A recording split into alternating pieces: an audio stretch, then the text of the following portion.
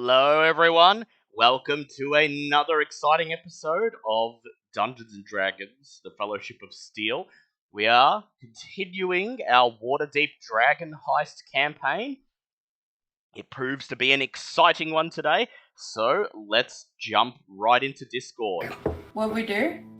Bob explained to Nar'thall. Oh, hello. Hello, everyone. How are we doing today?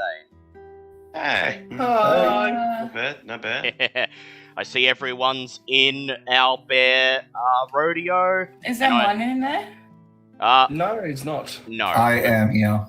No, you're not in Owlbear. No, but if you go into Milo's Lucky Oh, Dice okay, sorry. click that link and you'll be able to see the map, and I see Bobbit is very far away from where she should be. There we go. I didn't move Bobbit, so I don't know why that happened. I've moved her I back. need to turn everyone up. Everyone was turned down. Okay, so how is everyone Milo's Lucky today? Dice.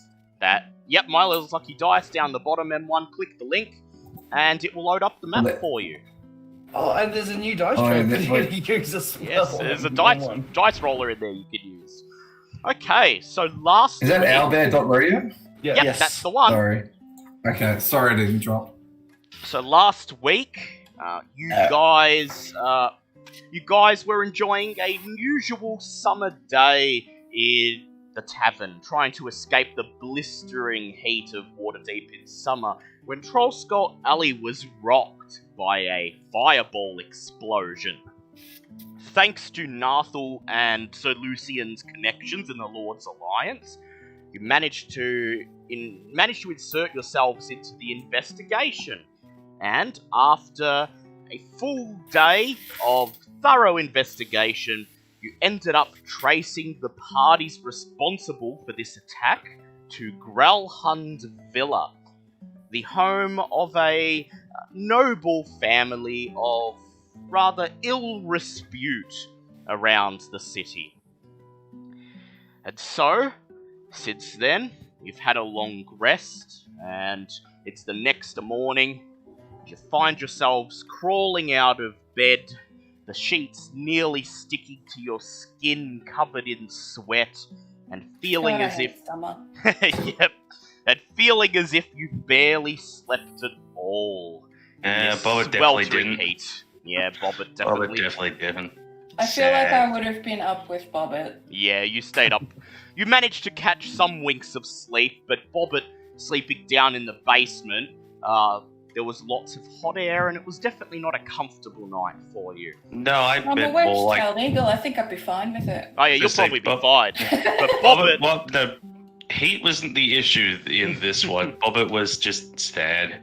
yeah, Poor Bobbit Poor woke child. up with dried tears and sweat sticking to My her poor skin. baby. Yeah.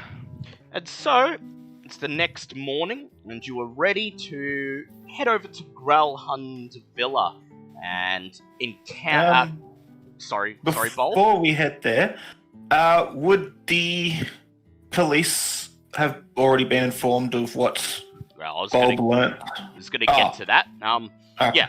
So the time has come. You're ready to move over to Gralhund Villa and confront those responsible for the fireball explosion, and possibly those who have the Stone of Galore in their hands. As you emerge from your beds out into the tavern floor and begin to assist Veska with some of the early morning tasks, the first bits of cleaning and preparing some dishes and cutlery for the inevitable morning rush, which still occurs even in this blistering summer heat, you notice underneath the door there is a white envelope. It's just been inserted under the crack of the door and is lying there on the doormat. And you notice it has a seal of the Lord's Alliance stamped on it.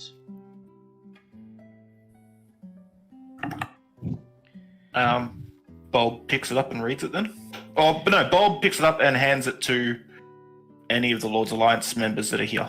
Yep, so you hand it to Sir Lucian, who's already seated in his private booth, already pouring himself a flagon of ale, and he has his red rope already set up. He grunts as he takes it, and he unfurls the letter. And Sir Lucian, you read this letter from the Lord's Alliance, and it is a simple acknowledgement that the Lord's Alliance and the City Guard have both been made aware of the party's findings from the previous day of investigation. And they write that while it would look a bit strange for the City Guard to simply march upon Gralhund Villa, at least without a warrant. The most they'd be able to do is knock on the door and ask a few questions. But as you are now official members of this investigation, and at least two among you, Sir Lucian and Nar'thall, are ordained agents of the Lord's Alliance, they are giving you full permission to investigate Gralhund Villa in a manner that you see fit. Essentially saying that if anything untoward happens during your investigation, as you are not publicly recognised as members of the Lord's Alliance, and as only Nar'thall is a member of the City Guard, and he's known to be rather renegade sometimes, the Lord's Alliance will have plausible deniability if anyone asks any questions.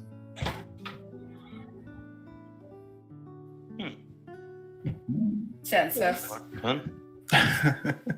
So basically, they're just going, you guys go ahead and look into this for us for now, and we'll catch up later.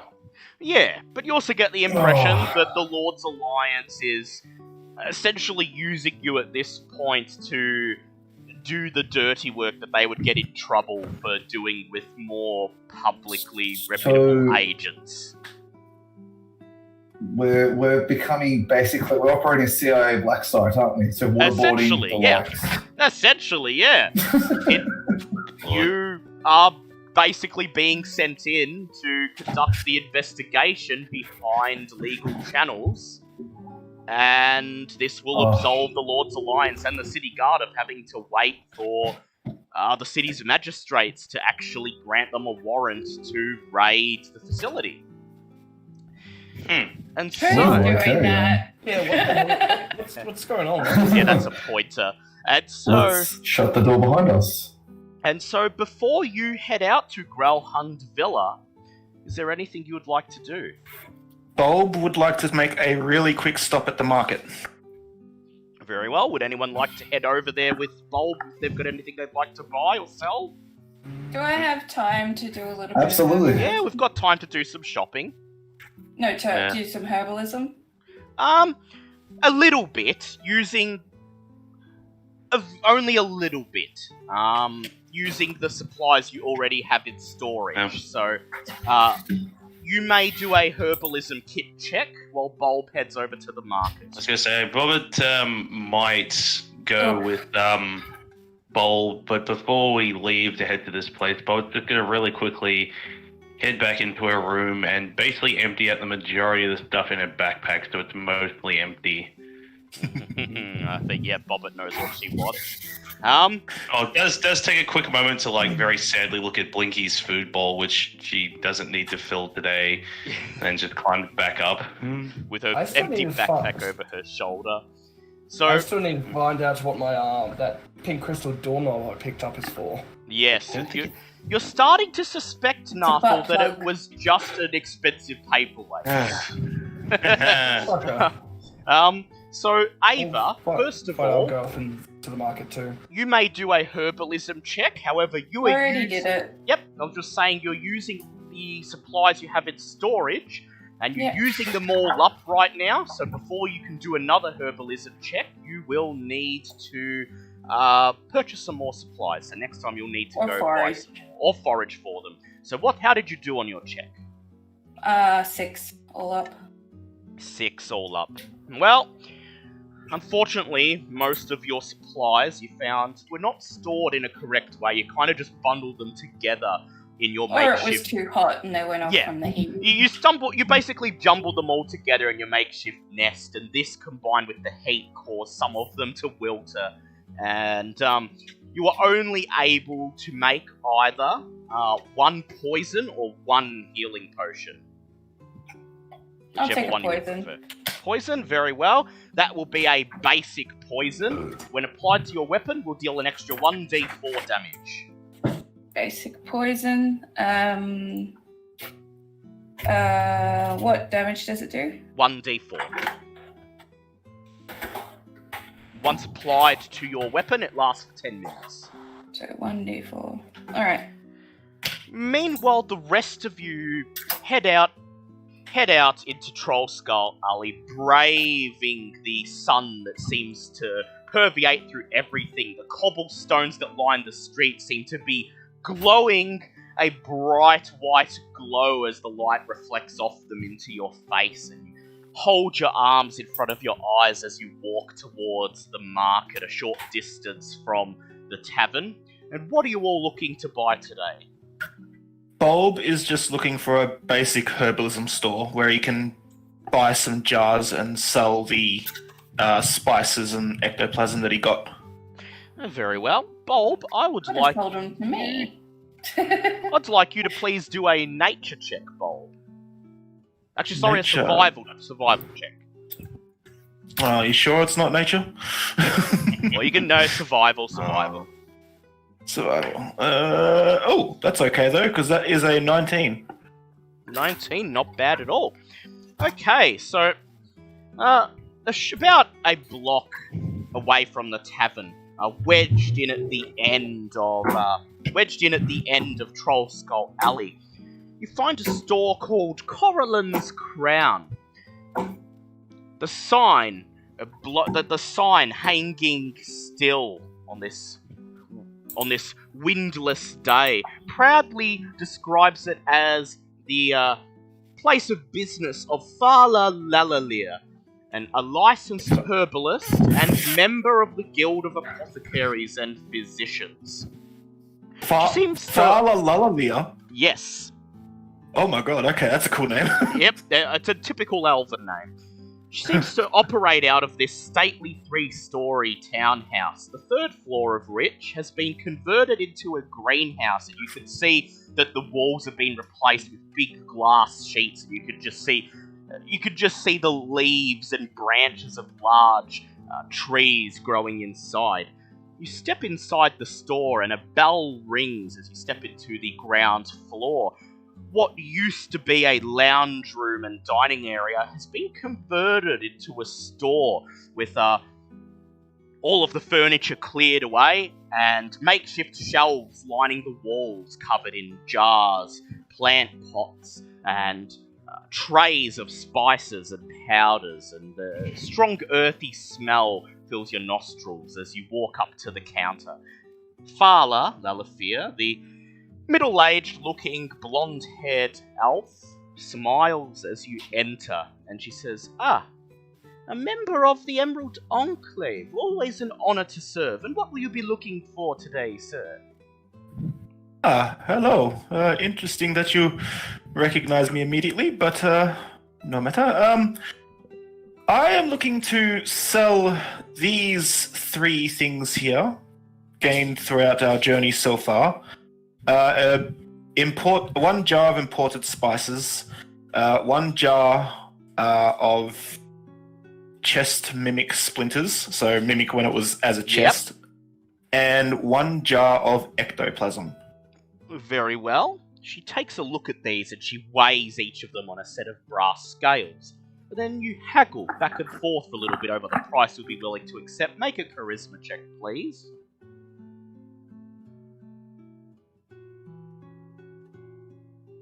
That's a 2. She's prepared to offer you 20 gold for the whole lot. Oy, oy, oy.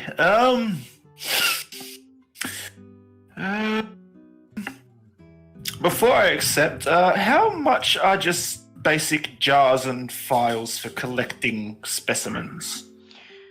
She would be willing to trade you all of these goods for a basic specimen holding set, which contains 3 large jars and 6 smaller jars.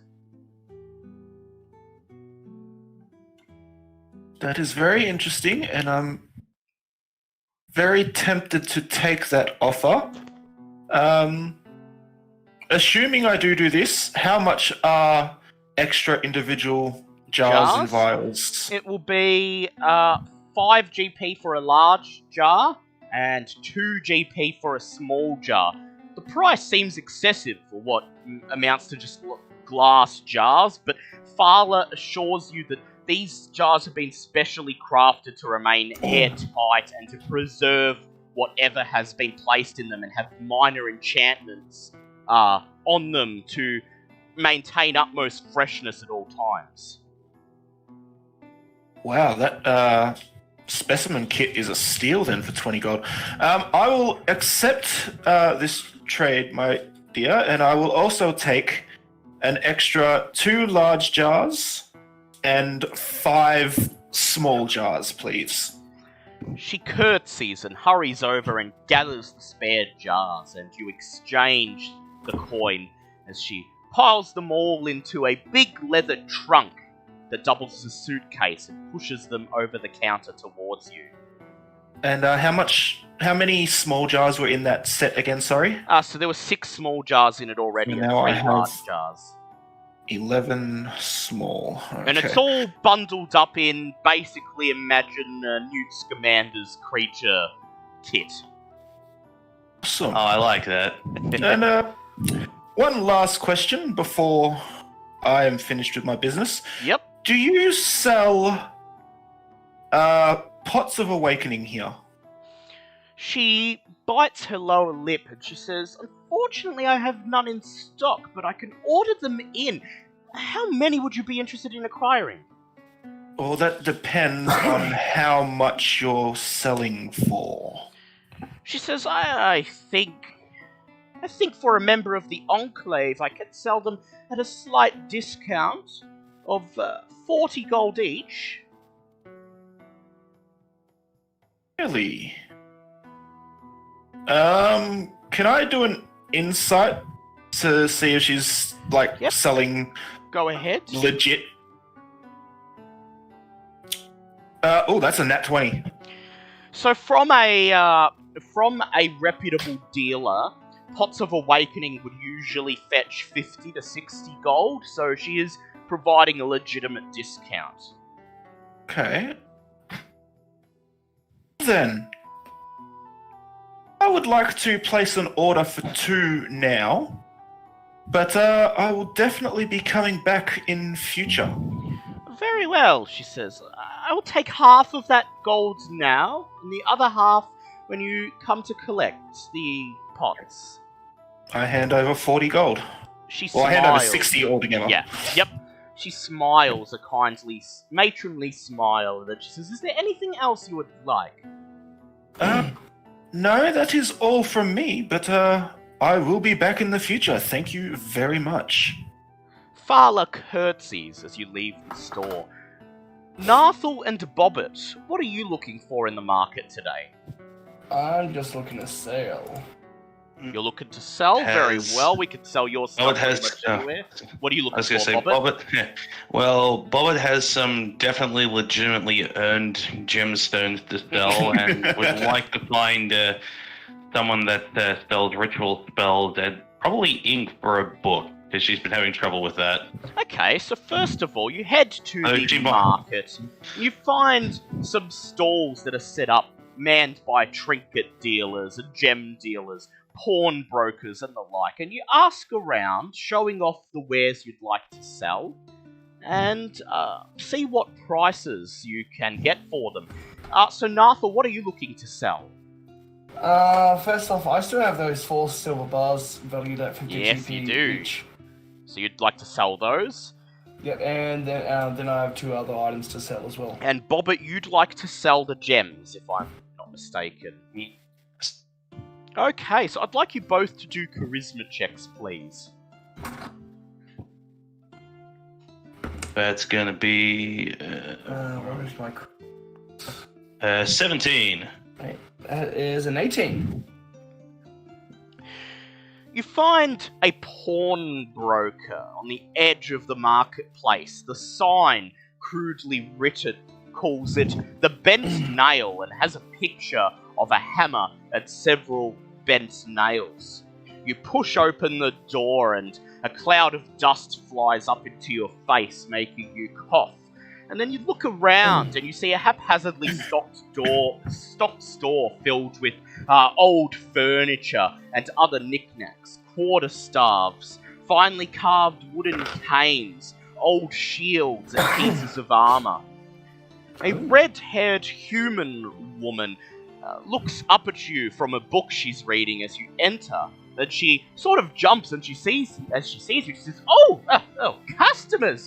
Oh, please forgive the mess. Welcome. What can I do for you today?" Let the small child go first. You show her the items that you're willing to sell. Just like Lyle Hairspill just looks over at Nar'thall and tries to pull out the gems without having to try and explain where she got them from and hope he doesn't ask. You show off the items that you're wishing to sell today, and the woman takes them, and she puts on a jeweler's loupe and briefly examines them. And what did you get on your charisma check, Bobbit? 17 for Bobbit. 17. She's willing to offer you 120 gold per gem. Oh, absolutely. Done. Bobbit's like basically just sitting there nodding furiously, like hat wobbling on top of her head as she offers this. She smiles kindly at you as she takes away the gems, places them in a small wooden case behind the counter, and hands you a bag of coins. Nar'thall, what did you get on your charisma check? 18. 18. She is willing to offer 70 gold for each of these silver bars. Oh, goddamn. That's a lot better than 50. Up and go with it. Yep. Yeah, I'll go with that. Lovely. And while we're here, Sir Lucian, I know that you still have some silver bars on your person. Would you like to offer yours up to sell? Oh, absolutely. Please, take them off my hands. Very well, Sir Lucian. That. Please make a charisma check with advantage, because this simple woman, she can tell your noble rank. Ooh, beautiful. And what did you get? So 17 plus your charisma Oh, mod. 17. You're 17 plus your charisma mod. Wow. She is willing to offer you 100 gold for each of your bars. Damn. Double the price they are worth. Will you accept? I would gladly accept. Thank you very much, sir. Very well. Oh, my back is heavy. Your Not back anymore. your burden is freed once again. And so, with that, is there any? I'm still going. Yep. What else would you like to do, Nar'thall? I would like to sell this, the crystal doorknob, and I don't know where I got it. I think it was the second or third episode. A mystery key. Yeah, it was the first episode that you got. No, I have a mystery key. Ah, the mystery key. Yeah, that might have been the second. So you no longer want to have the mystery key. Well, don't know where it goes. Where it goes to. Well, it can fit any lock. It has a 20% chance of unlocking any lock. That's right. I forgot about that. Yeah, so you can use it in any lock. So it may still come in handy. But the crystal doorknob. I forgot it did that. The crystal doorknob. Would you like to offer that up, though? Yes. Very well. Make another charisma check, please. 14. That's 19.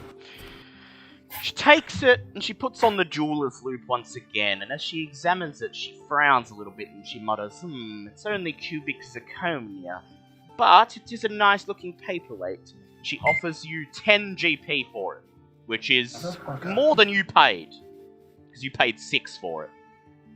No, I believe I got it for free. Oh, well, that's 10 free GP, would you? Take it. Just take it. Yes. You take it? Very well. I'm hearing you out the first episode making me think it's actually for something. No, they were literally just useless trinkets he was selling. Yeah, I'm pretty sure he said the time. Yeah. Hence the map of... hence the deed to a parcel of land in Scotland. Scotland in another realm. Is there anything else any of you would like to do at the market before you head off to Gralhund Villa. Bobbit quickly looks over and goes, yes, you wish to. or Bobbit pulls out her tome and goes, Bobbit needs ink for this book. Nothing she seems to put in there works properly. She takes a look at it, and then she smiles and nods and points you to a shop directly opposite hers. The front of this bookstore is adorned with a charming sign of a gold dragon curled around a treasure hoard of books and scrolls. Inside this shop, a sign declaring it to be called Bookworm's Treasure is decorated with beautiful hardwood, and the earthly scent of old books permeates the air. The library fills 2 floors of this 3-story building, and it somehow seems to contain more shelves than the building should be able to hold. Bobbit's eyes are just gleaming at this. The shop seems to be managed by a short dragonborn of gold dragon ancestry, who comes shuffling out, hunched over from one of the shelves, using a cane to walk over towards you. And he smiles his reptilian grin, and he says, "Welcome, young one, to the Bookworm's Treasure. I can tell that you have a love for reading. What may I do for you today?" Good question. Before I know this is just a dumb question, but when it says bookworm, is worm spelled like within? Yep, it is. Yes, thank you. Bobbit once again holds out a book and goes, Bobbit is looking for ink and maybe some spell scrolls to go in her book. Could you help? He takes a look at your scroll, he looks over it, examines it, and then he says, very well. Richard the page-turner shall help you. Follow me, he says, as he begins to slowly make his way over to a dusty counter in the corner of the library that looks like it doesn't see much use. As he reaches it, he takes a deep breath and blows away some of the dust, spitting out small fire embers that scorch the top of the counter as he does so. He rifles through a crate of miscellaneous trinkets just under the counter, and then he pulls out a small black inkwell. He says, Wizard's Grade Spellbook ink. This will do the trick. He says, doesn't come cheap, unfortunately. 50 gold.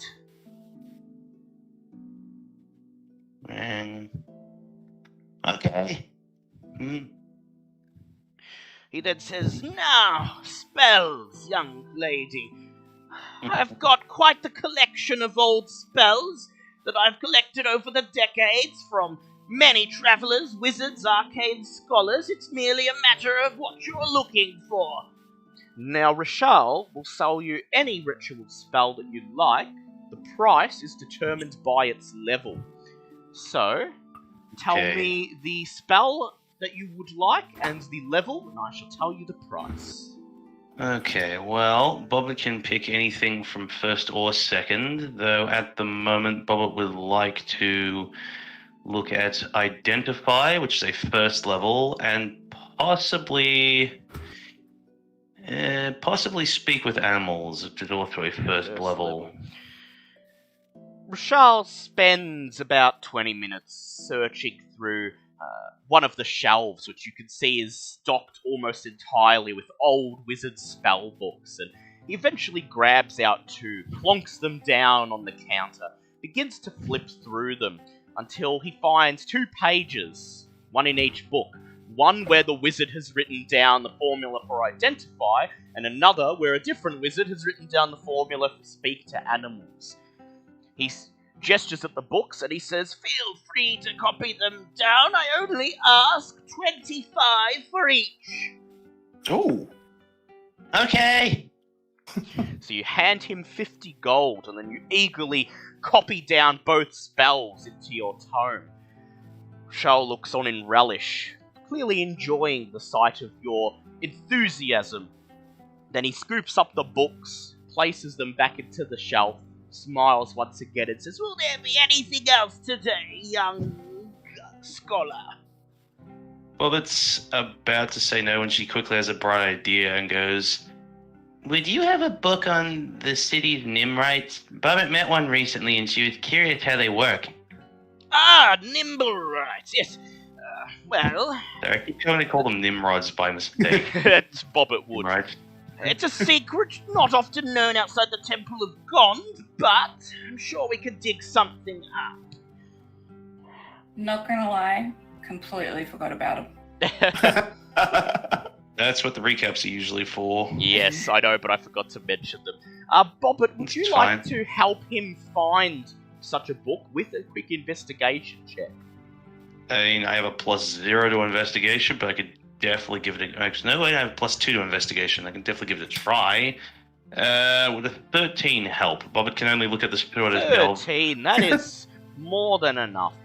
In a dusty corner of the library up on the second floor, you eventually find a book. A book with a gold-lined spine. Rashal takes it out and plops it down on a nearby table, and unfortunately it appears to be written in some type of arcane script, which will require a few days to translate with your arcane knowledge, but he assures you that this is the book about Nimblerites that he remembers owning.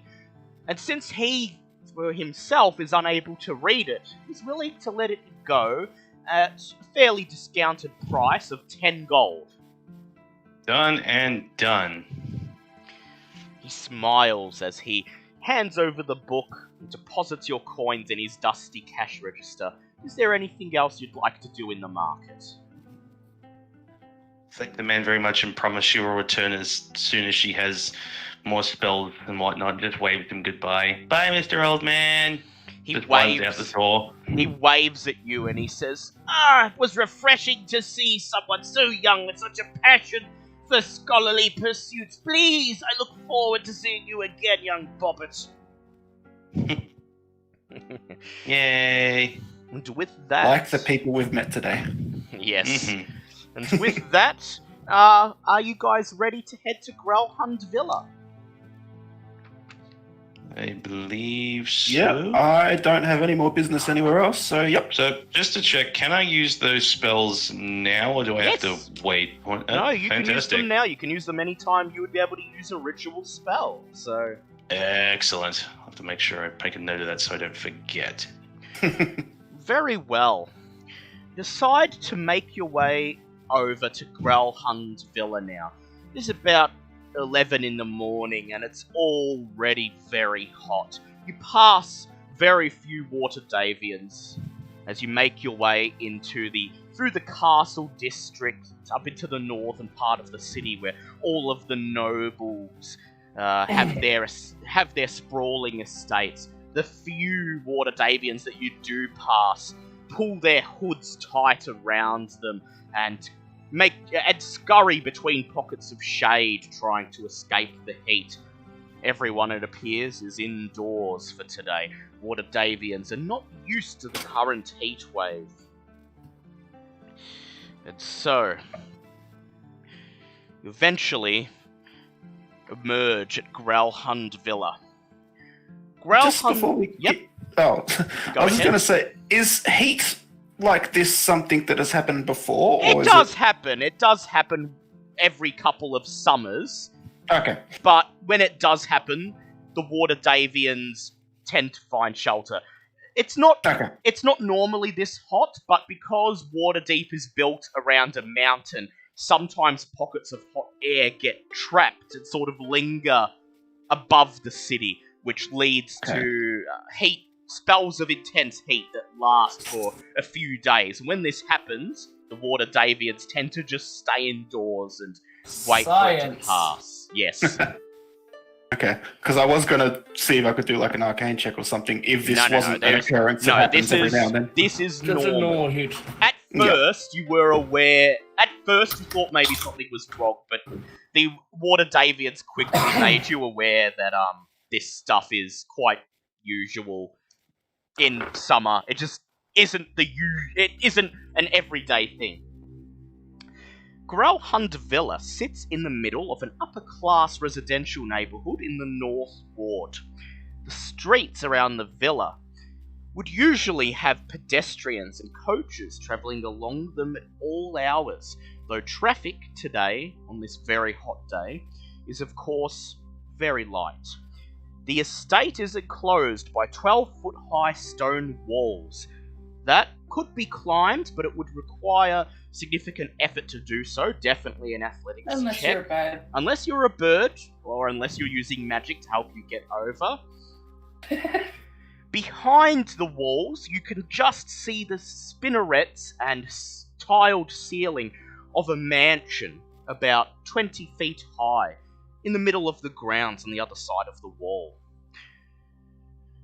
The grounds and the surrounding neighbourhood appear to be eerily silent, and the only entrance is a large, thick, reinforced wooden gate adjoining the cobblestone street. Aside from climbing the wall, this is your only way in, but at the moment it appears to be locked.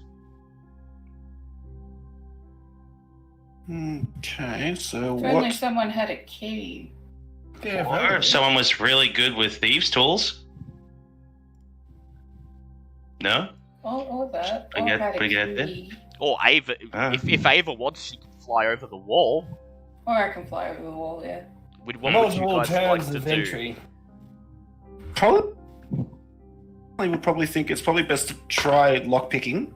If that fails, then the key would be the backup option. Otherwise, we can decide to go over the wall, because I could wild shape into a giant lizard that has climb speed.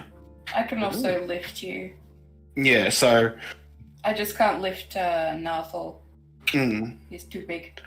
You could also force the gate. You could also attempt to force the gates open, though they look to be very thick and constructed intentionally to avoid anyone being able to just force their way in. That's the point of a gate, isn't it? Yep, but Barbett's gonna try and lockpick. very well. I would like you to please make a thieves' tools check, Bobbit.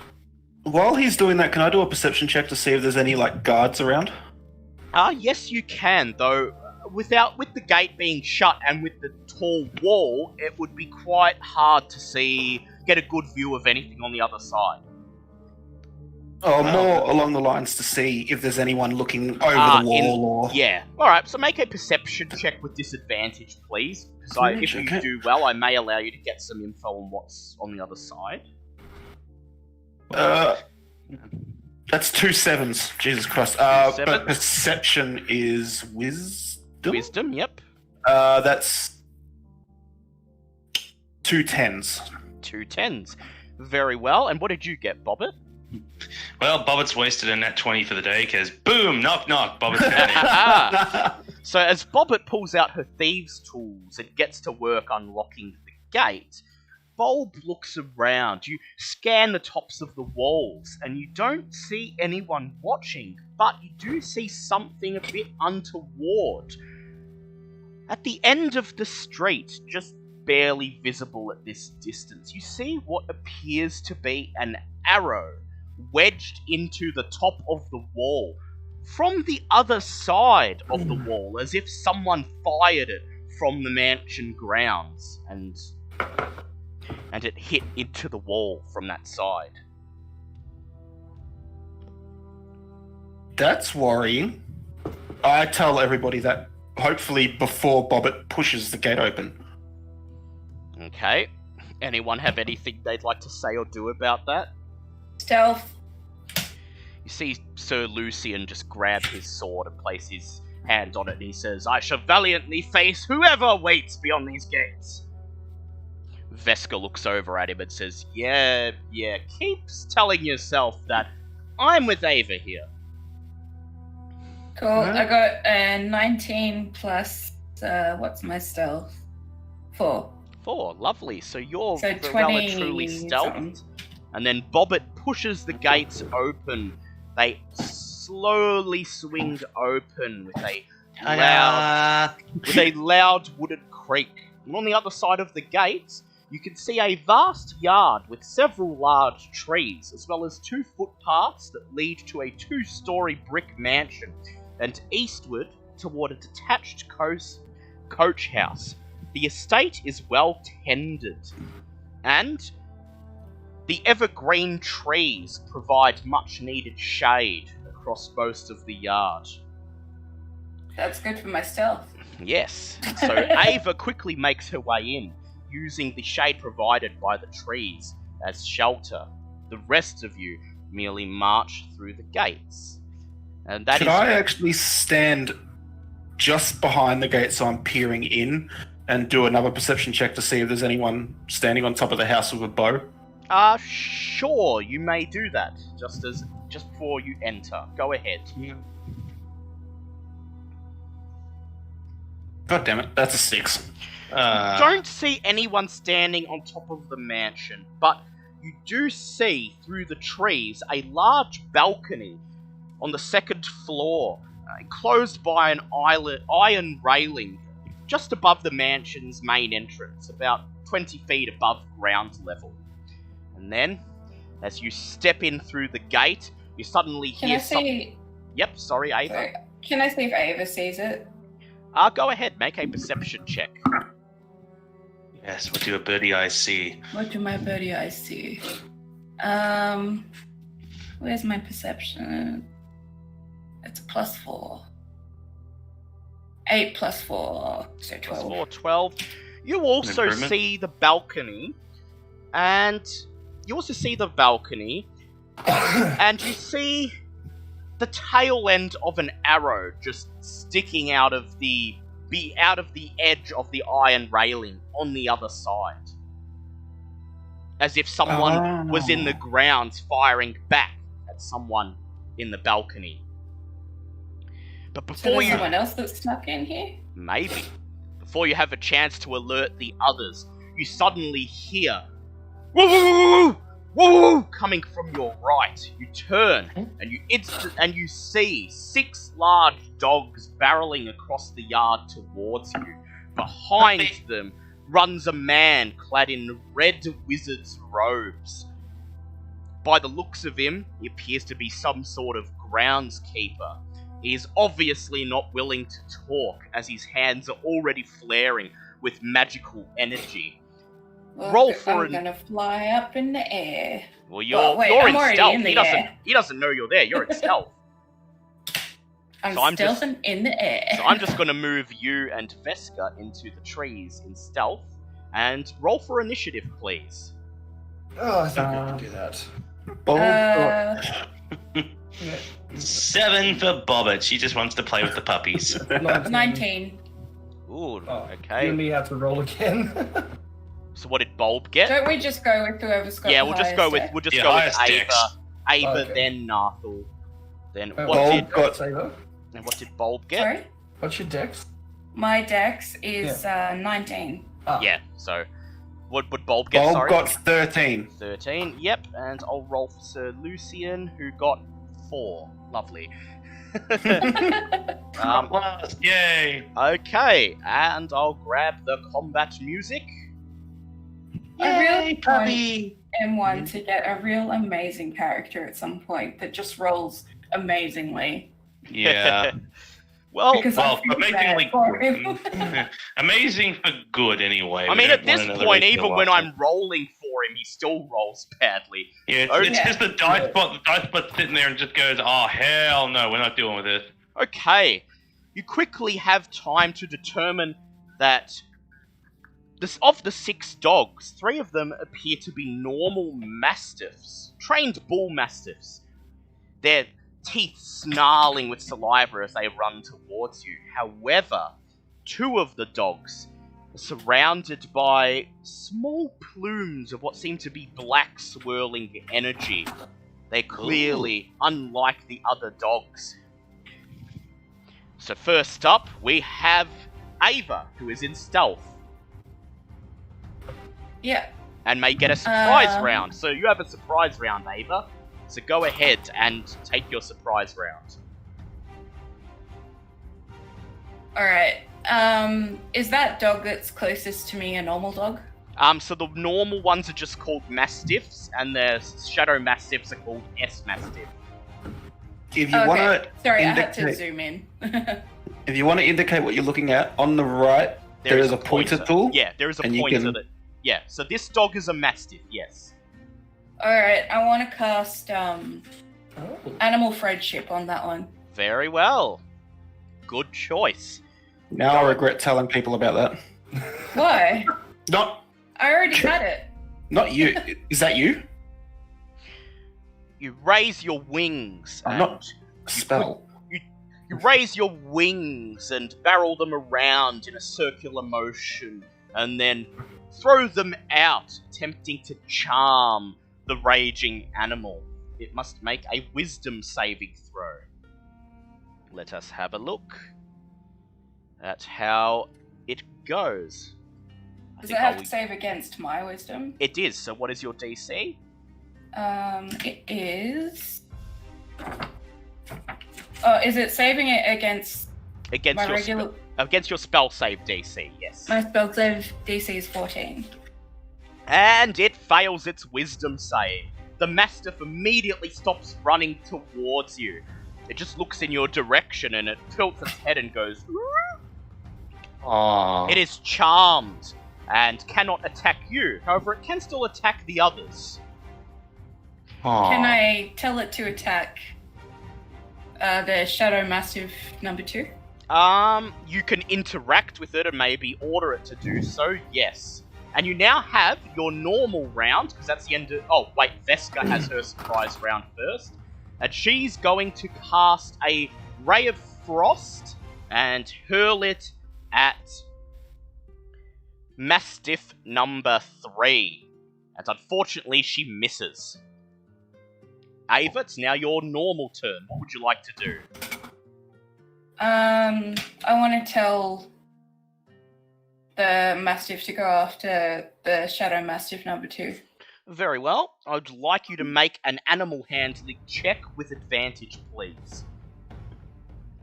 Alright, so that's 2 d20s, and how do I roll on this? Down the bottom right of the tray, there is a roll all button. Oh, there we You go. can either do that or you can actually move the Oh, dice. I got shit. And what's my animal handling at? It's +6. Plus so 6. my highest one was 16. From your spot in the tree, you quickly make some hand motions to the Mastiff as he watches you with his head tilted, and you point towards the other one next to him. He turns, begins barking and Towards growling, Shadow Mastiff. and number 2. rushes towards Shadow Mastiff number 2, using up all of his movement to get to Shadow Mastiff 2. And then he makes an attack. Unfortunately, Shadow Mastiff 2 leaps out of the way, and he's unable to bite at him with his gnashing teeth. Nar'thall, it is now your turn. Just a sec. Oh, yeah. So was that, I'm guessing that was my action. Yeah, that was your action. But you can just still a sec. move. Yeah, just a sec. Just looking something up.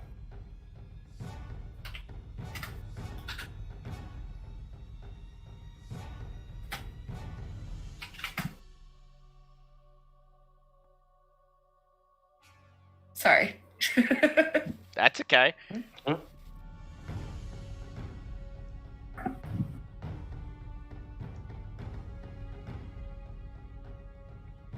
I will cast Zephyr Strike on myself as a bonus action. Yep. Energy swirls around you as you find yourself able to move faster. Would you like to use your move action? Not yet. Alright, Nar'thall, it is your turn. Alright, so what is this here? That's a large trees? large patch of trees, bush. yes. You Yeah. can move through them, but it will be difficult terrain. Alright, yeah, just asking some. Out of the Mastiffs, which ones can I see? You could see all of them. You can see every Okay, enemy here. Alright, well, I would like to spend my movement action to move over here. Yep. and let out a massive roar trying to intimidate as many of the normal mastiffs as I can. So you're To using either just submit or run off. So you're using your channel divinity? Oh, I was just gonna try to do like a normal intimidation, but I forgot about channel divinity. Yeah, I was about to say, don't you have a paladin thing for that? You do actually have a paladin thing that will let you make them get scared of you if you do that. But you'll only be able to do it once each long rest. Well, dogs are probably the best thing to do it against. Yeah. Yeah. I mean, it's more likely to work. So you'd like to use your conquering presence? Yes. Wait, what level is my It's a third level thing that you got when you took your oath. So it's the. So you can. Sorry, that's opening my. It's in Xanathar's guide, isn't it? Yes. You can use your channel divinity to exude a terrifying presence. As an action, you force each creature of your choice that you can see within 30 feet of you to make a wisdom saving throw. On a failed save, a creature becomes frightened of you for 1 minute. Just try and skip my friendly doggo. Yeah. Well, it'll just be scared of him. It'll attack everyone else. Oh, okay. Yeah, it'll just be scared of him. You might want to position yourself a bit closer to them all, though, because 30 feet will only hit about 2 or 3 of them. So if he moves himself maybe here, then he should get most of them. Yeah, that'll do. Alright? So as an Stand action, on top of the tree. you roar. Well, he's just standing, trees, man. standing in between the trees. You It's in roar. the trees. What battle cry do you shout out? Sit! Okay, let's see.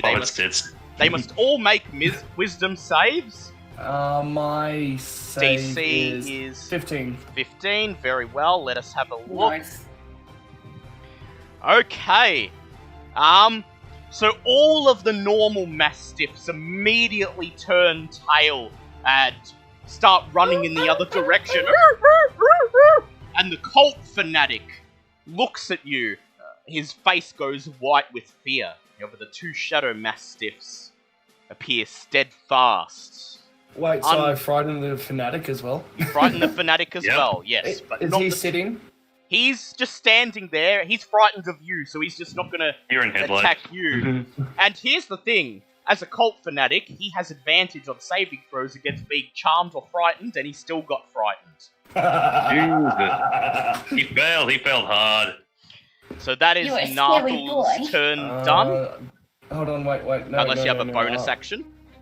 Well, I do have a bonus action, and or I could use it just to hurl a javelin at one of the shadow mastiffs. I Can don't. you use... No, you No, can't that do doesn't that work as a bonus. action. You can cast Shield of Faith on yourself if you want. But that's right, I can. if you want to use that spell slot, because you Yeah, frightened nah. most of these enemies and they're going to get disadvantage on their attacks, so... Oh, so they're not going to sit down in place like good boys? No, but they are frightened of you, which means that while you are in sight of them, they're going to get disadvantage on all their attack rolls and ability checks. And they can't willingly move closer to you. Oh, neat. Alright, well, I guess, because I thought Challenge Divinity was a bonus action. No, it's a normal action. But Oh, okay. but it did good. So next up Yeah, we done have the job. Bulb. Bulb, your turn. Bob would just like to... Could I hit a Shadow Mastiff with a Conjure Flame? Am I within 30 feet? Hold on. 5, 10, No. 15, 20. No, you'll have to move to maybe here if you want Shadow Mastiff too. No, I would like to move up to maybe here. Here, yep. This pointer thing is amazing. It Yep. is. And Program then is great. I'm just going to, although I've put myself right in the line of fire from the Shadow Mastiff, but I will just use a Conjure Flame and hurl it at the Shadow Mastiff. Number Just 1. to... Yep. Yes, it's number 1. Just 2 seconds. Right. Move. Missy. Go ahead and make as you create a small fireball within your hand, you hurl it. Go ahead and roll your spell attack at Shadow Mastiff number 1. Yep, and my spell attack bonus is +5. Fucking Christ. I don't suppose they only have an AC of 8, do they? Unfortunately, no. Your Conjure Flame is just off target, failing to hit the Shadow Mastiff's AC of 12. Okay, Yeah, then I'll use my Yep. bonus action to ready an attack, ready an action, reaction? Can I Yep. do that? Yes, you can. Yeah. To hit any enemies that come towards me with my staff. Very well. Okay, it is now the enemy's turn. Mastiff 1 makes an attack against Shadow Mastiff 2 with disadvantage, and it hits, pinning Shadow Mastiff 2 to the ground and biting into its smoky fur, dealing 4 points of damage. Shadow Mastiff must make a DC 11 strength saving throw, which it succeeds. It is not knocked prone. Okay. Mastiff 2 barrels towards Ava and makes an attack. Aren't I still stealth? No, you're out of stealth now. You just got a Just surprise say, round from being in stealth. You're not a rogue, so you aren't in stealth all the time. And it makes an attack with disadvantage because it is still frightened of Nar'thall. And I'm in a tree. And you're in a tree. And Double disadvantage. try as it might, scrabbling at the trunk of the tree trying to get to you, it cannot bite you. Mastiff number 3 rushes towards Bulb, makes an attack with disadvantage, and unfortunately hits. Bulb, you take 3 points of damage, and you need to make a DC 11 strength save, please. No. Yeah. I just want to double check it. My armor class is 13, so. Yeah, it hit you. Yep. Okay. Yeah, I was just making sure it didn't rolled roll a 12 rolled or something. Rolled a 14 all up. Yep. Okay. Cool. So it was a what was it? Constitution. DC 11 strength. strength save, please. Strength save, was it? Mm-hmm. You. I failed. The Mastiff Oh, damn. pins you to the ground, and you are prone. But before it attacked me, Yep. did I get a chance to Well, it use my reaction? didn't move towards you. Yes, it did. By 5 feet. Oh, wait, did, yes. So go ahead, use your reaction. Use your reaction before you fall prone. Staff is a plus fucking 8. Unfortunately, you swing at it with your staff and you miss it as it pins you to the ground and begins Oh, God. snarling, dropping its saliva all over you. Yeah. Yep. Shadow Mastiff 1 runs towards you. And he gets to attack with advantage, which flanking. he's not frightened of Nar'thall, so he gets to attack with advantage. And Shadow Mastiff 2 hits you. He deals another 3 points of piercing damage, and you are already knocked prone, so you don't need to roll to avoid being knocked prone. No. So Bulb is 3 points down. Shadow Mastiff 2 makes an attack with disadvantage against Mastiff 1, and he succeeds, and he deals to Mastiff 1... let us see. Ooh, 15 points of damage. Ooh. And tears Mastiff 1's throat out, licking I the got blood off its very tongue. Yeah, you got lucky as hell. Mastiff number 4 cannot move towards Nar'thall, so instead it runs past Shadow Mastiff 2 and ends its turn. The Cult Fanatic glares at Nar'thall, and he casts Inflict Wounds, making a melee spell attack against Nar'thall. Wait, how do you make a melee spell attack from where he is? Oh wait, that's a touch. That's a touch range. He has to go near him for that. That's not happening. Instead, he casts Command.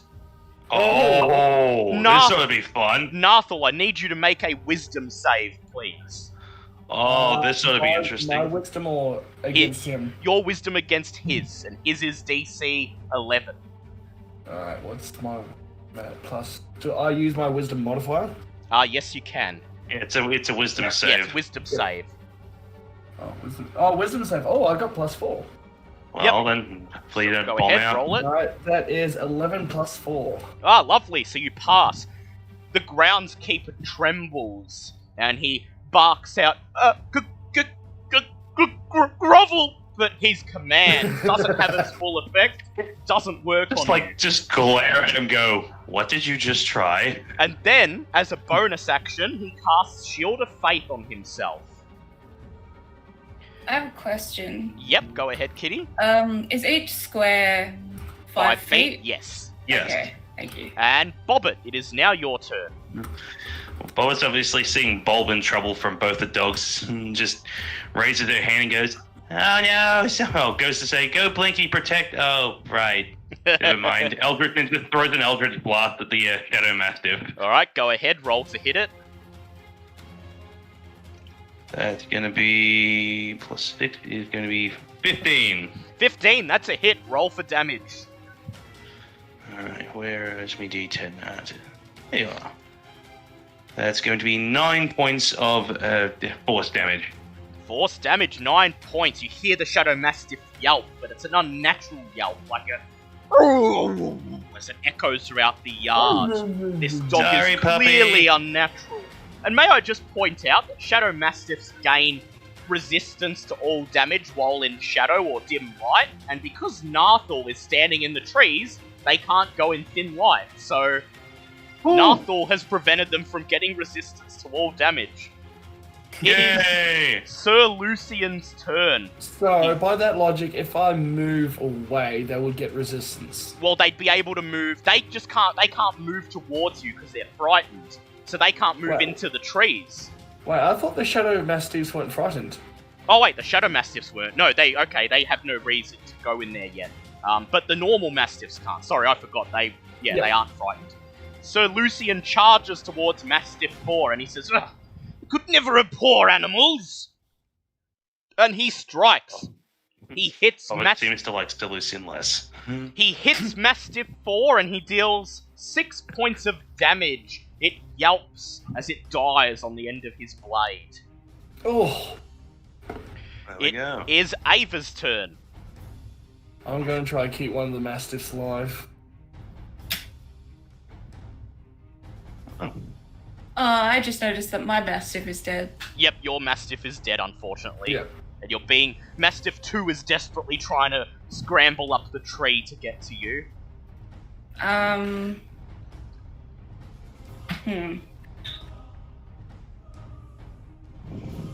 Well then.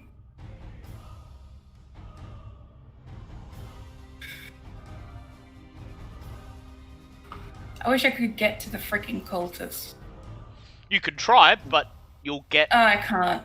You can get like next to Nar'thall and then you might be able to hit him with something, but... Yeah, I'll have to just go next to Nar'thall. Yep. I don't provoke attacks of No, because opportunity. you've got Zephyr Strike on. So you just fly off the branch and perch in the bitch. tree next to Nar'thall. And I'll use my longbow. Yep, to try and hit the Cult Fanatic. Go ahead. Yep. Fucking, I'm gonna use my normal dice. Don't trust these ones. No, it's just hard to... It's just annoying, yeah. Yeah. What did I need? A D8. Well, did you hit first? Oh, yeah. Fuck. Sorry. Yep. Alright. Roll to see if you hit. He That does was have 17 plus, Yeah. plus 6. 17 plus 6. Yep, that's a hit because his AC is 15 with the Shield of Faith. So go ahead and roll your damage. So that's 5 plus 4. So that's 9. Yep. 9 points of damage. An arrow slams into his red robe and blood begins to leak out, blending into the robe. Do I get my D4 for that as well? My psychic damage? Yes, you do, because you have Zephyr Strike on, so you do get the bonus. No, I meant for Dreadful Strikes. No, they work with any weapon, so... Yeah, I was just checking. Yeah. I was reading. Oh, So, critical strike. another D4. Yep. So that was 3. That's Yep. 3 psychic So damage. 12 damage altogether. Yeah, he's taken a nasty hit there. He's bleeding, and you can just make out the blood making his robe turn a darker shade of red. It is... And... Yep. What would you like to do? What can I do with my bonus action? I will... hide. Hide. Very well. Make a stealth check, please. 12 plus 4? 12 plus 4. Very well. So, 12, 16. So, if anyone tries to find you, they have to beat 16. It is Veska's turn. She leaps down from the tree branch in which she is hiding, and she makes a short sword attack against Mastiff 2. It leaps out of the way. Uh-oh. It is Nar'thall's turn again. Question. Yep. How big are the normal mastiffs? They are, let me check their size. A Mastiff is a medium-sized beast.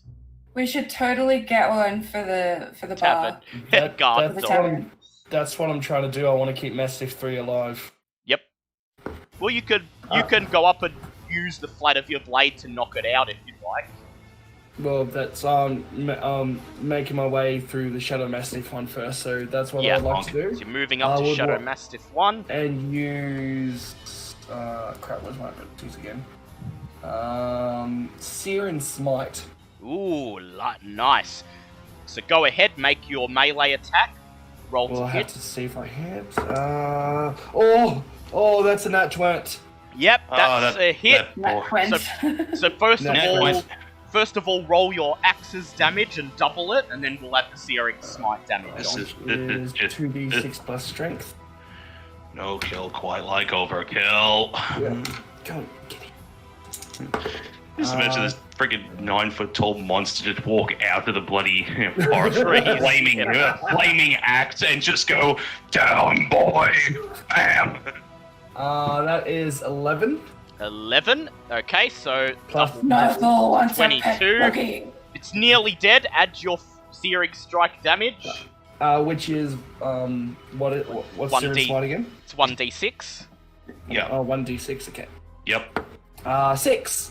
And you swing down, slicing off the Shadow Mastiff's head as a plume of flame sears its body. It is dead. Yeah. Okay. Yeah. Okay. As a bonus, can I try to communicate with Mastiff 3?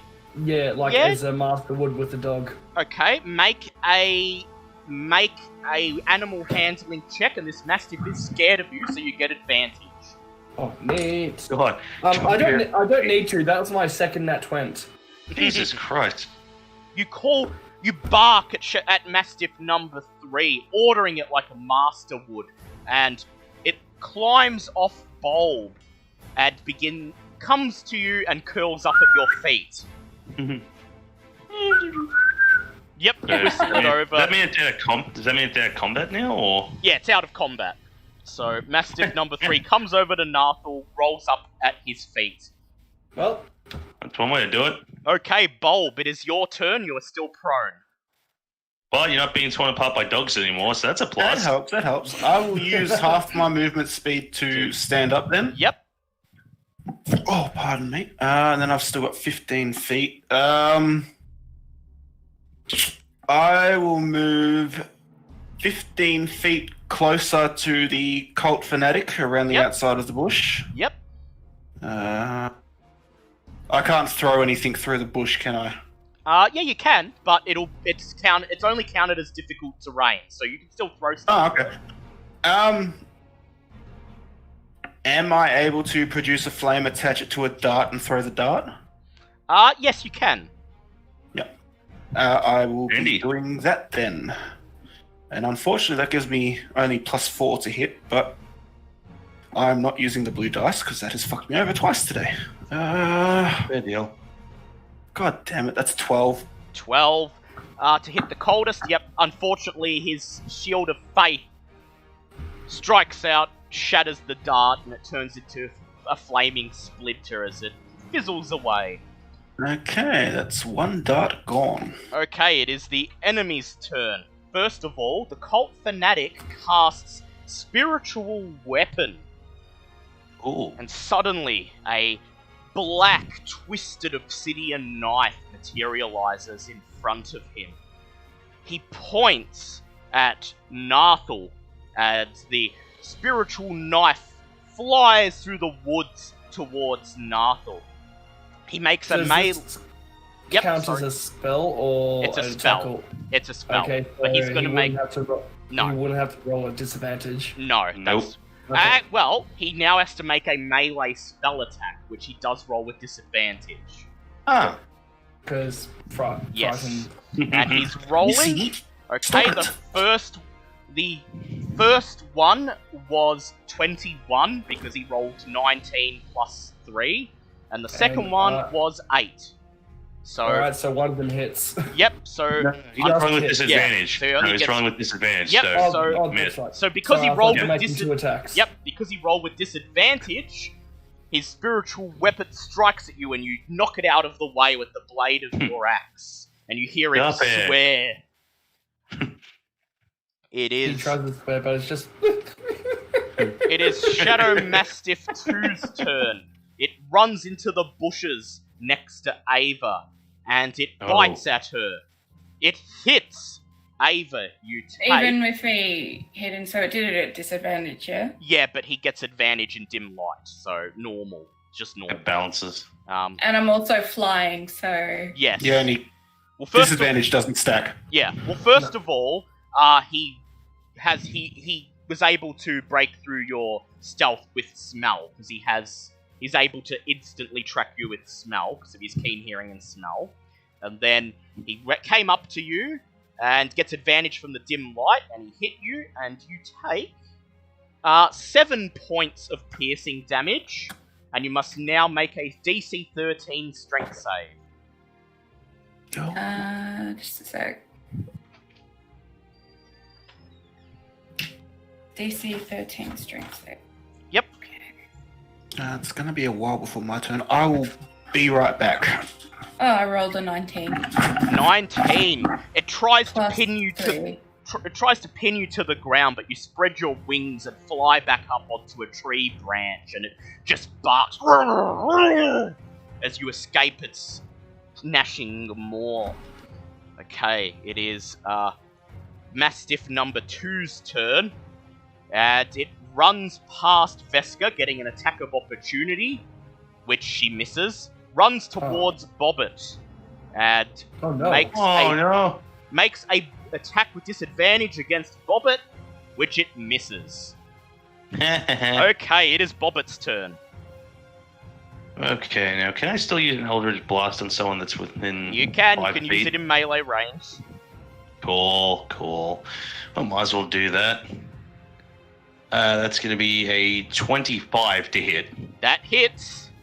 Roll your damage. 9d10. That's going to be... Oh, wait. It's going to be 10 points of damage there.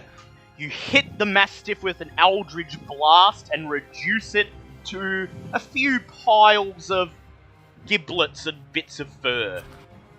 Aww, the puppy went squish. Yep. Okay, it is Sir Lucian's turn.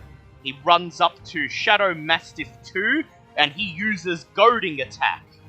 Swinging at Shadow Mastiff 2, hitting it, dealing 8 points of damage, and then he adds his superiority die, deals an extra 2 points of damage, 10 points of damage, and Shadow Mastiff 2 fails its wisdom save and must now only attack Sir Lucian. Nice. It is Ava's turn again. Sweet. My Zephyr Strike is still going, yes? It is, yes. Okay. Shadow Mastiff 2 is flanked now, by the way. Oh, it doesn't matter because I'm going to fly past it. Yep. So you move past it to Cult Fanatic. Yep, just give me a sec, please. Sure. Okay, so I'm giving myself advantage on my weapon attack roll against the Cult Fanatic. Yep. I will be using my short sword. Yep. So I will do that one first with advantage. Yep. Oh, and adding the what is it? This attack will hit deals 1d8 force damage. Sure. So go ahead and roll to attack. So I believe that's in addition to its regular damage. Yes, that's correct. Plus your psychic damage from the Dreadful Strike. So that's one roll. That was a 12. That unfortunately That's does not wait, hit. not done. Oh, yeah. I just got 18, 18? plus 6. That hits. Go ahead and roll your damage for that. So first I'll do my normal damage. Yep. Which is 1d6 plus 4. So I rolled a 5 plus 4, which is 9. Now I will do my 1d8 force damage. Yep. Unfortunately, I got a 1. And now I will do my psychic damage. Yep. Which was a 4. So you swoop over the trees and you lash out with your sword and deftly behead the man. Oh, well, I was about to hit him with my second attack. Yeah, but you didn't need it. Never mind. You want to move done. back? You want to move back to Shadow Mastiff 2 and hit it with your second attack? I don't have enough movement. Ah, that's fair. Okay, Nar'thall, your turn. Let's behead that thing. Alright, so you move up to it. Go ahead. It's flanked. You get advantage on your attack roll. Okay, that is crap.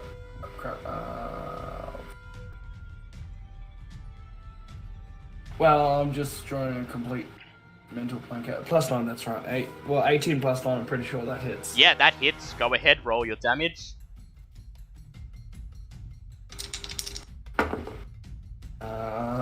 Ooh, nice. That's 15. 15. You lunge forwards and slice the dog clean in two. That is the end of combat. Rip doggy. But it is at this point, after combat is over, you all notice that you can hear shouting and clanging of swords coming from inside the mansion. It appears there is a fight going on in there. But Ooh. you don't have to enter the mansion right now. There is also the small coach house off to the right, so it's entirely up to you which way you would like to go.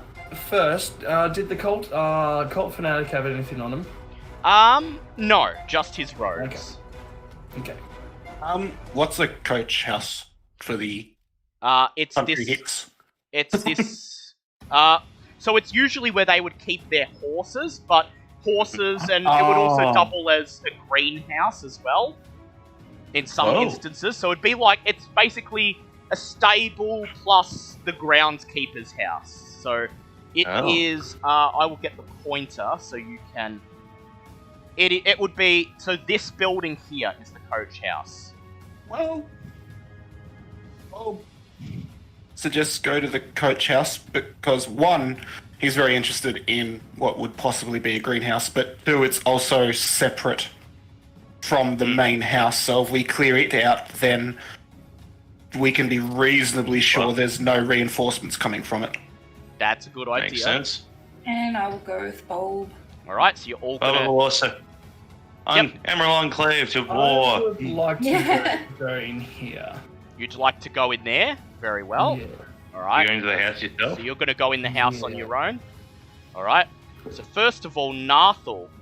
You see a small... So this would be the main entrance. This seems to be a side entrance. You break the door down without a little effort and step inside. I will erase the fog in there. So this room is... let me see for... This appears to be a guard barracks. This one-story stone building attached to the mansion appears to serve as quarters for up to 20 house guards. This room you have entered contains 10 bunk beds. Each of them has a small foot locker in front of them, presumably containing personal effects. There is a small room in the northwest corner that you have not entered. I'll see what's in that room before I go rummaging through the footlockers. Sure. You open the door into the next room, and you step inside. Will there be enemies in here? No. So this small room contains wooden mannequins and racks designed to hold armor and weapons. Since there are no guards present, the mannequins and the racks are bare. The weapons and armor have been removed, presumably to equip the guards. Alright, so there's absolutely nothing in that little room. Appears to be so. Alright, I would like to rummage through the footlockers. Very well. You rummage through the footlockers, and I would like you to please make an investigation check. Doesn't seem very lawful. No. Well, as far as Nar'thall's aware, these people are criminals. And that's my third nat 20. Oh, for Really? fuck's sake, really? Okay. Really? Most of the footlockers contain worthless personal effects and folded clothes, but you find a couple of coin purses and you empty them, and you walk away with 23 gold pieces. Nothing to scoff at. You then... And this is everything in the room. It doesn't That connect to seems to- another room. Nope. You can Alright. exit out through the southern door and join up with the others if you like. Alright, let's do that. Alright. And then, all of you move into the coach house. And so I will just move your tokens into position in the coach house. Alright, and now we clear away the fog, and we're still going to keep the same initiative order to save time. Oh. Let's have a look. I will just find the description of what is in here. Oh So my you- god, war horses. Yes. We have to fight the horses. This stone building contains a beautifully maintained coach room and clean stables that 3 warhorse skeletons currently reside in. As you gape the at as you gape at the warhorse skeletons, 2 shadow mastiffs come barreling in from the stable doors to the south, barking at you. Fucking Ava, dogs, man. it is your turn. What would you like to do? I want a horse. Me too. These are Oh, skeleton horses. horses. Says the person with the cassowary. I would like a skeleton horse. That would be awesome. So we need to keep two horses alive. Maybe. I'm gonna fly up. Yep. I'm gonna shoot Massive 2. Very well. Fly up in directly above where you are, and you may shoot at Shadow Mastiff 2 with normal, because he's currently behind cover of the stable wall, and that would be disadvantage, and you're in the air, so normal. Cancels it out. Yep, that was 15. 15. Okay. That is a hit. Roll for damage. Alright, so that's where's my D8? 1d8 plus 4. I got 3 plus 4, so 7. Plus 1d4. That was a 3. So 7 plus 3. 7 plus 3. Okay, 10 points of damage. A good hit. The dog yelps as your arrow chips away at the smoky whispers surrounding it.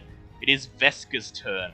She runs into the corner of the stable, and then in a line directly in front of her casts Thunder Wave. Warhorse Skeletons 1 and 2 must make dex saves, which unfortunately they both pass. And Motherfucker. she deals 8 points of thunder damage to both of them. The tiny stable rings with an ear-splitting boom. It is Nar'thall's turn. What? Okay, as a free action, I would like to yell at Vasquez, going, "Don't hurt the goddamn horses! I want one!" And then basically charge and ram into Mastiff 1 before while attacking. Rah! Okay, roll to hit. +9, that is 15. 15. Very well. That is a hit. Roll for damage. Oh, thank Christ. Unique playstyle, Dale. Yep. What she's doing. Oh, God, that's horrible. That is fucking horrible. That Roll is for damage. 7. 7. That's better than nothing. You slash at the shadowy animal, and you hear an unnatural yelp of pain. It is Bulb's turn. It's just it's freaking yelping sounds like, backwards talking, just You're playing Veska. You don't Yep. fuck us over by calling all the fucking enemies here because you're the DM. Yep. Well, there's already sounds of fighting going on in the house. Yeah, so- they already got their own problems, so we're good. So what would you like to do, Bulb? Try and get a horse on our side, or try and take out the Mastiff. I will Because a point war out. horse sounds dangerous. I will point out that these are not living war horses. They are undead. They are skeletons. So they Oh, probably wow. won't listen to us anyway. So, Ah. so we couldn't treat them as normal No, animals. they do not count as beasts. They count as undead. Okay. It's very likely Yeah, that they're then. bound specifically to somebody. Oh. Oh, damn it. Well, that changes Thank you. everything. Murder. Too bad. Bulb is really shit at combat unless he's using his spells and he wants to save those. There is He's still just gonna. There's still something in here that Nar'thall will want, though. Don't worry. But Nani? go ahead, Bulb. What would Oh, we do? Christ. Just going to produce flame and try to hit the Mastiff that Nar'thall is fighting. Very well. Go ahead and roll to hit. That's a 14. 14. That is unfortunately a miss. Actually, let me double come check. Oh wait, no, that's a hit on the Shadow Mastiff. Thank God. AC of 12. Go ahead and roll your damage. Yeah, I was gonna say, shadowy powers or not, they're still dogs, man. They can't Yeah. have that much armor on them. Get the correct. Produce flame is a D8. Okay, cool. D8. Use the red one for fire. And that was an 8. So 8 damage. Yay! 8 damage, good hit. You've singed some of its black fur, but it crawls back up onto its feet. Still not going down. It is the enemy's turn. Shadow Mastiff no. 1 makes an attack against Nar'thall. And it nat 20s. Oh, fuck you. Nar'thall Yeah. takes... So to be fair, you've had 3 of them so far, so this is bound to happen eventually. Nar'thall takes 8 points of piercing damage and must make a DC 13 strength save to avoid falling. Oh no, prone. not a strength save. Oh no. Laughed And what- so hard not if you a failed. save. Okay, hold on. Just putting on the damage. 4 and what was it? DC 13. DC 13 strength save to avoid being pinned to the ground. That's 12 plus 5, 17. 17, you are fine. It tries to pin you, but you push it off you and send it flying a meter away, and then you bare your axe and stand toe to toe with it. Okay, it's Shadow Mastiff 2's turn. It barrels out and runs towards Ava, who's flying in the air. It attacks her with disadvantage, and it is unable to hit her. Warhorse 1 strikes at Veska with its hooves, rearing up wordlessly and then pounding its hooves into her midriff. She takes 8 points of damage. Yeesh. You hear her gasp out in pain. Warhorse number 2 rushes out towards Sir Lucian. He blocks its hooves with his shield. Warhorse Skeleton 3 runs up towards Bulb.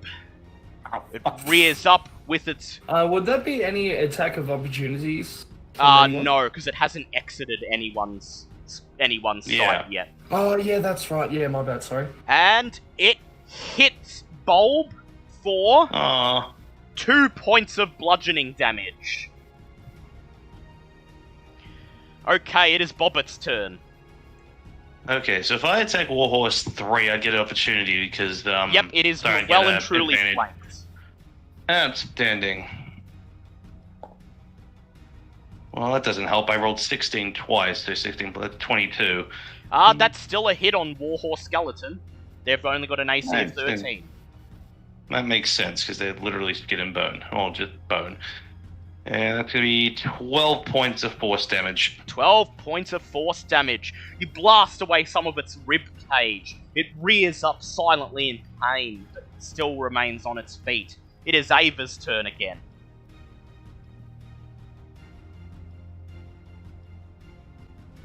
Muted. Okay, I'll hit Mastiff too. With my swords. Alright, go ahead and roll to hit with it. That was only 3 plus 6, so 9. Yeah, that doesn't hit unfortunately, but you can try with I'll your use second my attack. other one. Go ahead. Yeah. Ugh, that was worse. Unfortunately, you're trying to keep away from it in the air, and you're basically just trying to tap at it with the tip of your sword, and it's leaping out of the way. It is Nar'thall's. It is Veska's turn. She is going to send a ray of frost at Warhorse 3, and she hits, dealing 9 points of damage to it. It is now Nar'thall's turn. But isn't it Ava's first? Ava had her turn just then. Yeah. Then Veska Oh, yeah, had her that's turn. right. Ava, Veska, then me. Yep. Okay, yeah. I'm with it. Oh, okay. Let's kill this fucker. Oh. Okay, that's 12 plus 9. Well, 12 plus 9. I'm pretty sure that's a hit anyway. That is a hit. Go ahead and roll your damage.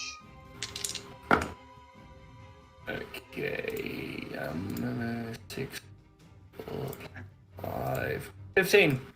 You cleave the dog's legs out from under it and then kick its pathetic corpse against the wall. Oh. It is dead. That's a bit brutal. Okay. It is now Bulb's turn. I'm going to produce flame, place it on my staff, and try to hit this thing. Hit Warhorse 3, go ahead. Yep. And is that with advantage because it's flanked? Yes it is, go ahead.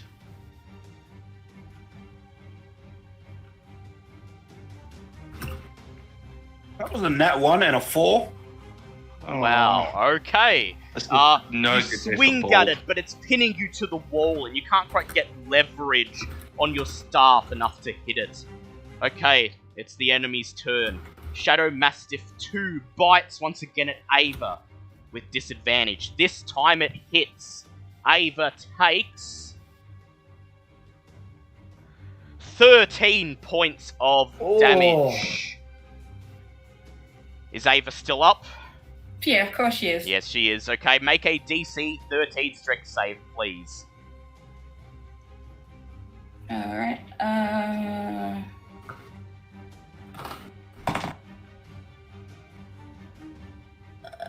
where is my strength save? That was just 13. Just 13. Yep, so it tries to pin you as you recover from that terrible wound, but you soon spread your wings and fly back up once again after it pulls you to the ground. Okay. Warhorse number 1 swings at Veska again, slamming her against the wall for 3 points of damage. Warhorse number 2 tries to attack Sir Lucian. Once again, he blocks it with his shield. Warhorse 3 kicks at Bobbit in the corner. It hits Bobbit, and Bobbit takes... Bobbit takes 5 points of bludgeoning damage. Ow. Okay, it is Sir Lucian's turn. He strikes at Warhorse 3. He hits it, and his long sword shatters it into a pile of bones. It is Ava's turn. Oh, really? I will try and hit that fucking dog. Go ahead.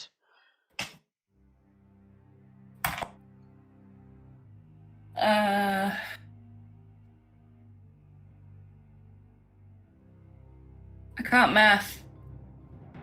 8 plus plus 3 is six. 4. Plus 6 is... That'll hit. 8 plus... Yeah, that'll just hit. Go ahead. And roll your damage.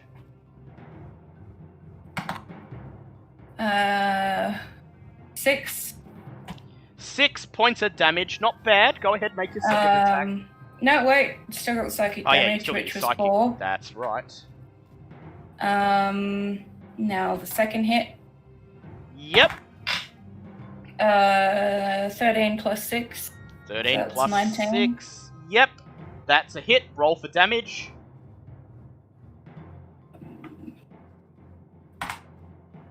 5. 5. 10 Yeah, points of damage all up. that's it. Not Yeah. bad, not bad. It is Veska's turn.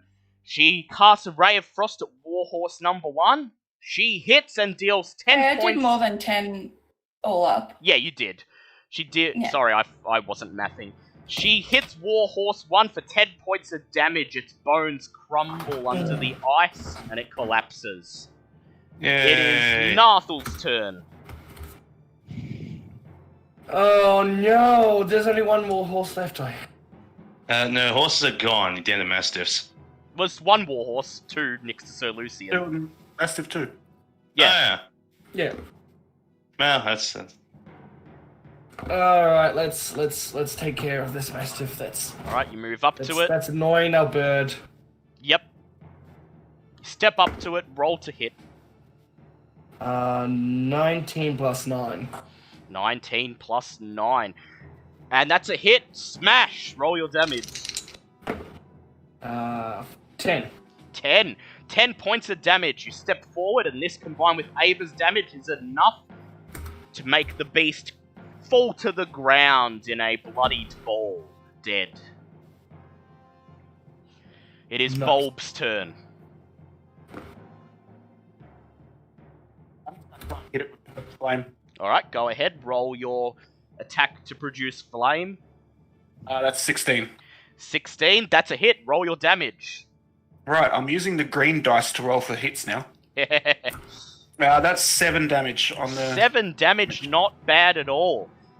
You char away some of the scraps of barding on its back.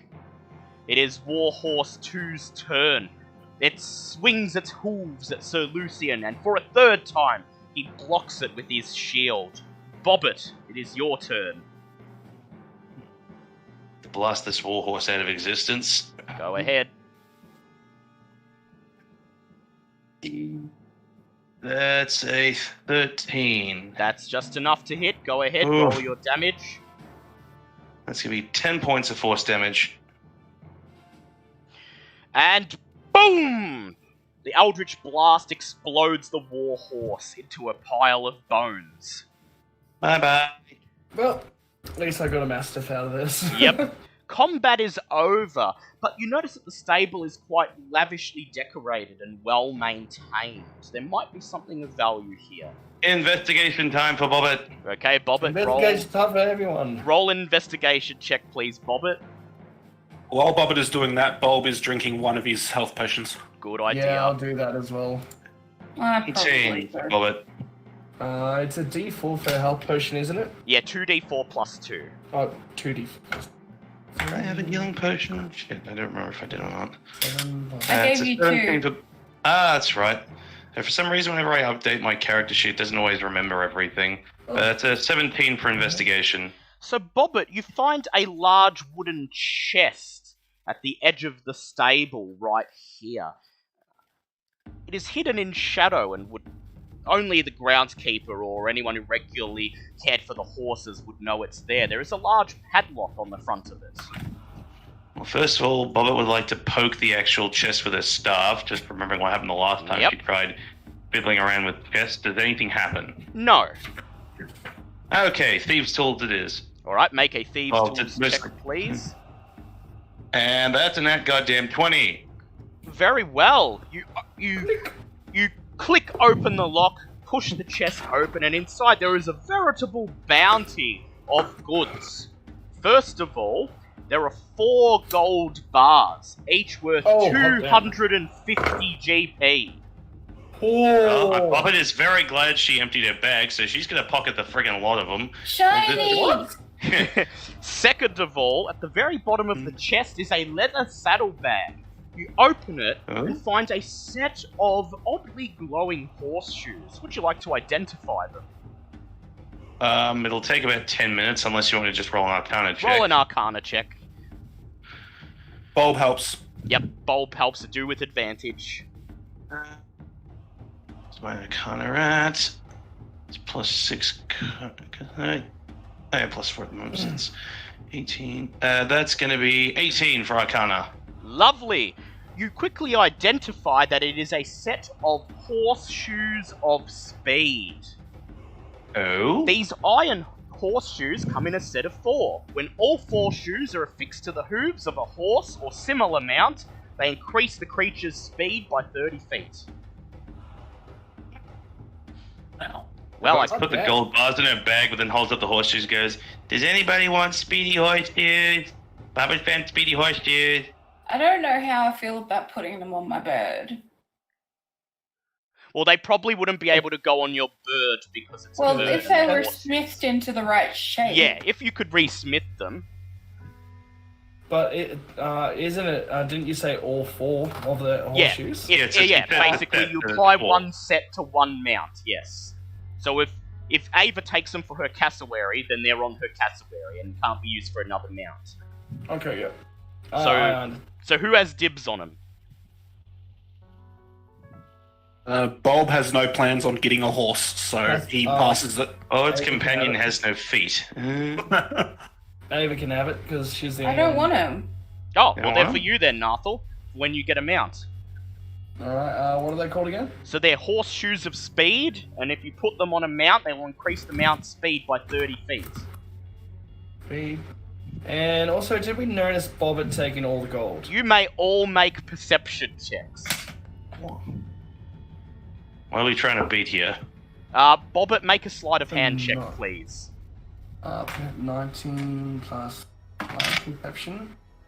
It's 21. Roll 17 plus where's my sleight of hand? 20. I'm not 20. Yep, well, Ava and Nar'thall both see Bobbit attempting to insert the gold bars Can't hide the into her shinies from the backpack. bird. Bubba's just looking, going, "What? Bubba will share them later once we're done. There's plenty more things to find before we finish." Shiny. I will point out that these gold bars weigh 40 pounds each. They are Okay. very, very heavy. Fine, Bobbit will keep 1. Roll no fun. Dumps the other 3 back out of her bag. Alright, so I say Nar'thall, Ava, and Bulb each take 1. Yeah, sure. Alright, So gold bar, worth 200. 40. Yep, weighs 40, it's worth 250 GP. 50 G. Very well. Now that the stable is dealt with, you notice that there is a small door leading to the northern half of the coach house. Before that, is that another door behind Bobbit? To the south, that just leads back out onto the streets. Okay. You didn't see it when you were entering because it's designed to blend into the stone wall. Yeah, well, it's a good thing because I'm just seeing it now. Yeah. So do we wish to check Door the leading other north room look here? like. It's just a normal wooden door. Doesn't appear to be anything odd or suspicious about it. So there's However- no like glass pane in it or anything. No. Are there any windows in the wall? There is a window roughly where Veska is standing, and it's covered in a layer of dust, but you can see through it, and on the other side you see what appears to be a small room that's been converted into a makeshift greenhouse with glass plates placed in the roof and a couple of shelves and tables lining the walls with various plants and shrubs in them. Bulb would like to ask Bobbit to, one, check if it's locked, and two, if it is locked, to open it, but let Bulb walk in first. Very well. Is the door locked? Bobbit, the door is not locked, and so you quickly push it open, revealing inside a reasonably sized makeshift greenhouse. You are unable to identify any of the plants, and the first thing you notice is the thick smell of earth that fills your nostrils. The second thing you notice is Whoa, my God. suspended about 10 feet off the ground, just below the ceiling. Each of them about the size of a small party balloon. What very much resembles two very small beholders. Their eyes are fixated upon you, but they make no movement. I was about to say, what do beholders speak, but they only speak in telepathy, so... You could call out to them if you like, because if... What do you just half poke... Oh, sorry. What do you want to do, Bold? I was going to say, were they just floating, or were they attached to something? They appear to be floating, but there's also like a there's also a tiny string attached to the bottom of them. So they basically resemble balloons that are floating off the table below and are being held down with a string, so that they don't touch the roof. Are they looking at me or Bobbit? They're looking at Bobbit, but as you step behind Bobbit, you notice the eyes slowly drift in your direction. Do I know if that's intentional, or was it just they just both drifted? Coincidentally. It appears to be intention. You can make a nature check if you like. Yes, I'll make a nature check. Go ahead. This is Blinky. Ava will give advantage. Oh, thank you for that. So what did you get? 15 plus 4, so 19. 19. The DC on that was 20, unfortunately, because these are a particular type of plant that is very, very rarely seen outside of the Underdark. Ava is very uncomfortable. So they're not a beholder, they're just a plant that looks like a beholder. It appears so. That's all Bulb is able to glean, that they are in fact not beholders, but some type of plant. Bulb turns to the others and goes, I know fire is normally my thing, but I would just like to request that none of us use fire in whatever may happen next. Bobbit just lowers her hands and goes, just no fire, no extra gold, it's just no fun. I hug Bobbit. You notice from where you're standing that on the other side of the greenhouse there is a small door to the left that appears to lead into the groundskeeper's quarters. And I take one step into the room. Yes, you can. Bulb, you take one step into the room. The You're strange beholder plants continue staring at you, but other than that, they make no sign that they are aware you were there. These are just a red herring. I am going to applaud you. I would like to look and go towards the door for the groundskeeper's room. Yep. Bobbit, as you walk towards the door, I would like you to make a dex check, please. It's a security system, guys. Bobbit figured it out. In about 5 well, seconds. he said dex check, not dex save. Yeah, Oh, that'll dex come check. next. That'll come next if this happens. Dex check, please. 15. 15? Okay, the DC was 16. As Bobbit steps into the greenhouse, you notice that the gas spores slowly start to expand until boom, they both pop. And I would now like Bobbit and Bulb to make Constitution saves, please. I don't have proficiency in that. Metal dice, come on. You very rarely fail me. That's a 20, not nat. 20, not nat. 21. 21. Very well. I'll You use have- gust attack. You avoid being poisoned as a cloud of yellowy gas fills the room. However, you still each take 10 points of poison damage. Sorry, and I'm gonna have to get that potion out now, because... Ow! Within a few seconds, the gas dissipates, and then the green, as if it was never even there. Bulb immediately starts trying to find samples of it. Actually, can I examine the table that they were tied to? Yes, and you may make a nature check with advantage now. Yeah, while you're doing that, Bob would like to go and check the groundskeeper's room now that she's not choking to death on poison gas. Yes. Sorry! The door to the groundskeeper's room is not locked, and you just stroll in.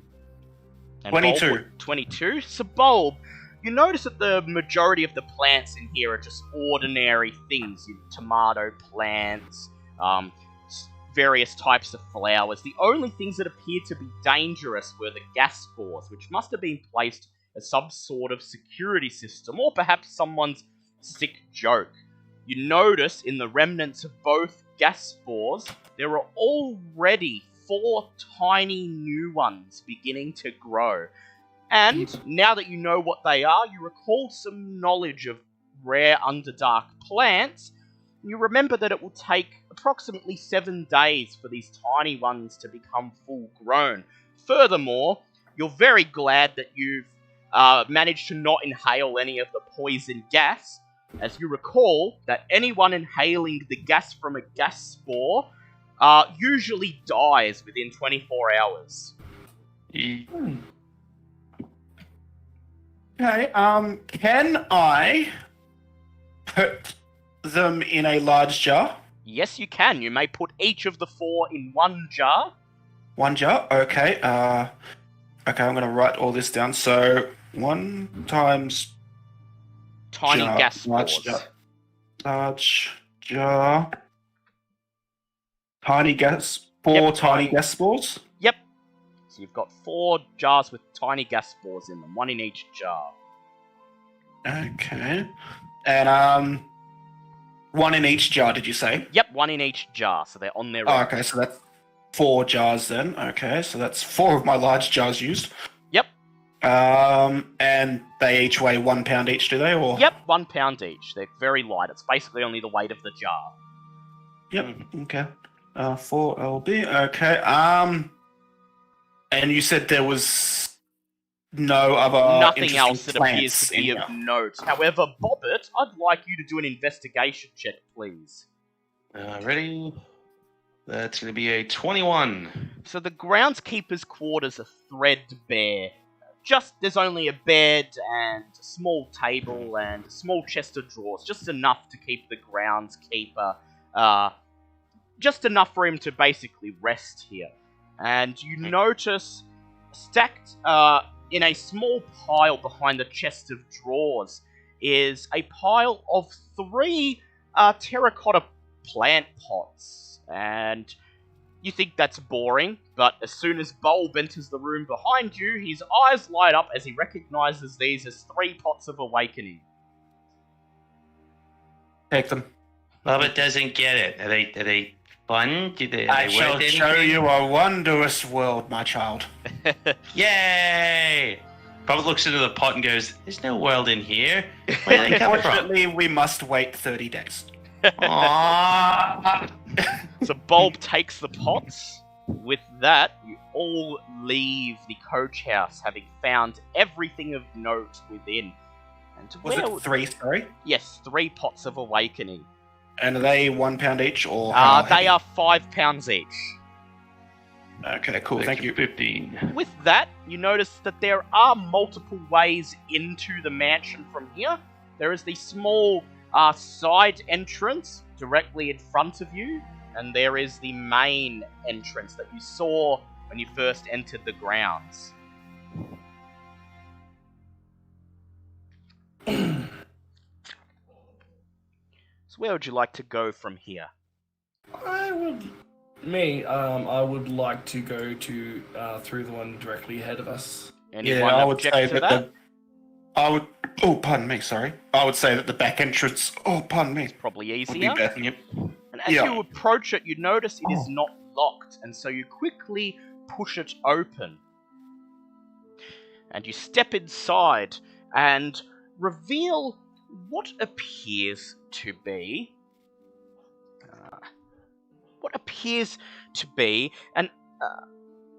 a small kitchen which is stocked with cookware and utensils. A large fireplace takes up a portion of the westernmost wall, and it is likely that this is used for the purpose of cooking meals. There are 2 doors, one to the north and another to the south. I'd just like to point out now, just to save time and not interrupt it, just work on Bobbitt's going to be doing investigation for just about every room Yep. we walk into in this house. So go ahead and do an investigation check then, please, Bobbit.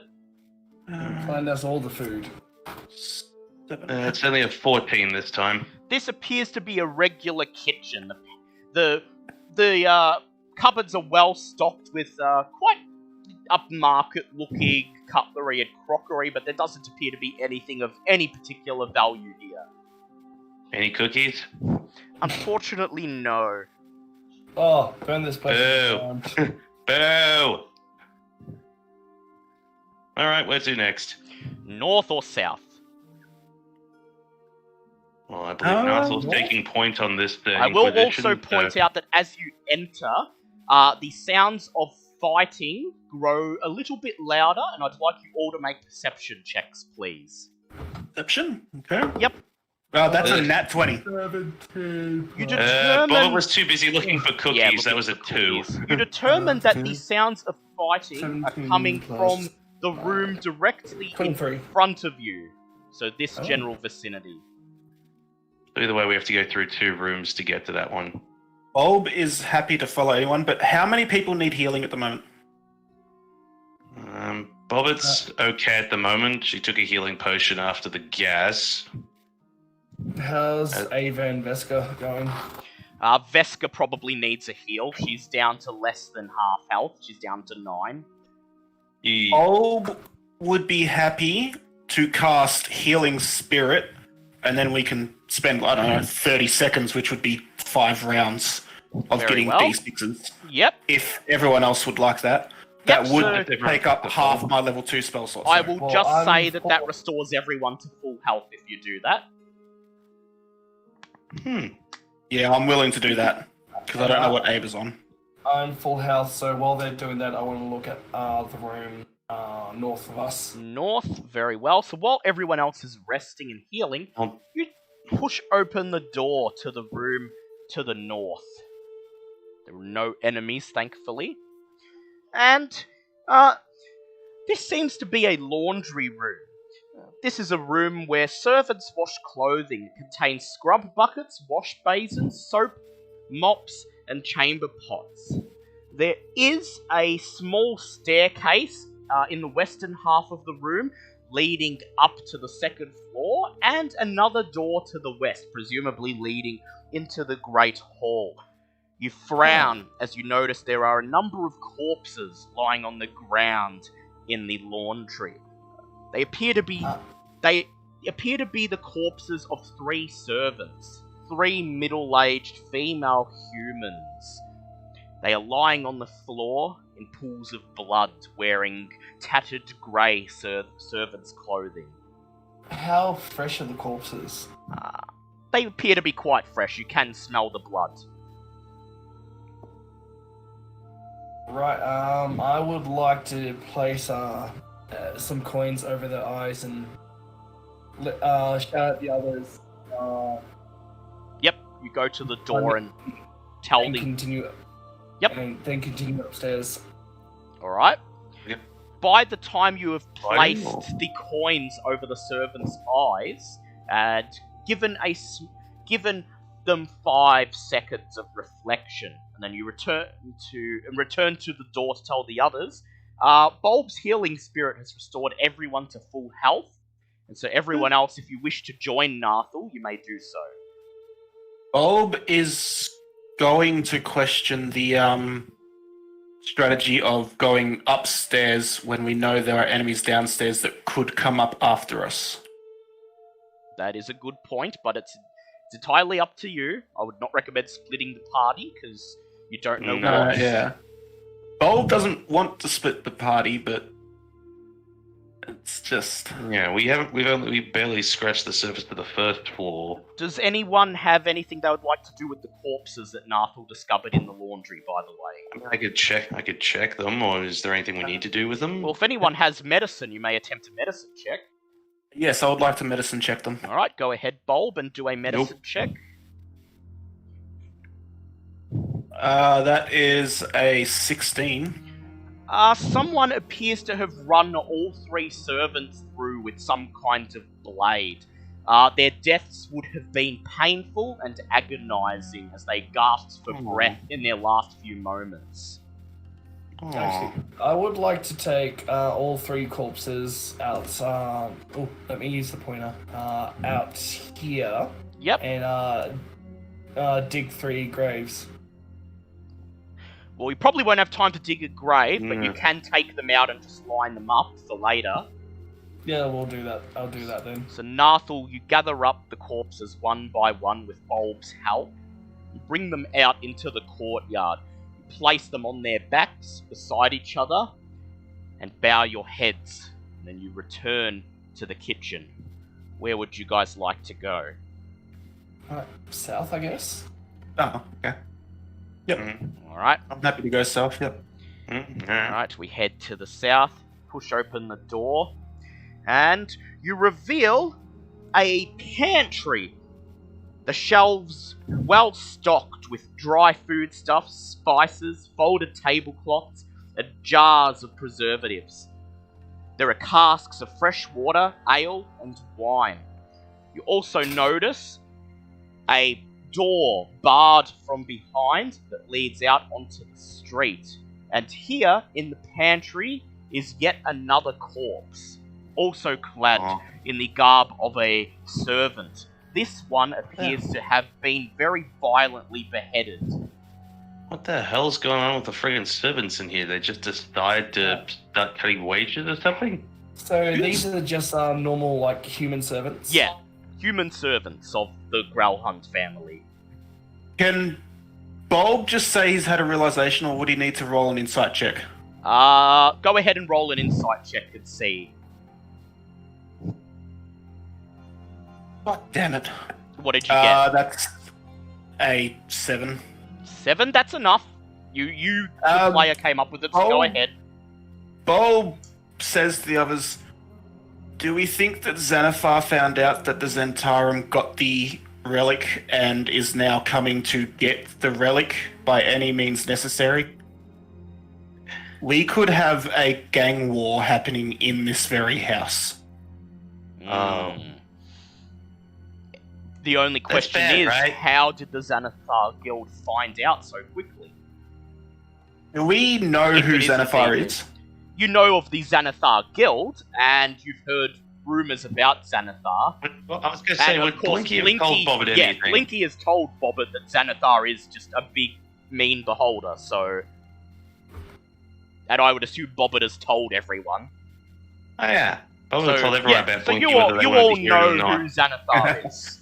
Yeah, I would believe that a beholder would have ways of finding information very quickly, and while it may not have known the location of the relic, it would probably definitely know when someone found it and was moving and acting differently. That is, of course, Yeah. if this is the case, and it is the Xanathar Guild. If this is the Xanathar, yeah.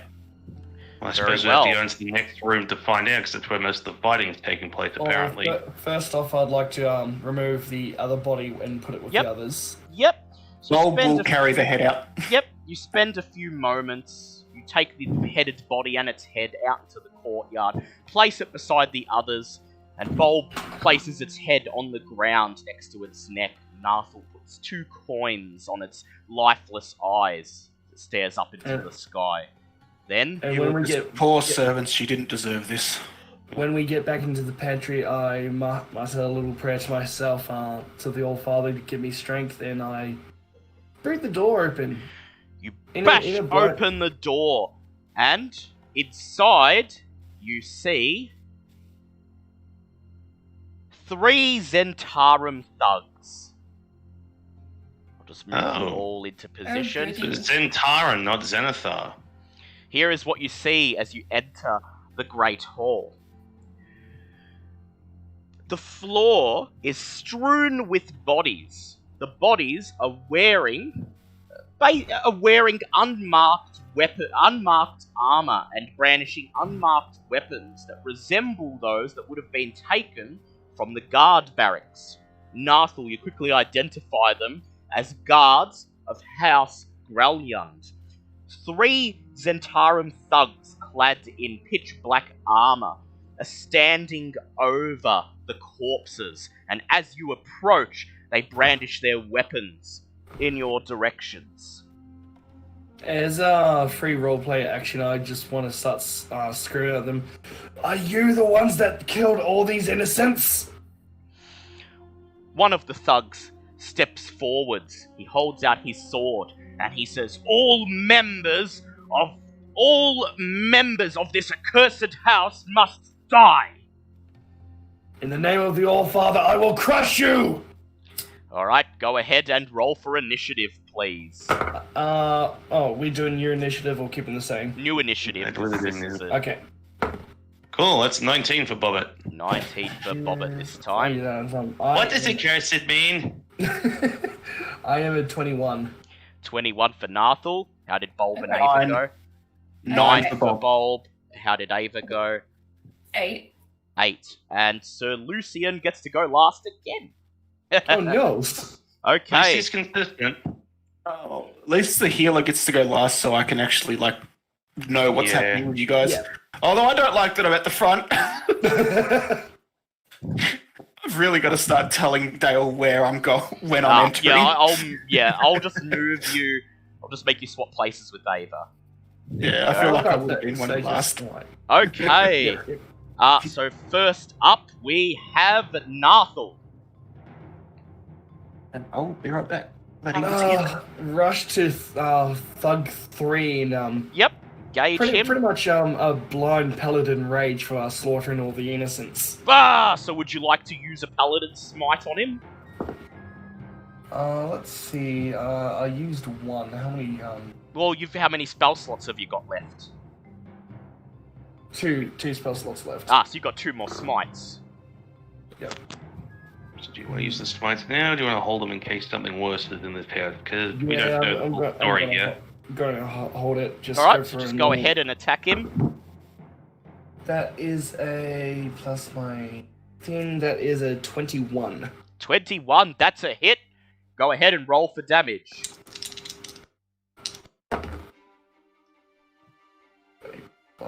13. 13, a good hit. He raises his sword to try to parry you, but you duck past it and slam your axe into his abdomen. He grunts in pain. Bobbit, your turn. A dumb question out of character, and I'm guessing this is most likely to know, but do we want to keep one of these guys alive to find out exactly what they're doing here, or are we just working on they killed the house staff, murder them all? It's entirely up to you. Well, let's see. At this point, you may have to do some heavy convincing to Nar'thall because these ones have been slaughtered. Yeah, Bobbit doesn't really care. I was just asking the party as a whole, but I'm guessing that's not going to happen. So Bobbit doesn't give a shit. Eldritch Blast number 2. All right, go ahead. Roll to hit him. That's an 18 to hit. 18 to hit. That's a hit. Roll for damage. And this is not this poor thug's lucky day, because that's going to be max points. That's 14 points of force damage. Ooh, nasty. Your Eldritch Blast sends him flying to the floor. He groans in exertion and climbs back up to his feet. It is now the enemy's turn. So first of all, from the room adjoining the main hall, a door silently opens and a spy sneaks out. And he comes up behind Nar'thall while he's engaged with the thug and makes an attack at advantage. Because he's sneaking. And unfortunately, he hits Nar'thall.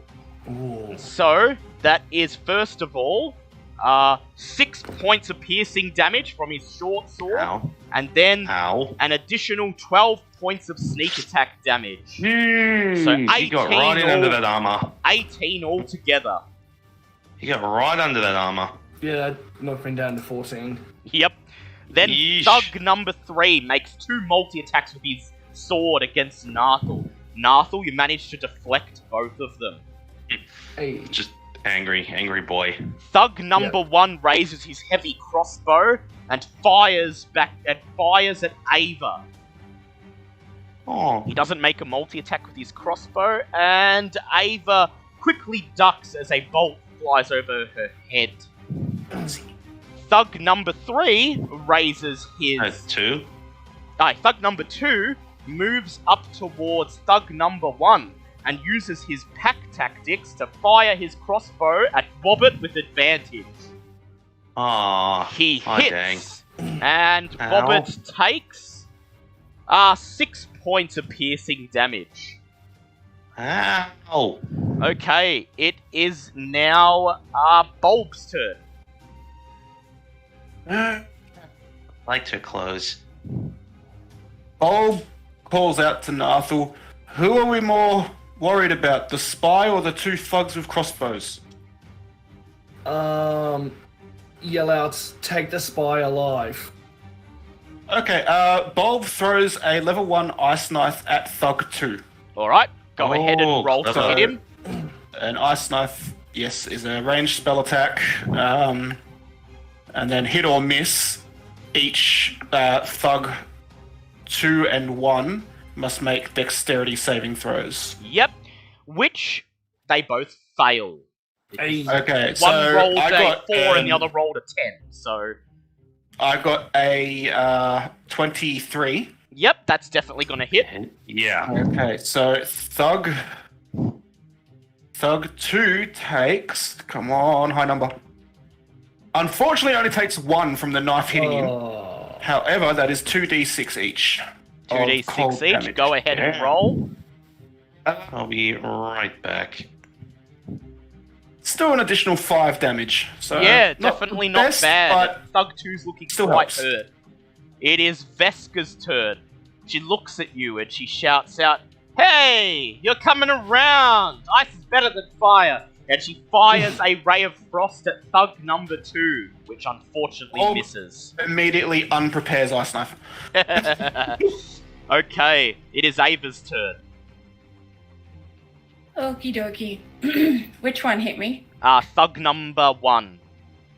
Well, he Alright. tried to hit you, he was unable to. Oh, yeah. Well, I'm going to use my bonus action to Zephyr Strike, Yep, and then I will fly right up to him. you fly across the lavish main hall, hovering just above Thug number 1. Okay, and I will use my advantage on this roll. Yep, Thank goodness, so I'm using advantage. I got a 19. 19, that's a hit. Alright, so first we have the 1d6 plus 4, so that's 5 plus 4, so 9. 9, a good hit, okay. I am marking him as my favoured foe. Yep, so he takes So an that's an additional extra d4. d4, yep. I'm using my force damage. So that was I only got a 1 on that. Okay, so that's 10 So I've got altogether 10 right so now. far. I'm using my So he's my, down my 15. force damage. So that's a d8. Yep, Oh, look, it just fell off the table, so I have to roll that again. That was a 7. 7, yep. And I've got my psychic damage. So that's Yep. another d4, and that was a 4. Ooh, yep, you're very nearly killing him. He's very bloodied. He's struggling Hey. to hold his mace up straight at this point. Anything else you'd like to do before you end your turn? I think that was everything. Yep. Okay, it is Sir Lucian's turn. He runs up and engages the spy, trying to hit him with the flat of his blade. And Sir Lucian's luck is over as he nat ones. Oh! And drops his sword, and it lands on the polished floorboards of the main hall. It is Nar'thall's turn.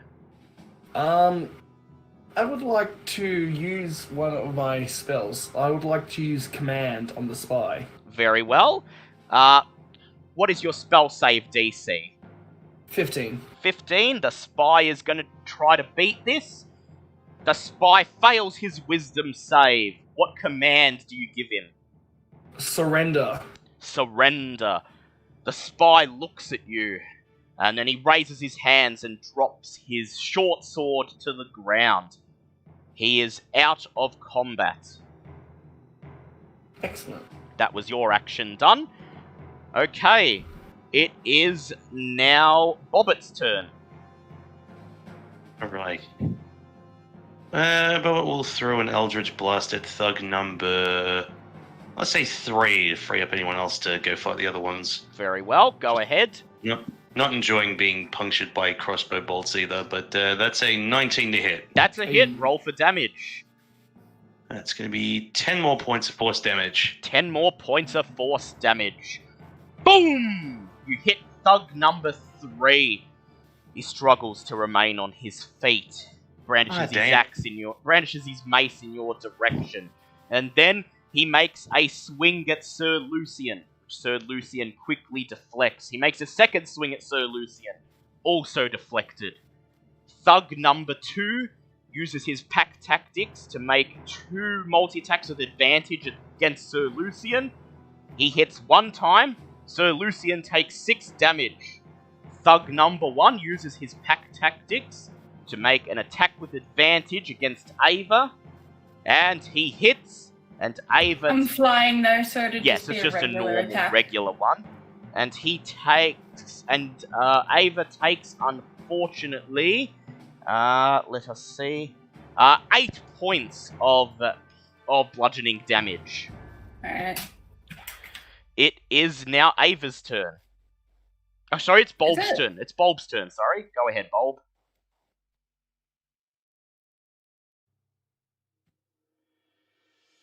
Because now there's 2 allies Yep. in the range, so he is going to try and take out thug number 2 with just a produce flames.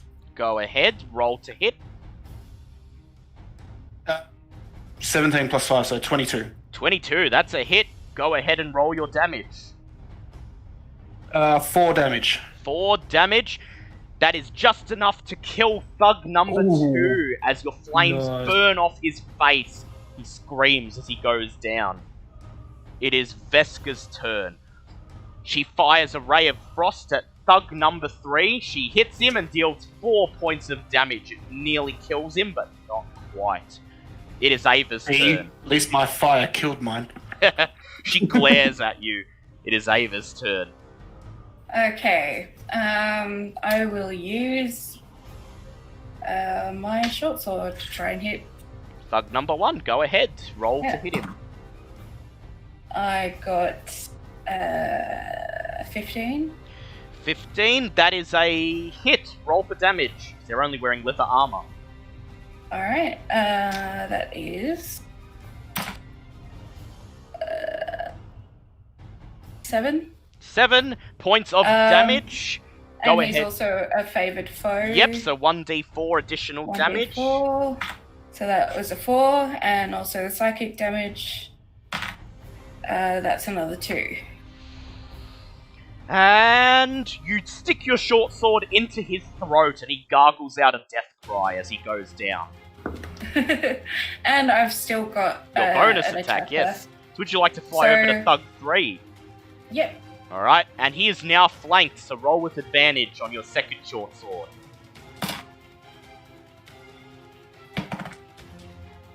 Okay, that was 15 as well. 15, that's a hit. Roll for damage. And that's a 7 as well. 7, and just like the other one, you stick your short sword in his throat. He looks at you with betrayal in his eyes as he slinks down, goes limp on the end of your blade. Combat is over. Betrayal?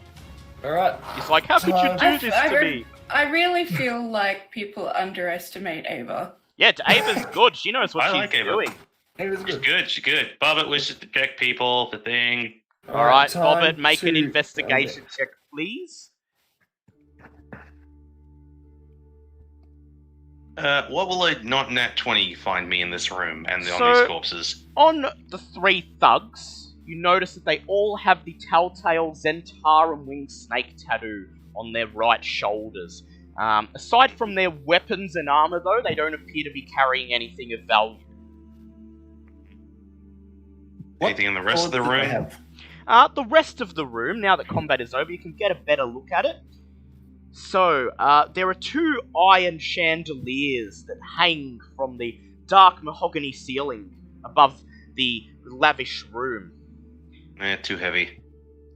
But Next. if you had noticed they were there before, you probably could have shot them down to get some damage. Lining the Damn. wood-panelled walls are tapestries and locked wooden cabinets. Finally, there is a fireplace of black marble in the easternmost wall. Above the mantelpiece is a grand family portrait of the Gralhunds. You see Lord and Lady Gralhund and 3 young children. While both of the elder Gralhunds look quite severe and sinister, the children... 1, please. 15. 15. You managed to unlock all of the locked cabinets, and inside these cabinets are fine dishes, silverware, and candlesticks. If you would like to gather 30 pounds of miscellaneous trinkets worth 100 GP, you may do so. So all in all, this all adds up to 100? Yep. So I definitely made sure I emptied out everything before. What's my max weight? 150, so 30. Yeah, I can make room for that for now. Lovely. What's your max? Sorry, Remy? What's his max carry weight? 150 pounds. Yep. How do you It's 5 do carry weight? Because I think It's- I may have fucked it's mine up. 5 times your strength. 5 times my strength. Wait, Yeah. how's yours is 150 and mine's only 100? Mix it up. You said It's 5 times your strength, so, so wait, no. 10? Yeah, 5 times, so your max carry rate is Ah. 50, yeah. So you're Oh, gonna in have that case, never mind. yeah. Oh, mine's in pounds, not kilos. Yeah, that's right. That's why. Yeah, because we've converted it. So you Good should man, be I still fine. have 75 pounds. Yep, you should be fine to pick it up. Yeah. So, just gonna go ahead and say that today's session may go to 6:30, because I want to kind of finish the dungeon, and we're right near the end, so... Yep. Alright, I'm so... fine with that. The spy looks up at Nar'thall, with a look of submission on his face, but it's intermingled with a look of hatred. He was forced to surrender and didn't want to. You have a feeling that if he was able to break the bonds of the spell, he would like nothing more than to shove his short sword right into Nar'thall's face. So this spy is a normal human. He is. And How he's big is wearing... He's about 5.5 feet tall. He's nowhere near as tall as Right. you. So, Wearing yeah, normal clothing, but underneath his clothing you can see the telltale black leather armor of the Zentarum. So since I'll lift him 5 feet off the ground Yep. and just going, look him down in the eye. Okay, you have 5 fingers all together, and before he can correct me, I want to break his hand. Ooh, okay. You smash his hand against one of the walls, crushing his fingers in your arms. He screams in pain. And then you point out he has exactly 5 fingers left. Roll If in... you don't want to, Yep, go ahead, finish. roll intimidation. I was gonna let you finish and then get you to roll. Okay. Go ahead. Now, if you don't want to lose any more, you'll tell me everything I want to know. Roll an intimidation check, please. That'd be an advantage since he broke his hand That's a nat first. 20. Never fucking mind. How many nat 20s you got today? 4. Well, I'm keeping score. He winces as you hold this him. dice, I love it. He winces as you hold him above the ground, and he says, "Okay, whatever you know, whatever you want to know, just let me go free, and I'll tell you whatever you need to know." I lower him back to the ground and basically just go, how many of you are here? How many innocents have you killed, and what are you planning? He thinks for a moment, his bottom lip trembles as if this grown man is about to cry, and then he says, "Upstairs, 3 more of us, plus our leader, Erstl Floxen." And Bulb, Ava, and Bobbit, you remember the name Erstl Floxen as the name of the Zentarum leader who snatched the Stone of Galore and escaped. Oh. He says, "We've slaughtered everyone who is part of this house. When Erstl Floxen returned yesterday with the Stone of Galore, weakened from that explosion that Lady Gralhund's Nimblewright set off, she funneled us all into a room, locked us in there, deprived us of our weapons, and snatched the stone for her own ends. Apparently, she decided that this was a time to break her alliance with the Zentarum and take the stone for herself. She said she had found a new master, a master with many eyes in different parts of the city." Nar'thall, good friend. Can you ask him where the Nimblewright is now? You heard him. Where is it? And I just start squeezing his middle finger. He trembles. He says, I can't tell you.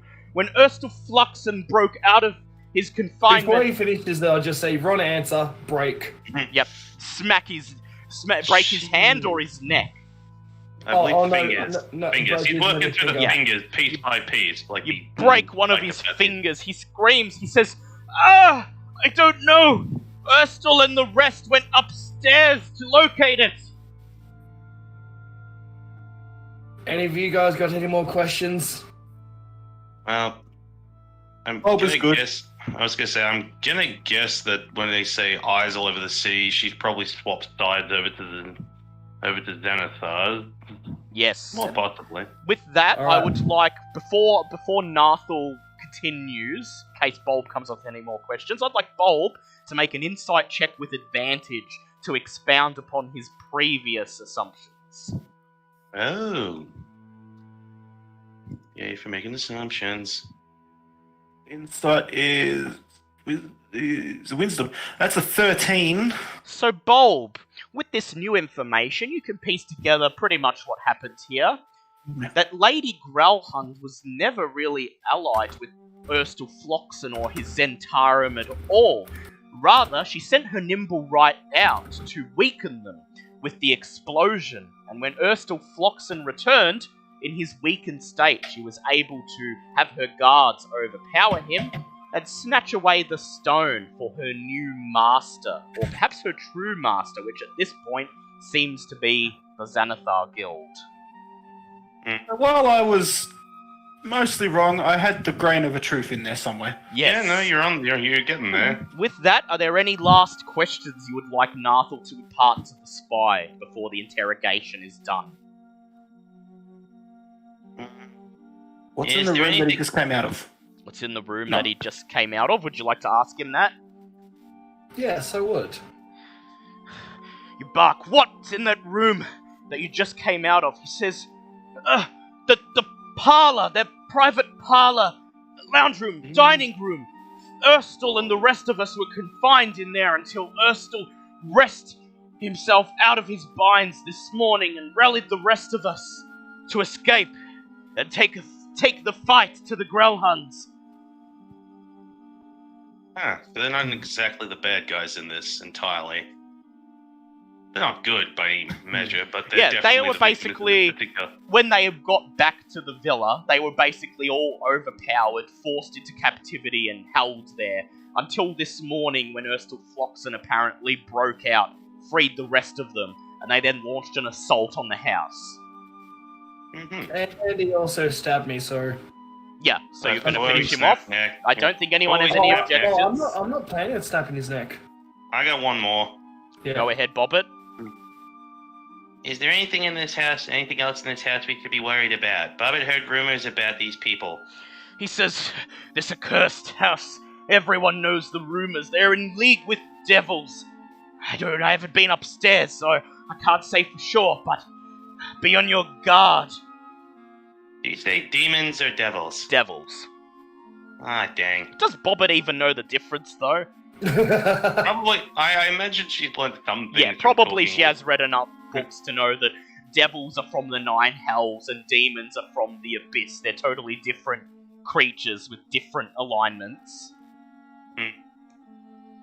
Bobbit's been reading a lot lately. So I believe the interrogation is done. Nar'thall, what would you like to do? Okay, I would bring him, lift him 5 feet in the air again, bring him to eyesight with me. I'm gonna let you live. You're gonna run directly out of this house and spread the word of Nar'thall. Now get out of my sight, and I throw him across the room. He climbs to his feet, he looks at you, his lips trembling, Yeah, then, looks at me one time and just then he run! nods, and upon hearing your barked order, he turns around and bolts out through the front doors, sprinting across the mansion grounds outside. This will come into play a bit later, now that the Zentarum are aware of what Nar'thall has done. Now that you are done here in the main hall, what would you like to do? You can head upstairs now that you know that that's where the bulk of the fighting is, but there are portions of the first floor that are still unexplored. Well, I would like to investigate, but at the same time, Bulb would also like to end the threat so that we can investigate in peace later. Yeah, I'm fine with ending the threat first and then... We can do that. End the threat first, then take care of the, First, I am gonna drink a potion because I'm down 14 HP. Yes. That makes sense. I'm only down 6, so I'm not too bad at the moment. Oh. I think drinking potions would be best at the moment because I get the feeling my spells are going to be needed. It's 2d4 plus 4? Yep, 2d4 plus 4. Yep. I'll hold off on mine for a little bit. No. Oh, Missy. Come on. Up you go. Oh, there you go. 26. As I'm you almost back up to walk, full. as you walk past the stairs to the left that lead up to the second floor, you hear more sounds of fighting from upstairs, and as you try to listen in, you then hear what sounds like a clap of thunder coming from upstairs. Whatever's happening upstairs is pretty intense. Just a quick question. Yep. Were those stairs on the right, up or down? Both staircases lead up. Okay. Does that lead to upstairs to a different part of the house, or...? Well, they both lead to the second floor. They just come out on different sides of the second floor. So maybe we go, if we're smart, we go up the Alternatively, other side. Alternatively, Ava and Bulb at least are both aware that there is a balcony roughly here. And so I have to zoom out. Hold on 2 seconds, sorry. there is a balcony Oh, roughly there, yep. here, and so that may be an alternate means of getting to the second floor. But probably you'd have to split the party because you'd all have to climb. You'd all have to pass a check to climb up there, except So for maybe Ava, we who can go- just fly up. Nar'thall, Yep. do you plan on questioning before fighting when you get up there, or are you just going to run in? This is not a judgment question. This is a legitimate tactical question. Depends if the devils are up there. Shit. I will point out that exploring the rest of the first floor may provide some additional hints on exactly what you could expect upstairs. Well, I guess the longer something fights up there, the longer the two sides are getting yeah, down. I was gonna weak say, to each other. They're either going to be getting damaged or possibly even, like, wipe most of them out. So, Bobbitt's still got a couple of rooms left to search through. Just here, Bobbitt's backpack like jingling with like with plates of various. all the loot from. stealing. See that? stealing. This Bobbitt just going do. Onwards, explorers. So north Bob has or revised west? his opinion and would like to explore instead. Very well. North or west? Bob is just following Bobbit around at this point. So which way's Bobbit going? Oh, let's quickly stick our head into the parlor where the spy came out from. I'm Yep. guessing there's not going to be a ton in there since they were being held captive, but you never know. Yeah, you look inside the parlor and you see some luxury furniture, and it's like an entire room decked out in the style of Sir Lucian's private booth back at the tavern.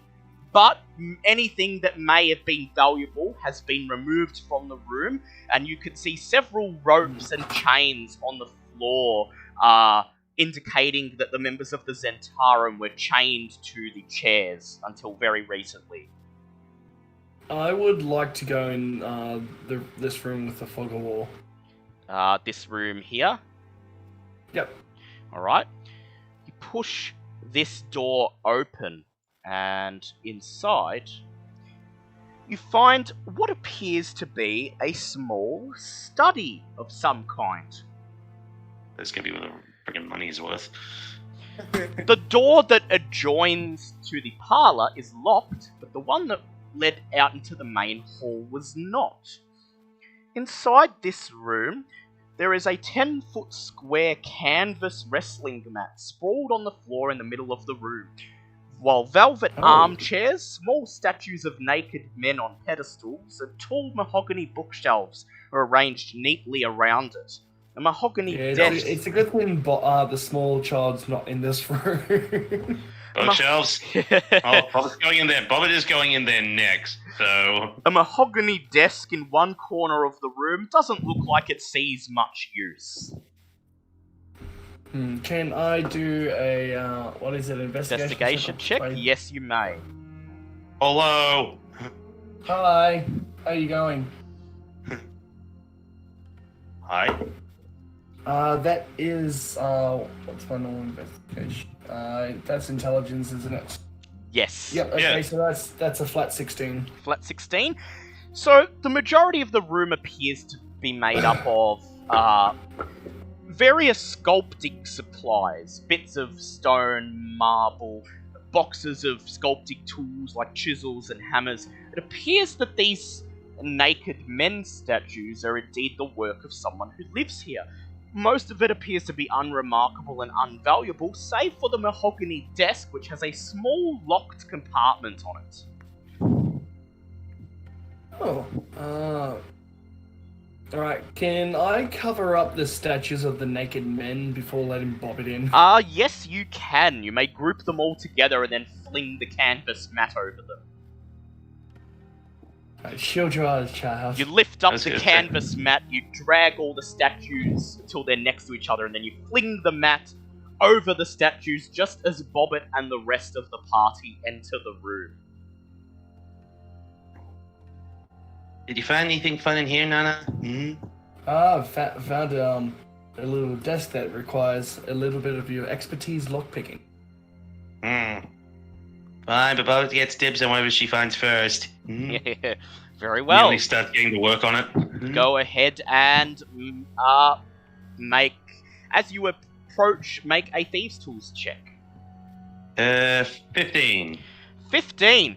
You hear the lock click, but then as soon as it clicks, you hear a second click.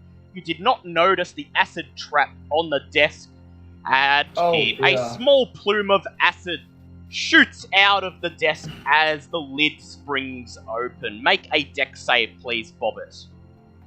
Uh-oh. Bob casts Druidcraft as soon as he hears the second click to create a gust of wind blowing the acid away from... Very well. Bobbit's face. Bobbit may make a dexterity save with advantage then. And I'm really glad you did, because I rolled a 7 and a 16, so that's going to be a 19. Luckily, thanks to Bulb's Druidcraft, Bobbit is able to duck her head, and the plume of acid instead melts, flings over Bobbit's head, and melts a hole in the canvas mat, revealing a half-detailed penis. Oh, god damn it! Yeah, I don't think Bobbitt's getting. Yeah, fun thing, Bobbitt's already immediately looking straight in the Yeah, he's not gonna notice the box. No, Bobbitt's not even. Bobbit doesn't You care. had to say that to me. Oh yeah, absolutely. You doomed yourself the second you went to the effort of covering it up. I would like Bobbit to roll a d20 twice, please. Oh, damn. 20 twice. It's a 10 and a 14, sir. Okay, so first of all, you see what appears to be a quiver of arrows inside the desk, and secondly, a coiled length of rope with a strange glow emanating from it. Alright. Does anyone mind if we wait 10 minutes while do you want me to do Arcana or, use Identify? Up to the rest of the group. An Arcana check would be enough to identify them. Okay, well, I'll stick with Arcana then. With Bolt helping you, While I would love to advantage. use Identify, while I would love to use Identify, it's going to take 10 minutes and we don't have that luxury of time. Yes. So Bob will help you with both Arcana checks. Very well. It's going to be a 15. Okay, so first of all, you determine that the rope is a rope of mending, a minor wondrous item. You can cut this 50-foot coil of hempen rope into any number of smaller pieces, and then use an action to speak a command word and cause the pieces to knit back together. The pieces must be in contact with each other and not otherwise in use. So basically, it's a rope that you can cut into smaller ropes, but then cause it to magically come back together again. Interesting. The second item, which is a The quiver of arrows. quiver of arrows, contains 12 arrows of walloping. That just sounds like These fun. are common magical arrows. These arrows pack a wallop. Any creature hit by the ammunition must succeed on a strength saving throw or be knocked prone. And there are 12 of them. Bobbit, I was going to say, Bobbit immediately turns around, goes over to Ava with the arrows, and goes, "Here you go, Bobbit got you a present." Yeah, that's what Bob was going to suggest. So, Ava, will you take the 12 walloping arrows? You've already yoinked them. Yeah, she's already said yoink, so we're going to say she's yes. got them. Yes, she does. Yep. So these are magical arrows, so every time you use them, they will count down. So, And while we're in here, just before we move, Bob would also like to check the bookshelves for any books. Bob was going to... very well, Bob. Bob was going to ask to look for any nature-related books. Very well. Bobbit has Bobbit, investigation. I was going to say, you can look as well if you want to give me a hand. Make an Bobbit, investigation check with advantage, please, Bobbit. Yeah, use the help action. Yes. And I'm glad you did, because that's going to be a not nat 20. So, the majority of the books appear to be books about art and crafts and sculpture and things like that. Basically, the type of stuff that Sir Lucian sometimes jabbers on about, but that Bobbit's eyes just glaze over when he does. Bleh. Yeah, Bob was bored. Bob walks out now. So would you like to Anything check else? the north? No, there doesn't appear to be anything else in that small study. Meh. Where would you like to check now? The northern room? Yeah, I suppose. Before we do that, can I do a perception check to see if I can hear how the fight's going? Yes, you can. That is a 18. You could still hear the sound of clanging swords. You don't hear another thunderclap, however, you do hear the sound of slamming doors and scraping wood coming from upstairs. Interesting. But there's still sounds of fighting, so Yeah, the fight is still going, so... yeah, I'm still happy to look for it in the other room. Alright, so you all enter into the next room. I'll Just move you all in properly. And this appears to be a vast personal library of the Gralhund family. And yes, I knew that Bobbit would be very, very excited. So this is the wood-panelled family library of Gralhund Villa. It contains the following features. Tall bookshelves which are packed with tomes. Sliding wooden ladders mounted on rails to allow easy access to the higher shelves. In one corner stands an iron lectern with a closed, locked, leather-bound tome resting upon it. And finally, two padded chairs which face a large fireplace. One of them has a wolf skin draped over it. Oh. Bulb does not want the child to go get the locked tome. Bob wants to go get the locked tome. Bulb races the child to the locked tome. Oh, we're doing a Dexter. Make opposed dexterity. We're doing a checks, Dexter. please. We make it in the actual chat just to make sure this is above board. Well, I could, make it in the Milo's Lucky Dice. Alright. Yeah, playable against playable. 20 plus 20. Bulb gets 17. Come on. Bulb gets there first. No, I thought that was an 18 for a second. No! Bulb, you get to the lectern first, and you immediately press your body against it, blocking Bobbit, so that she cannot reach for the locked tome. Bobbit wants to look. So I will move Bulb and Bobbit each over to the lectern, which is here. Wait. says to the child, "We will look at this in a controlled environment." I promise. I promise. Bob's just like red faced right now, looking at the book. Goes, "Fine, but we're keeping one of the chairs. Bobbit wants one for the bar." Okay, I don't see a problem with that. Sirloin keeps getting angry at Bobbit for taking his seat, so Bobbit wants one for herself. Sirloin just glares across the library at you. So, Bulb, you look at the locked tome, and you see that the Gralhund family crest appears on the book's front cover. There is no title written on either the cover or the spine, and you'd have to unlock the book and open it up to see what's inside. Controlled environment. Have I picked it up yet, or am I just looking at it on the... You're just looking at it, but would you like to pick it up? I would like to do a perception or an investigate or something to make sure I don't set off like a massive trap. Make a perception check, please. Bobbit will help. Bobbit will help? Bobbit will help since she wants this damn book. Perception... Did you say perception or investigation? Perception, please. 17. So the lectern appears to be a normal lectern. You cannot see any mechanical bits or any sort of mechanisms that would activate any trap upon removing the book. However, if this does not satisfy your curiosity, feel free to investigate in other ways. Bobbit would like to use I was going to say Bobbit would like to do an Arcana check. Go ahead, Bobbit. Yeah, Bob will help Bobbit do the Arcana check. And that's going to be a 22.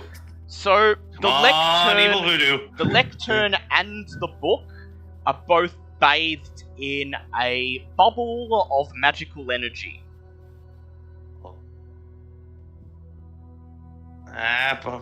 So, in what regard? Like, do we know what would happen if we tried to... That's what detect magic is for.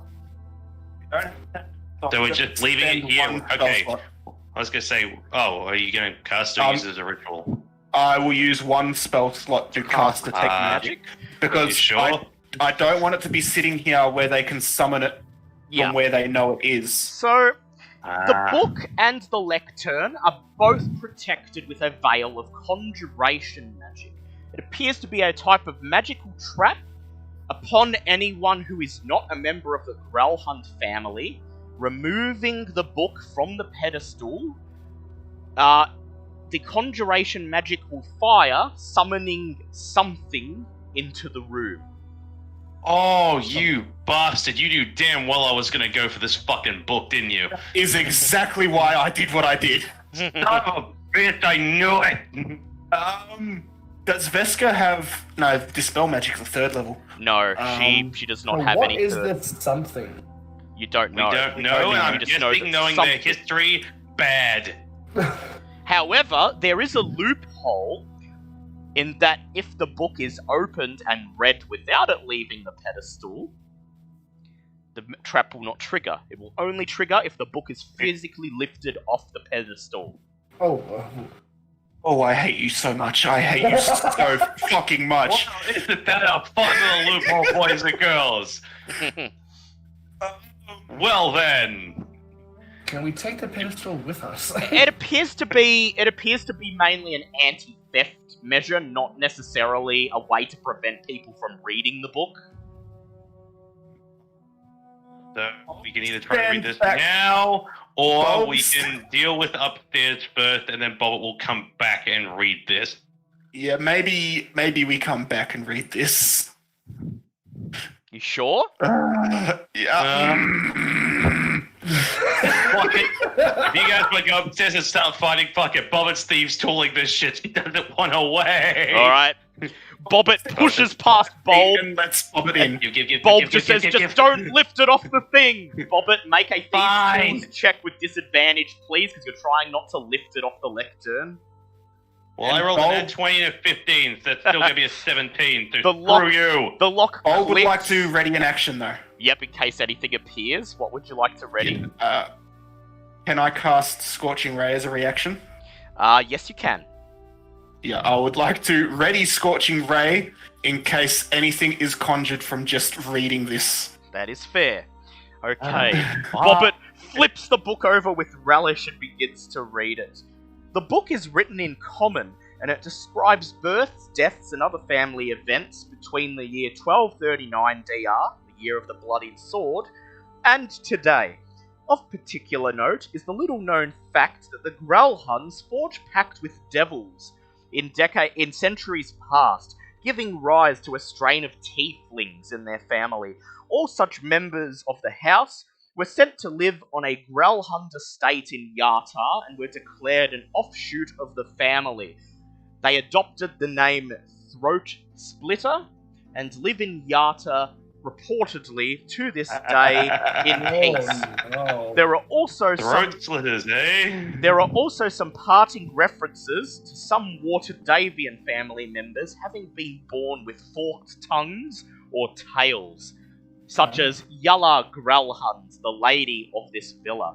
Furthermore, there are a number of devilish concoctions and incantations written in the book that were passed down to the family.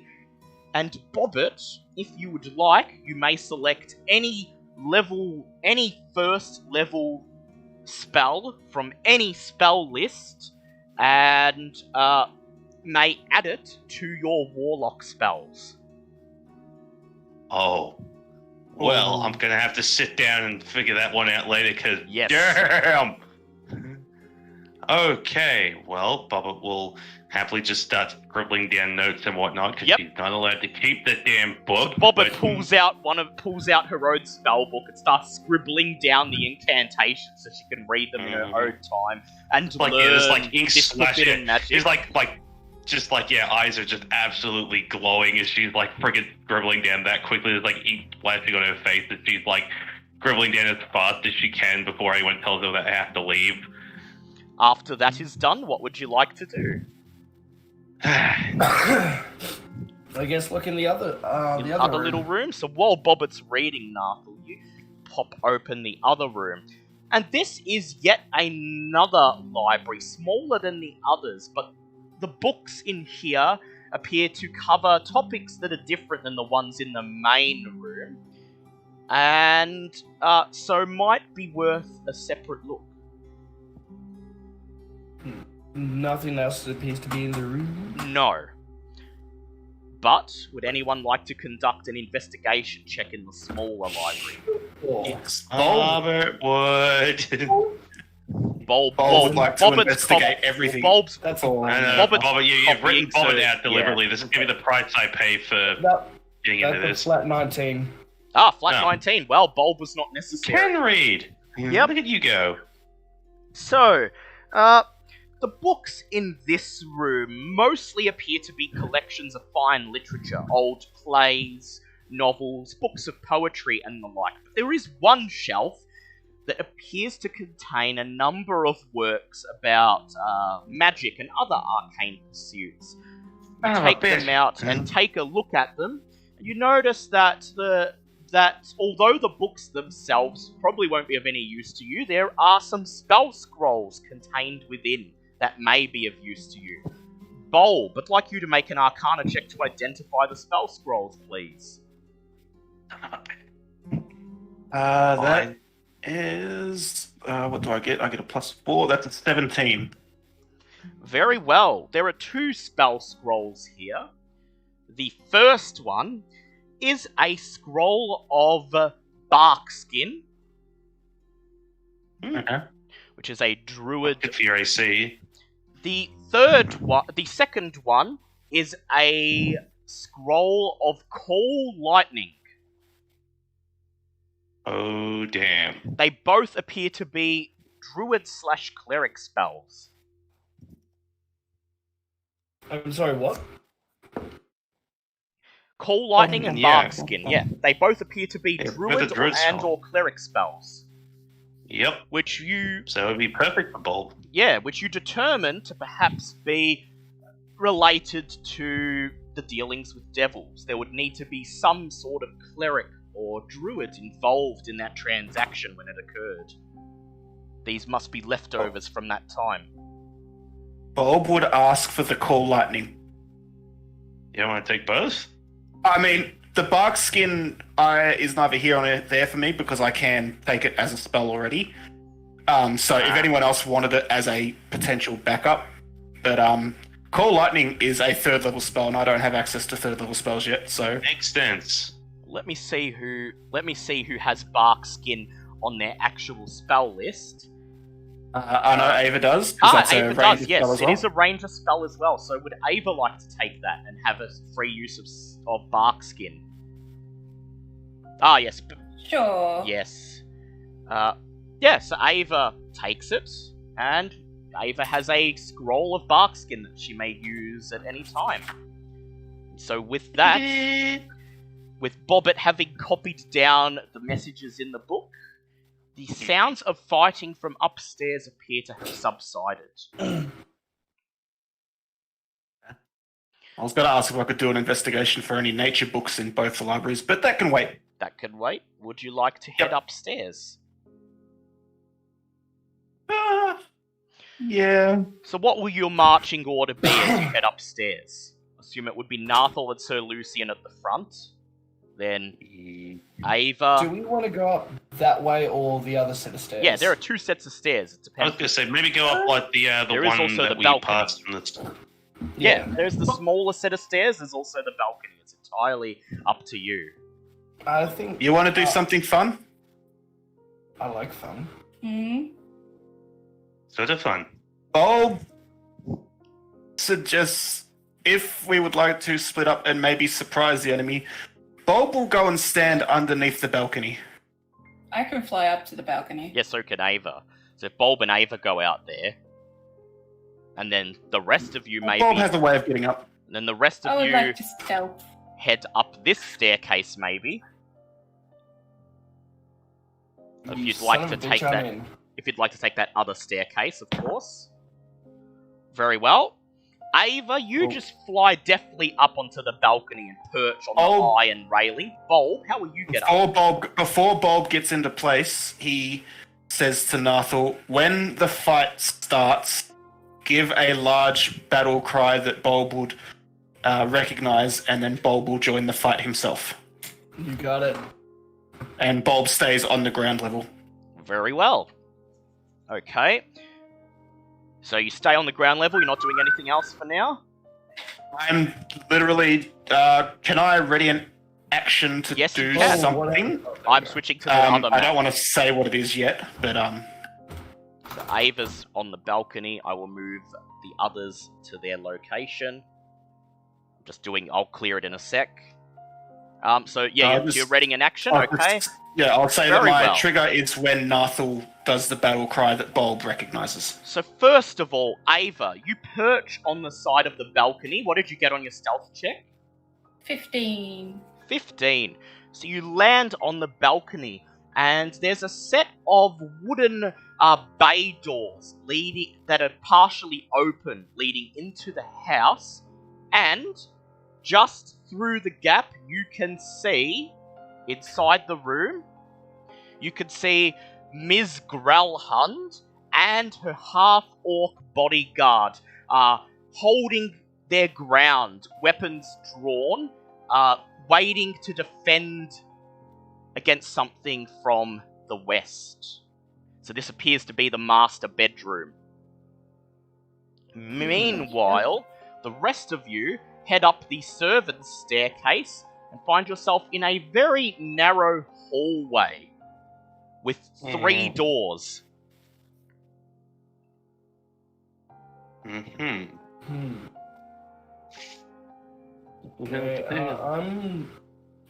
I'd say let's leave the bedrooms for later. Let's keep moving forward. Keep moving forward. What door exactly are we looking at here?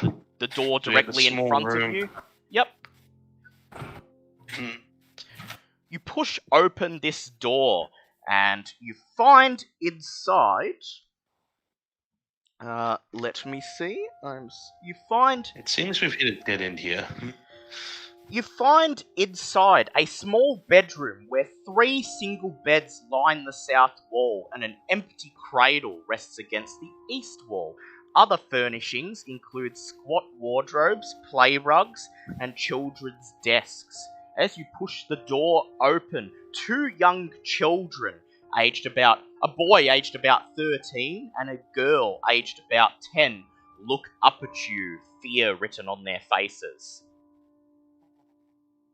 Oh yeah. Alright, immediately tell everyone to Where's Mummy and Daddy? Stammers the boy. I immediately So the kids can tell watch. everyone to sheathe the weapons, and I look over at Bob and go, just calm down the children. Because 10 foot half giant would not be that comforting. Yeah, so Yeah, Bobbit, please make a charisma check if you'd like to calm the children. I mean, okay. Close the door and back away. You could. 16. 16. Bobbit, as soon as you step in the room, the children seem to calm down a little bit. The 10-year-old girl looks up at you, and then she turns to her brother and she says, "Look, Garth, they can't be all bad. They have a little girl with them." He looks at his I would just sister. sort of shut. He looks at his sister and he says, "Shush, Thomason. They could be with the bad men." Yeah, Bobbitt's just sort of shyly trying to think of something to say, because she hasn't actually really, apart from that kid from the other day, she hasn't really had a lot of interaction with other kids her age. Sorry, go on. I don't know, obviously they mean the bad men, they mean like the Zentharan people, so it's like, no, Bobbit and her friend took care of the better people from downstairs. I don't really want to tell them to go downstairs, because obviously there's a lot of dead bodies down there. Yeah. So, what exactly do we want to do with these kids? Do we, tell them to just stay put for now, or...?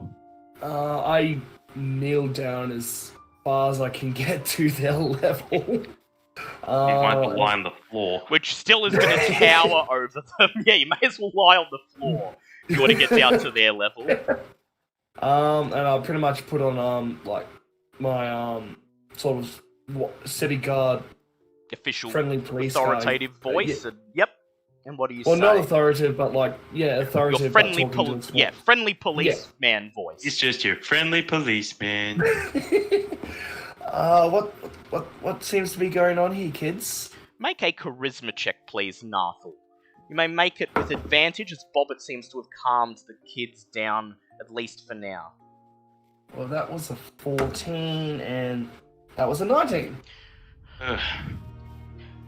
The boy sort of backs away from you, stepping closer to his bed, and he reaches for a toy sword lying on the bedclothes, but the girl's bottom lip wobbles, and then she stammers, We were with Mummy and Daddy in their bedroom, and then the bad men came upstairs and they wanted to attack Mummy and Daddy. Mummy sent us through the secret door and told us to hide here until they said it was safe. And where exactly are these bad men? She Be asking points. where the secret door is. Well, Yeah, that would be Bobbit's question. I'm getting to that. She points towards this wall right here. It Okay. says, "In Mummy and Daddy's room." What would that be? Wait, okay. Are the bad men in Mummy's Daddy's room, or are you doing pointing to the secret wall? No, I believe they're saying where the bad Yeah, people they're are. just saying Okay. the direction Yeah. where the bad people are, which is here. But if any of you would like to examine that patch of wall, go ahead and make an investigation check. The Bowl will do so, but we'll first go, is it okay if Bobbit looks at your secret wall? That sounds really cool. Make a persuade check, please, Bobbit. Good times. That's a 19. Hey. Both of the kids look at you, and then the boy, Garth, nods, and he crawls to the edge of the bed, and he taps the patch of wall with his toy sword. Once he taps it, you notice that there is a groove in the wood paneling here that looks like a fairly easy to open wooden sliding secret door that leads into the master bedroom. Okay, now $1,000,000 question. How big does the door look? Yeah. It's big, and it basically takes up the whole wall, so big enough for all of you to pass through. Alright. Nar'thall will have to duck, of course, but he's been doing this when he comes through every door in this house so Yeah. far. I'm used to it now. Just look back at the kids. Still kneeling down. It's like, alright. Just tell them to go hide, and we'll come get them when the bad men are gone. Garth motions for his sister to join him, and then they both back into the corner behind one of the chests of drawers. Garth still holding his toy wooden sword. You can hear them murmur for a few seconds, and then they are quiet. I just look at him and chuckle, going, that's a mighty fine sword you got there. He nods, his face written with determination. There, okay, so who's going to push open the door first?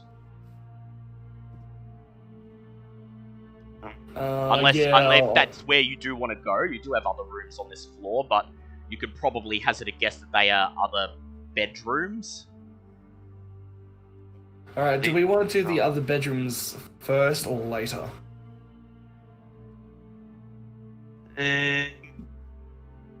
Bob's just on the ground, just tapping his foot, leaning against Yeah, the tree. waiting for Come the signal. on. What's the signal? God damn, you think the fight would have started by now at this lot? Well, I'm So guessing true. I'm guessing we're not going to be killing the mistress of the house, though. We can't exactly continue looting. Once we save them.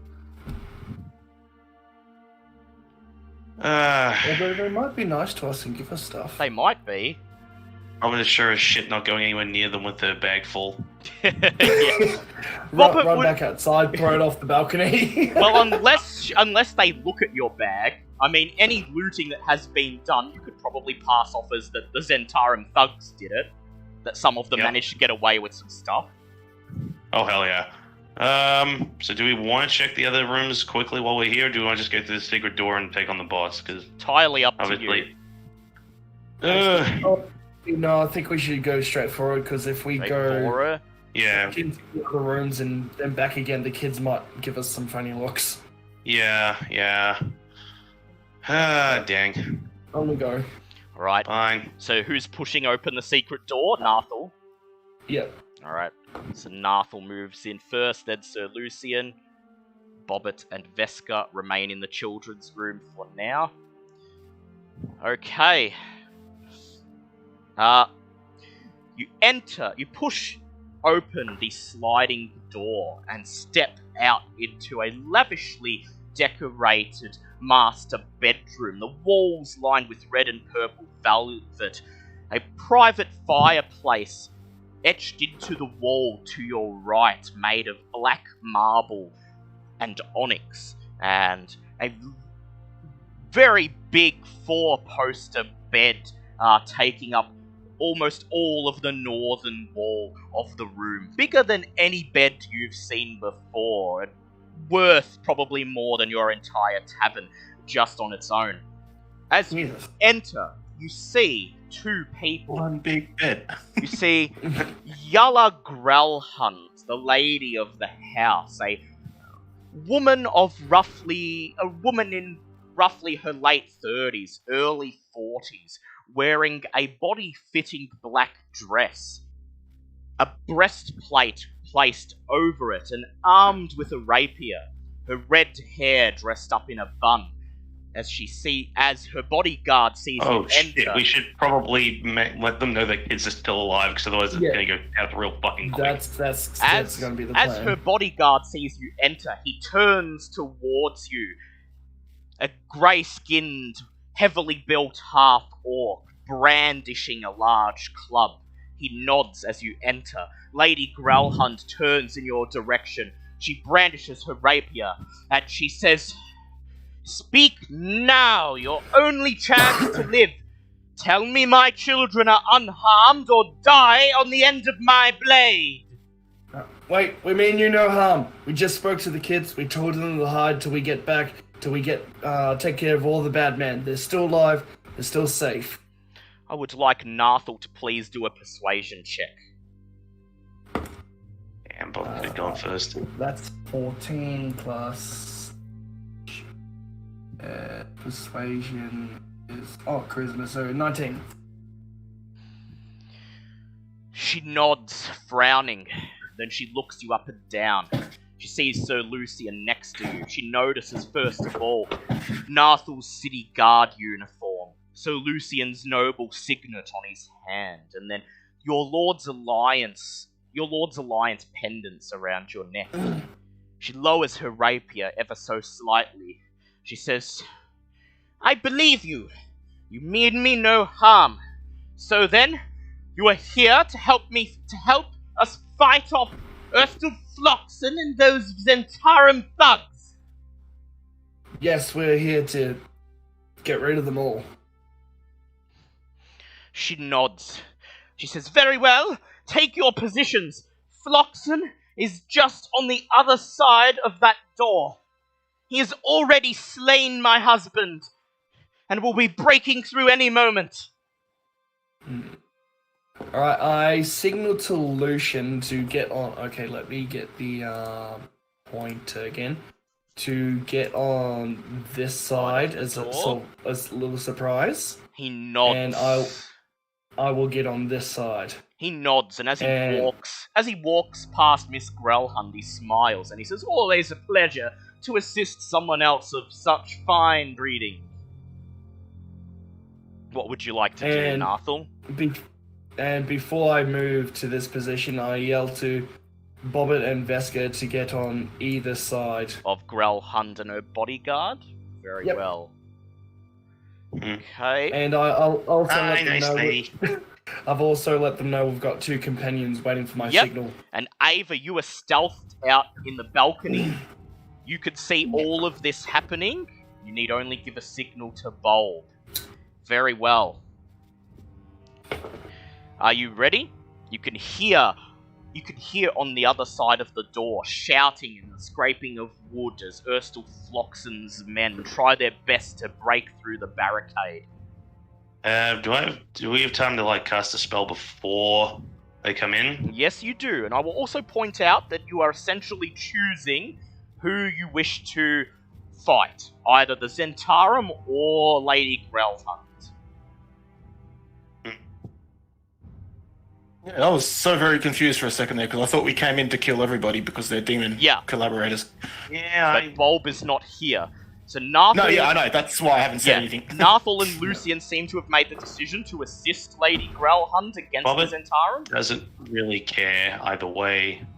And I am going off like Yeah, his the knowledge. still lawful thing because She is a children noble are woman. involved. She is a noble children woman, are and they involved. do have children, yes.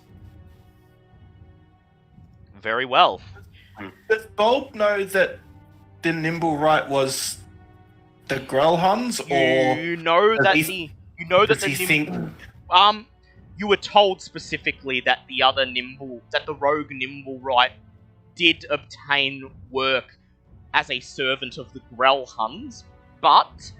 and you were also told downstairs that Lady Gralhund specifically sent her Nimble Right to throw the necklace of fireballs. Oh, so she's technically you should definitely keep her alive. If you're going to keep her alive, that's clearly just to arrest her at this point. Yeah. Because, yeah. You do have proof that she is responsible ultimately for the fireball incident in Troll Skull Alley. So while Bulb's downstairs, he's just thinking about how it's her fault that the kids died. Yep. Very well. Don't worry, I'm going to arrest her. Bulb doesn't know that. So Nar'thall and Sir Luce... Yep. She doesn't... So just out of character, I will explain everything to Bulb when you rock up. So... Yeah, but... Yeah, he's going to be confused at the moment, though. So, Nar'thall and Sir Lucian, you're going to ready action, so if anyone comes through the door, you attack them, is that right? Yep. Very well. And I think... So I was about to say, yeah, Bobbit, you can do that. I was about to say you ready a spell as well, same as Vesco. Yep, so what would you like to do your reaction as? Bobbit is going to cast Armor of Agathis on herself. Yep, so that's yours done. Okay. I would now like everyone to please roll for initiative. 14. 14 for... 18. Okay, 18 11. and 14. Okay. 10. Yep, Ava still can. 13, 14. What did Bulb get, sorry? 11. 11 for Bulb. What did Ava get? 10. 10. Okay, and Sir Lucian... Oh, Sir Lucian got 13. Okay. That works, because I've got my action already prepared. Alright. That works. Gonna get up all the enemies I need to get up. So first of all, we're going to have Yala Gralhund here. Let me see. Sorry, give me a moment, because I've got to get a lot of enemies up for this one. Oh dear God. Because this is going to be a fairly big fight. And who is the last person in? That's Hrabaz. Okay, finally it's Hrabaz. And some thugs. Okay. Because I had the monsters pre-arranged, assuming you'd go up the other way, so I just have to rearrange them before I send them into the room. Very well. Before we start, Yep. I'm going to send Dale a message on Messenger so it doesn't pop up on the screen. Yep. Can you tell me if this will work as my action? Sure, you may go ahead. Sorry. Okay, you hear the crash of wood as thugs burst through into the room. Thug number 1 first. Nar'thall, make an attack, please. That is a non-nat 20. That's a hit. Roll your damage. Oh, that's what I like to see. 6 and 6. 6 plus 6 is 12. 12. You strike him. No, so that's with my modifier. That is 17. Yep. You strike him as he enters the room. He stumbles and continues running into the center of the room. Thug number 2 breaks through the door, and Sir Lucian gets his chance to hit him. Unfortunately, he misses. Thug 2 runs into the room unharmed. Finally, Erstal Floxen stands into the room. Stands in front of the 4-post bed and bears his twin short swords, and you notice small green stains on the end of them, indicating that they are poisoned. Oh shit. Okay, Ava, you have... Yep, that's okay. You can do that, Bulb. Okay, cool. Okay, Thank you. Ava, you get a surprise round.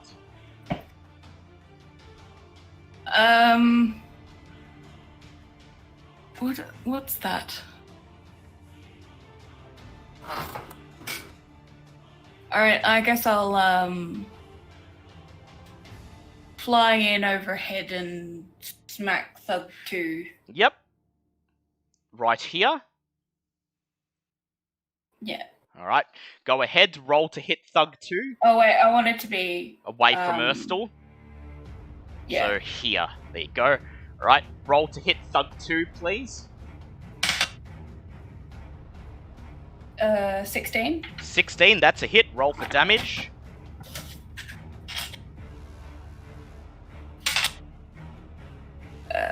That is 7.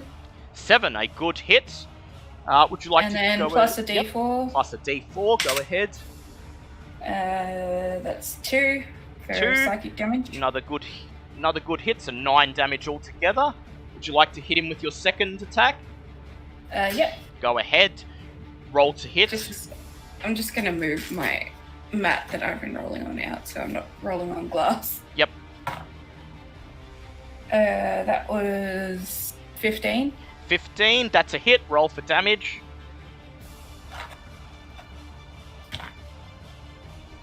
That is 8. 8. Okay, so, yep, so 14 damage altogether, a good hit. You still have movement left. Would you like to move anywhere? No. Alright, Okay. you stay there. Very well. Okay, Nar'thall, you are up. Try to finish off Thug number 1. Thug number 1, okay. So you're going to move up to Thug number 1. Go ahead, roll to hit him. That is a 17. No, yeah, 17. 17. Okay. That's a hit. Roll for damage. Oh, excellent.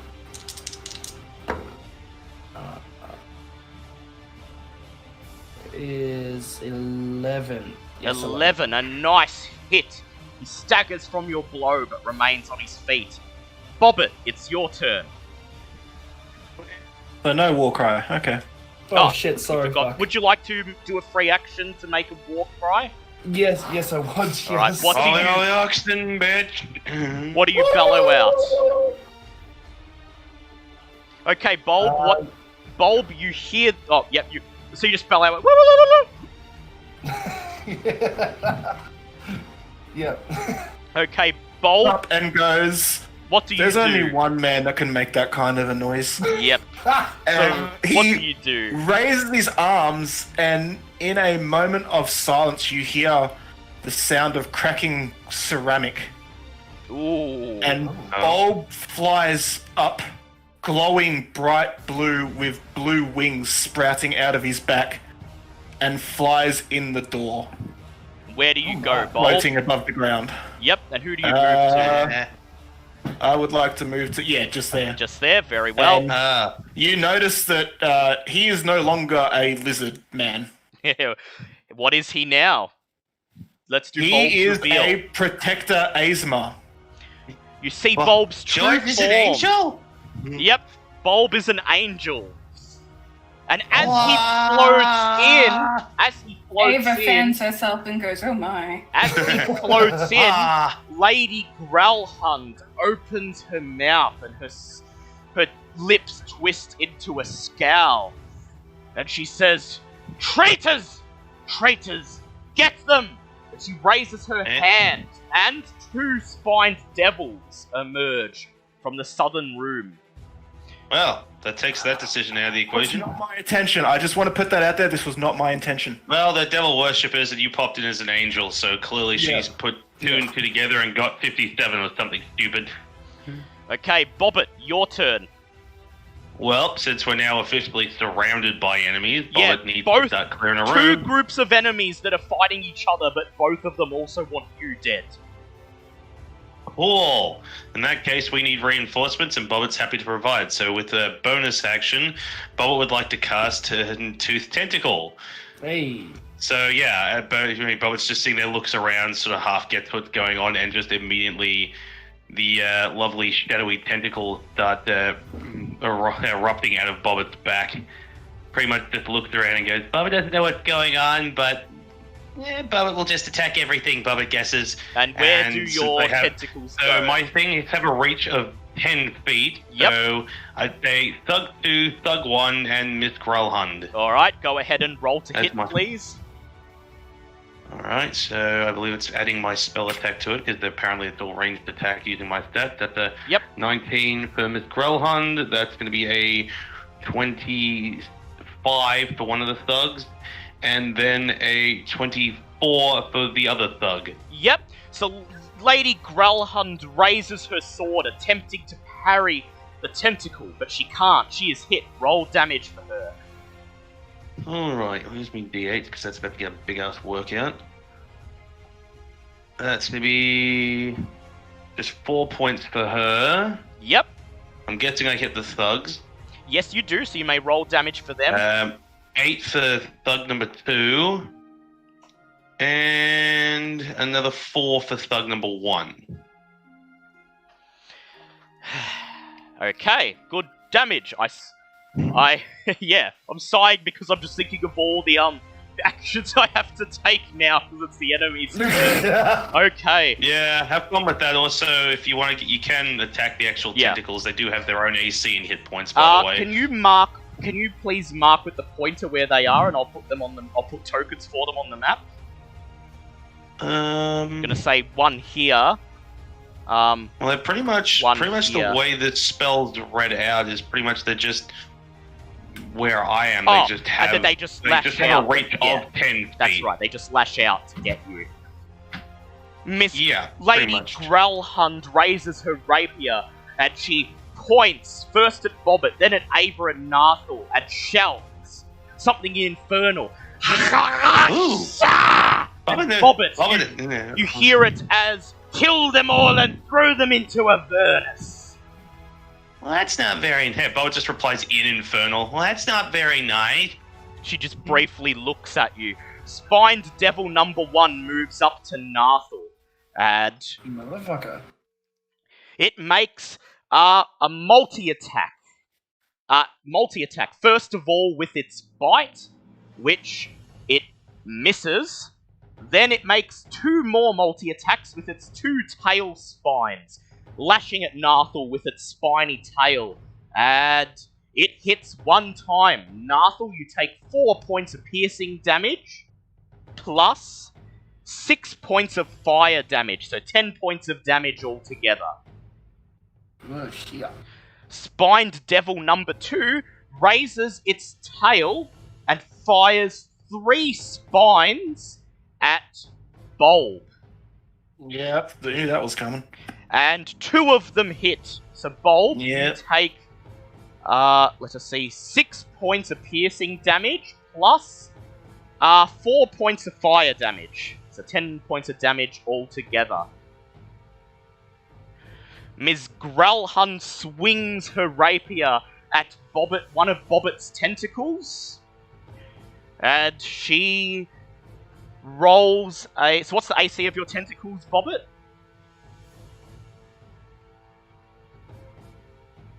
Oh, is M2 muted?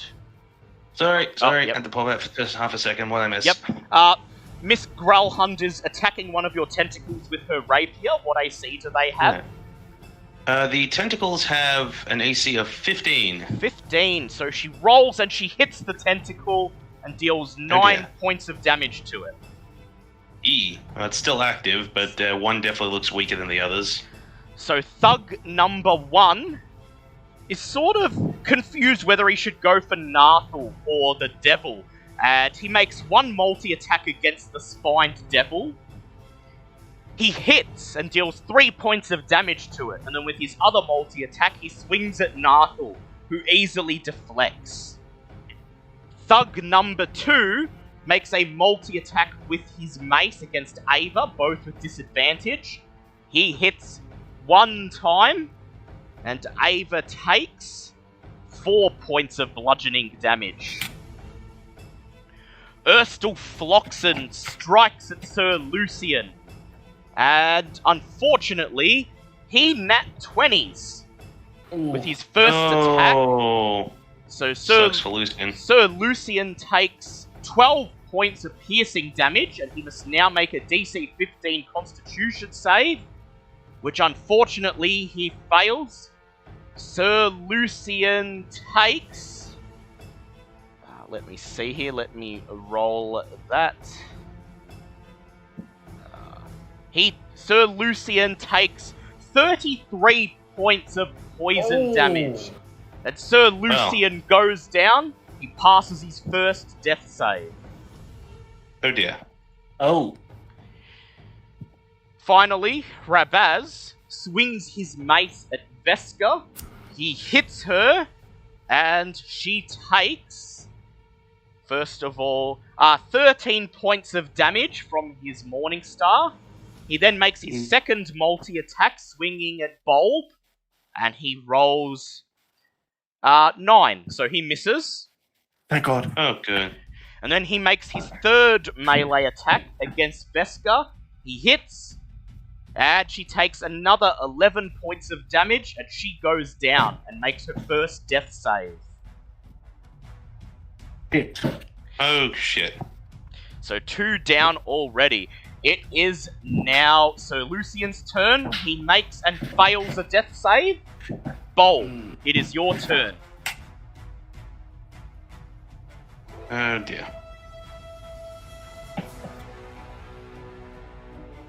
Shit. I had a plan.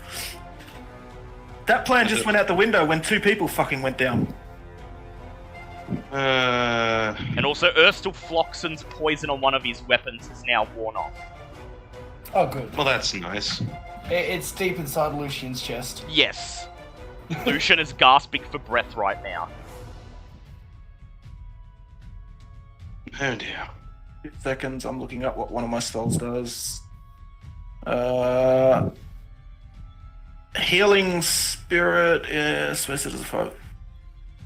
That looks so fair. Your choice until the spell ends. See you in range.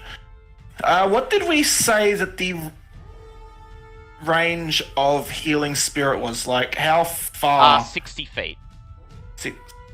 So it gives a 60-foot radius of healing. So basically, it will fill this whole room, yes. Cool. So that's your last level 2 spell slot. I haven't done it yet. Did we work out whether Miss What's-Her-Face actually has devil blood? Like, you don't know, but she can speak Infernal. no, but the book, did it say that she has traits? Actually, I'd like you to roll an insight check, please, to try to remember. Oh, Bobbit, you were taking notes. Because I did actually state. She did. No, you did say. Say that. Well, there you go. See, Gralhund. Bobbit remembered. So yes, I do remember it. Yes. I do remember it. She was born with a tail, apparently. Yeah. So here's the thing. I can moonbeam her, and because she has demon blood, I think that'll do double damage. So is it demon or devil? She has devil blood. Yeah, there's a difference. But both of them count as fiends. So they're both fiends. Yeah, so but devils and demons are different things. Yeah, so fiends are both weak to radiant damage, aren't they? Yes. Yeah, Yep. So I could do 4d10 damage, or I can cast Healing Word. It's entirely And up to get- what you think the party needs. What do the moonbeam? I'm gonna cast Healing Spirit and fucking heal my fucking teammates. Okay, so roll. And remember remember how you kept laughing at me when I was being a cleric and not being able to do shit? Welcome to my world, buddy. Anything awesome you might have is now being out the window because everyone needs healed. Please describe how your spirit appears, and then roll 1 dice, and everyone will recover that much health.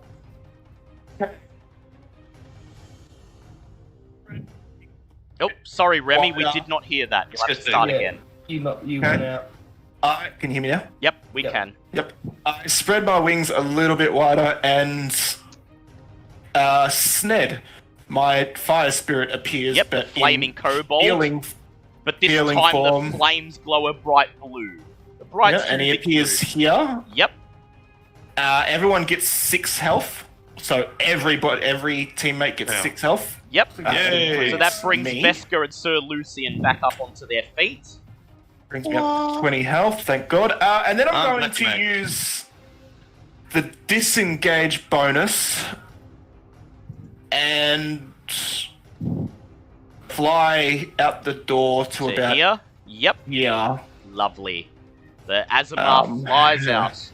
And yeah, for everyone watching, go in and I you go now out. know why Bulb has a picture of an Azamar as his character token. I didn't even know that was in it. Yeah. I didn't even know that was. So it is now Veska's turn. She uses her bonus action to disengage. She stands in front of the fireplace and then casts Magic Missile, sending one Hey. missile at Miss Gralhund and one each at each of the devils.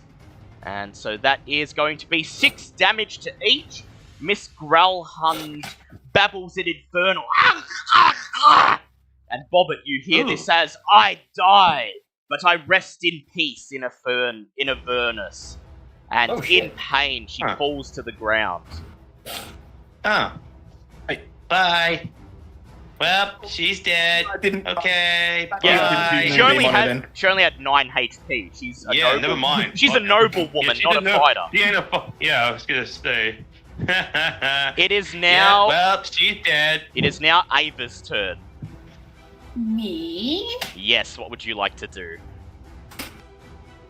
I guess I'll smack this thug that's still in my way. Yep. Go ahead. Roll to hit him. That was a nat 20. Nat 20. Okay, that is. Yep. Go ahead. Quick question. I was gonna. Sorry, I hate to interrupt. I really do. But did she summon the Spine Devils in, or did they just? You Were don't. they just up here? You don't know. Okay, Ah, they didn't dang. disappear then. She No, didn't they are summon them. still in. I was gonna That say. indicates. Shit. That indicates that these devils are here of their own will. Okay. My apologies. Carry on. Yep. While it's everyone else's turn, I will be right back. Yep. So Ava, that's double damage on your weapon damage. Everything else is normal. Yeah, I got 6 plus 4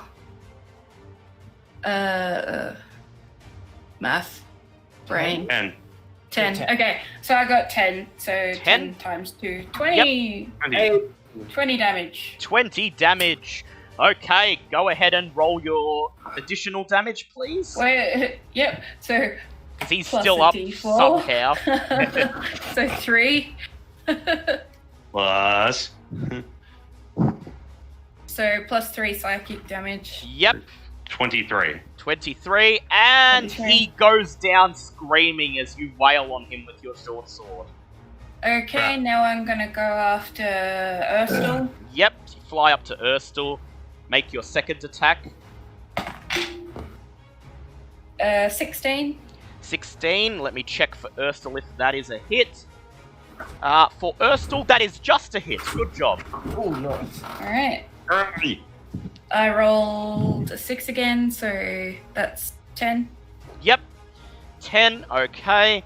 10 points of damage, not bad. Urstel swears at you in thieves' cant. Cannot understand what he says. Do I understand that? No. No, you It's one don't. of the very few But languages I It's don't gonna be a understand. room.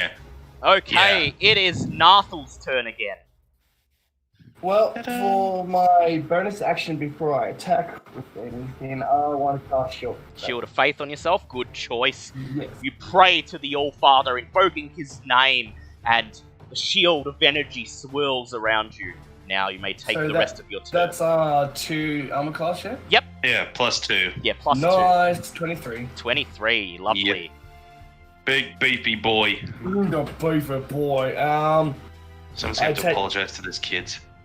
Oh yeah. Yep. Yeah. I'm gonna have Go to to put an them in orphanage. charge of the state. Yeah, I'm Yeah, gonna have to put that's them it. in charge of the state. Yeah, they're going to be wards of the state now. Yep, dibs not in on telling him.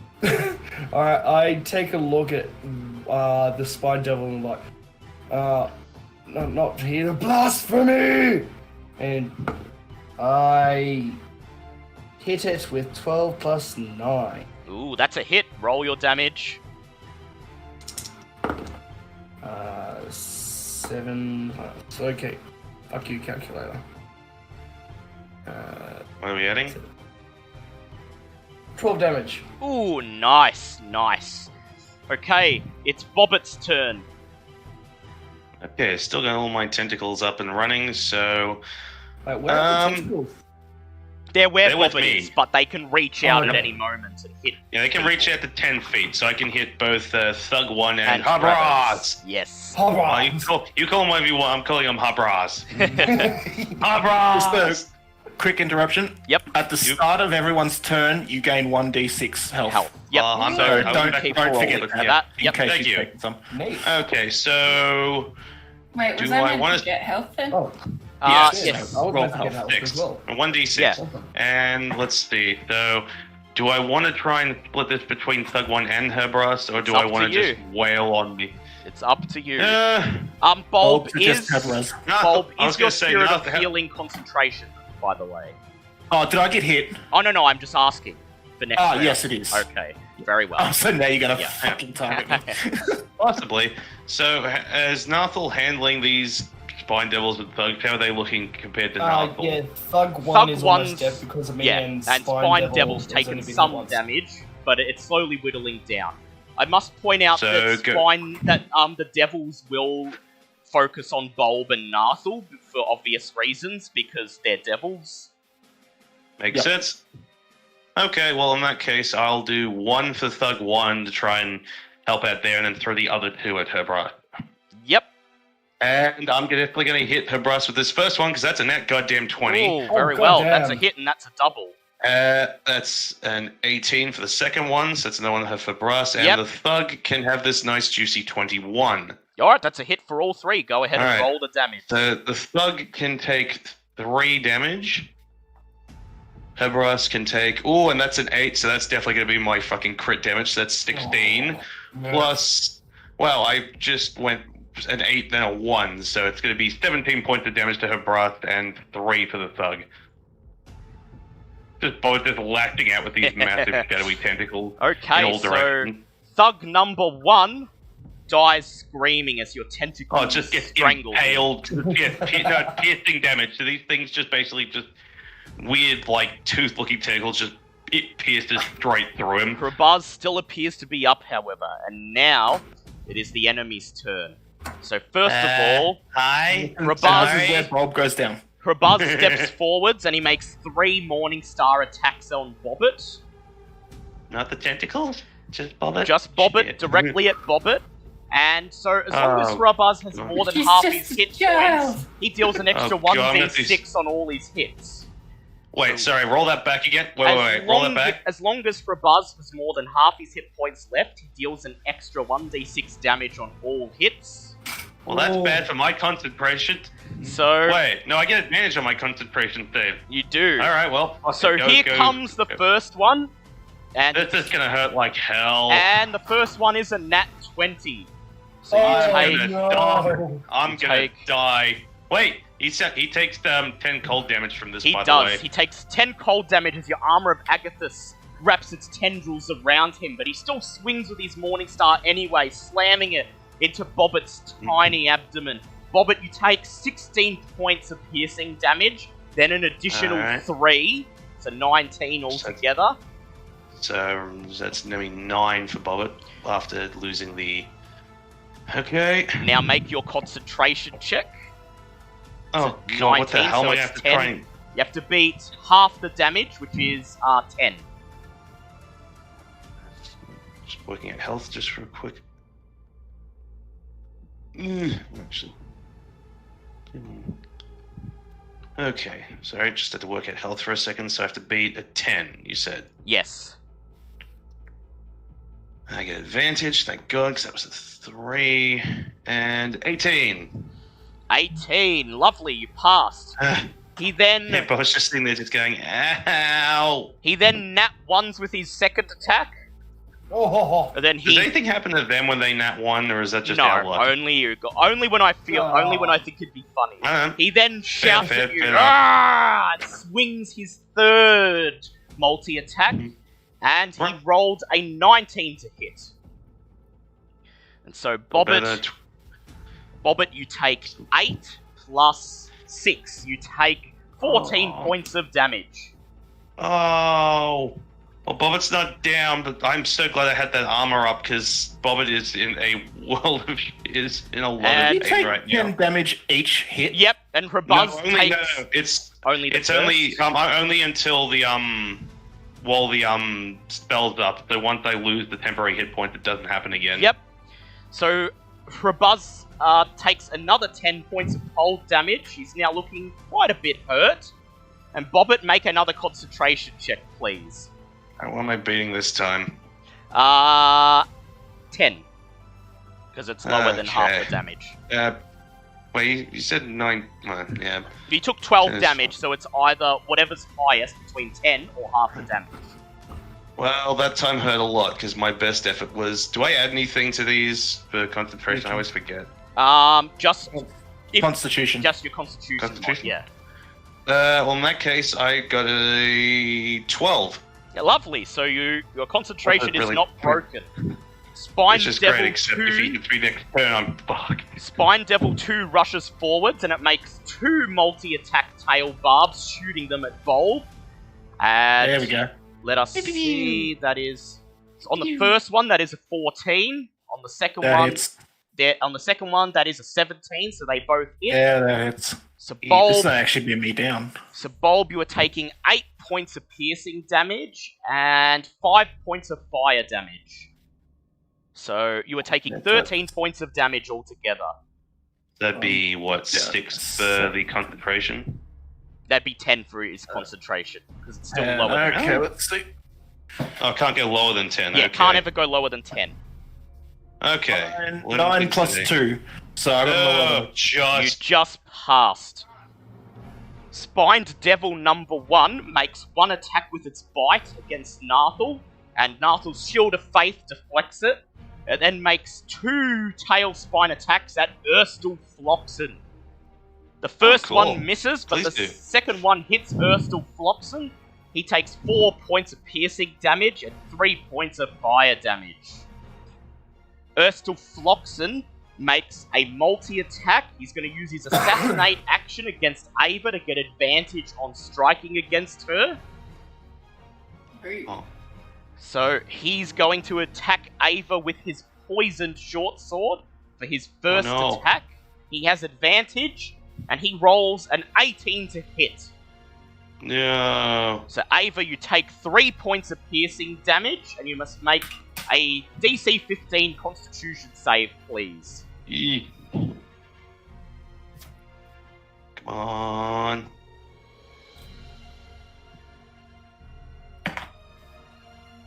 No. Oh, I that's got a happy 9. 10. 9. Oh. Okay, you take 24 poison damage. Oh my god. I'm still going. Really? Then, Yeah. the enemy's Wow. turn is not over, because Oh, a spy God. comes in! And the spy Oh. moves past Sir Lucian, gets an attack of opportunity. Sir Lucian misses. Spy moves up to Nar'thall, and he makes an attack with advantage. He nat God. 20s. Oh, fuck you. Again? So Wow. Nar'thall is taking 16 points of short sword damage, plus an additional 4 sneak attacks. So Nar'thall is taking 20 points of damage altogether. I am down to 6. You are down to 6. Very well. It is now Sir Lucian's turn. He swings at Erstal Floxen. He nat 20s. Before we get any further, were you supposed to take healing on at the start of our turn? At the start or... of the next... Yeah. At the start of your As- next turn. As soon as you Yeah. start your turn within the Yeah. field, you take 1d6 healing. Yes. Okay. Sir Lucian nat 20s on Erstal Floxen. He Hey. Yeah. deals 15 points of damage with his longsword, and then he uses his second superiority dice to use a goading attack attempting to goad Urstelfloxen into only attacking him. Unfortunately, Urstelfloxen passes the wisdom save. It is Veska's turn. She fires a ray of frost at Spine Devil number 2. She misses. Okay, it is Bulb's turn. Am I still within the range? You're still within the range, so you gain 1d6 HP. Well, I rolled a 3, so I'm up to 10 health. I'll take that. Okay, now I have my full turn. What do I have? Fuck, all the enemies. Who is really, really hurt? Yeah, Who wants to call out numbers here? Ava's very hurt. Buzz looks like he's nearly ready to go down. Oh, no, out of teammates. Out of the teammates, Ava and Sir Lucian are both quite low. And Nar'thall. What about me? Yeah. And Bobbit! I'm Yeah, on okay. Everyone Sir is low. Lucian. Sir Lucian, what number is he at? Sir Lucian is at 7 health right now. Eva. I'm at 8. Bobbit. 8. Nar'thall. 6. Veska. 9. Oh my god. We are doing poorly. Bulb is going to cast Healing Word as a bonus action at Nar'thall. Yep. So roll for Nar'thall. Thank you. Which is, I just gotta remember, is it? Plus my spellcasting modifier, so that's 5 health. It's not much, but it will help. It's something, thank you. Yeah, you've got 2 people on you, so... And then I'm going to cast Fairy Fire. Just look it up. Fairy Fire... Each object in a 20-foot cube within range is outlined in blue, green, or violet light, your choice. Any creature in that area when the spell is cast is also outlined in light if it fails a dexterity saving throw. For the duration, objects and affected creatures shed dim light in a 10-foot radius. Any attack roll against an affected creature or object has advantage if the attacker can see it. So your spirit of healing is now dispelled because you've cast Fairy Fire. Shit, it is a which concentration. Is a concentration. Fuck. Well, shit. No, do I cast it or not? It's up to you. Fuck, the healing might be more fucking useful. No,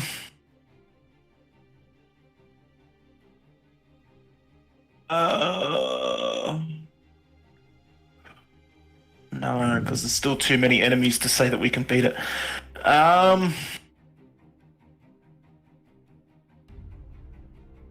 Fuck.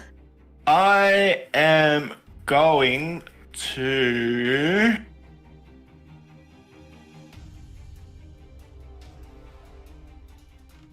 walk forward and hit Krabaz. Yep. With my staff, which I've been holding the whole time, as it is my focus to cast. Are you gonna? I'm going to fly forward. Sorry. Are you going to produce flame on it, or just hit it normally? Hit him normally. Can I? Even though I've used my bonus action, can I produce flame and hit him? Yes, you can.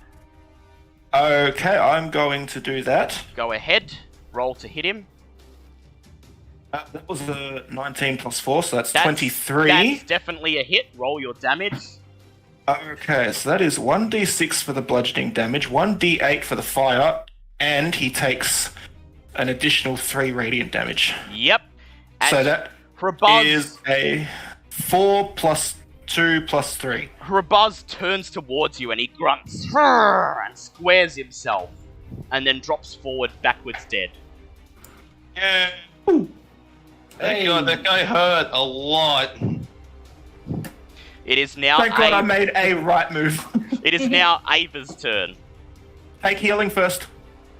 Yep. Wait, All right. Take 1d6. Yes, I didn't cast Fairy Fire. Didn't cast Fairy Fire. Oh, I get a whole 2 points.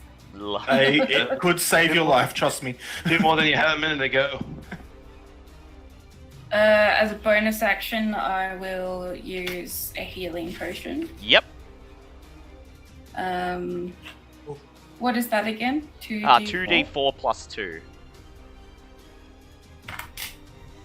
That was a 4 and a 1, so 7. So I'm back up to 17.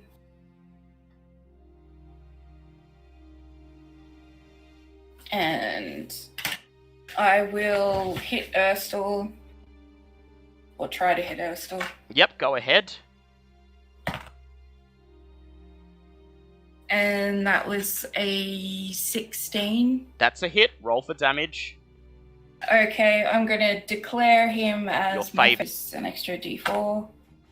And that was a 4. Yep. He's still up. Okay. Would you like to go for your next attack? Yep.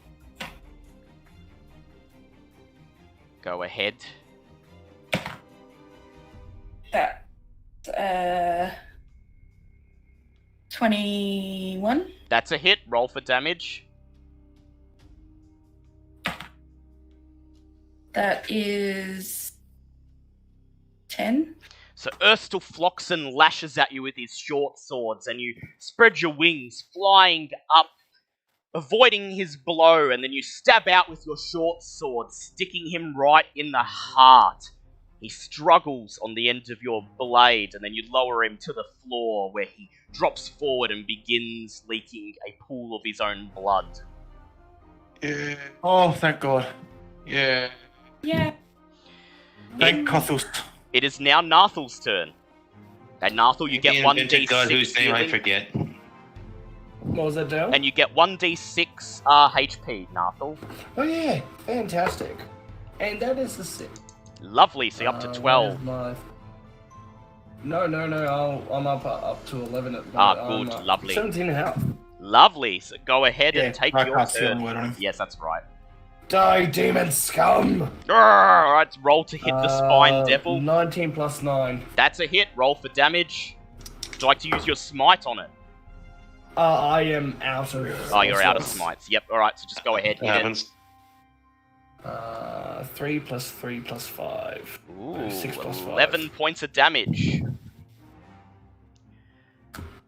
And you step forward and smash the tip of your blade into the spined devil. It writhes and then dies.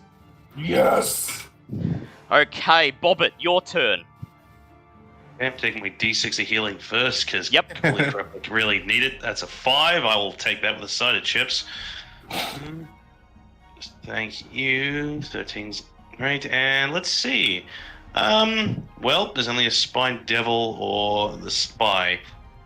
Bobbit thinks that Nar'thall can handle the spy with everyone else around him, so Bobbit's gonna go and help. Yeah, Bobbit's gonna say Bobbit's gonna go and rush over to help Veska. Just make sure Bobbit stays outside of 10 feet. Lovely. So that's- Okay. I will move. Yeah. Yep. Yep, there. move Bobbit there. Yep, go ahead and Yep. attack the And spine Bobbit's devil. gonna just all three are gonna go straight for the spine devil. Yep. Let's see here. We have 12,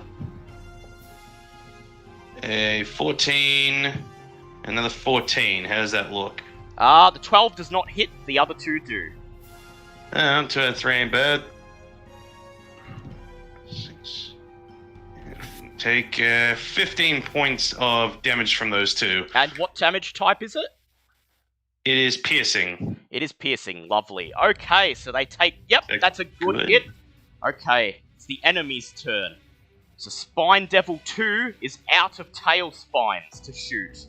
So, he's going to make 2 multi-attacks with his claws against Veska. He nat 20s on one and hits with the other. Veska takes 23 points of damage, goes down, makes her first death save. And then, with his third multi-attack, he lashes out with his tail spine that he's not shooting, which has a reach of 10 feet to Bobbit, and he Bastard. rolls a 7. So Bobbit, you are Whew. safe. Bobbit's just, the tentacles just come in and just block the shot. Bobbit's just staring angrily at the spine devil. The spy makes 2 short sword attacks against Nar'thall, who deftly parries them both. Okay, it is Sir Lucian's turn. He steps forwards, rolls to hit the spy. He hits him and deals 9 points of damage. Hey. It is now Veska's turn. She fails her next death save. Bulb, it is your He turn. gets healing. She gets Yep, healing. she does. She gets She's back healing. up Yeah, on her gets the feet. D6, then she's back Yeah, so up. she's back up on her feet. That is paying Okay. dividends, And she man. still gets her turn. She casts Thunder Wave on Spine Devil 2 using her last spell slot. The Spine Devil does that fails. hit? Wait, does that hit me? No. I was gonna say, is she aiming at... Yes, Oh. it does, Bobbit, unfortunately. So Bobbit, make a dex save, as will the Spine Oh, I'm Devil. within 15 feet as well. Yeah, so she's going to hit both of you. Oh, son of a I'm bitch. guessing. Does this sound familiar? That's a nat 20. Bob here. Basically, the tentacles What's come up that? and just block the spell. Yep. It's a dex. Yeah, This basically, It's yeah. a 9. The Spine Devil fails. Both the Spine Devil and Bulb take 10 points of thunder damage. Bobbit takes 5. Ooh. It is Bulb goes Oh, down there and no one else goes gets my healing. Bulb Oh, goes there goes Bobbit's down. The heals. spirit of healing dissipates. Make your first death save, Bulb. Is the Spine Devil dead? That's a 12, thank The God. Spine Ooh, Devil thank goodness. is still up with only a fraction of its HP left. It is Ava's turn. Okay. I guess I'll go. Actually, I'll use one of these funky new arrows. Walloping? What? The walloping arrows? Yeah, to Yeah, shoot that shoot the- spiny devil. Alright, go Sorry, I ahead. just wanted an excuse to say walloping. Is there a walloping arrow? Alright, 18 plus 6. That's a hit. Roll damage. What am I rolling? So roll your normal bow damage. It's just that the Spine Yeah. Devil then has to make a save or be knocked prone. Okay, where's my D8? There it is. I got a 7 plus 4. 11. That's and then, That's yep. Plus 4. That's a good hit. The Spine Devil goes. and then Yep. sorry. I was going to say the Spine Devil goes to make his save. He fails, and with only 1 HP left, he falls Oh, okay. prone. Okay, well, I've still got a D4 of psychic damage, so. Oh god, so it's well. basically just knocked prone and then dies. Yep, So, knocked prone. that was 4. Yep, that Yep, Spine bye-bye. Devil goes down. Nar'thal's turn. You have 11 walloping Wallop. arrows left. Hello, Yeah, that's Mr. fine, Spy, you son of a fucking bitch. Wait, do I only get a second attack if I'm using my Yeah, swords? Only if you're using Okay. your Yeah. swords. Thought so. Yup. So Nar'thal, go ahead and attack the spy. That is a 15. That is a hit Oh, on the sorry. spy. Roll for damage. Make him good. 13. Tell me how you would like to kill the spy. Okay. While he's doing that, I will be right back. Yep. This was perfect fucking timing, damn it. I am going to do what I planned to do with the rat person until I was stopped by Okay, get on with it. fungus. Yeah, get on with it. Throw down my axe. I've had enough of this fucking shit. I grab him, lift him up in the air, 5 feet off the air, grabbing both arms and just rip the arms out of the sockets. Blah! He screams in pain as he quickly bleeds out and dies from blood loss. That is the end of combat. And Oh, like there are spare no the more dying enemies on in the Bulb. dungeon. Yep, you may cast Spare Cool. of Dying on Bulb. We'll just quickly run over the tentacles dissipate. Bob pats Bob on the head to cast Spare the Dying, and then goes, Nar'thal's telling the kids Bob is going to look for stuff. And just runs off, just hearing the tinkling of, sort of like half runs, or sort of like more like limping at this point, considering how much health she has left. So Just combat like the is tinkling of over. silverware. Combat is over. And so here is what you find now that there are no more enemies. First of all, on Ursel Flaxen's corpse, you find a pouch of 60 gold coins and a vial of assassin's blood poison. I'm just kind of putting. I guess that's what. So how much is that per person gold wise? I believe it would be like 20 per person. Yeah. I think- 20 yeah. per Yep. person, plus Assassin's Blood And poison. I would probably give that to Ava. Yep. So, You meant poison. would you like the poison? This is Assassin's Blood poison, and it deals 1d12 damage. Thank you. Yep. Bob's just going through things, just passes money out, passes the poison to Ava. One of the Alright, what's in the rooms. rest of the house? So this room here was a servant's quarters. It contained nothing of note. This Makes sense. room Next. was an upstairs study, and it is here that you find the badly mutilated corpse of Lord Gralhund. Ooh. Yeah. This room. What's he got? This room contains one magical item, so I will ask Bobbit to roll a d20, please. Oh, Lord. What do I get with a 5, good sir? A 5 is a small amulet that appears to be made out of mechanical cogs. Oh. You may make an arc. You may use your identify ritual, because you've got more than 10 minutes now. You identify it as a clockwork amulet. Do tell. So I will tell you what the clockwork amulet does. It is a common magical item, does not require attunement. This copper amulet contains tiny interlocking gears and is powered by magic from Mechanus, a plane of clockwork predictability. A creature that puts an ear to the amulet can hear faint ticking and whirring noises coming from within.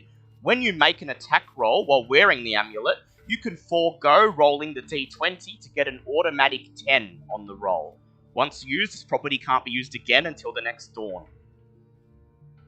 Now, while Bobbit, when you say an attack roll, we're talking like melee attack? Spell attacks too.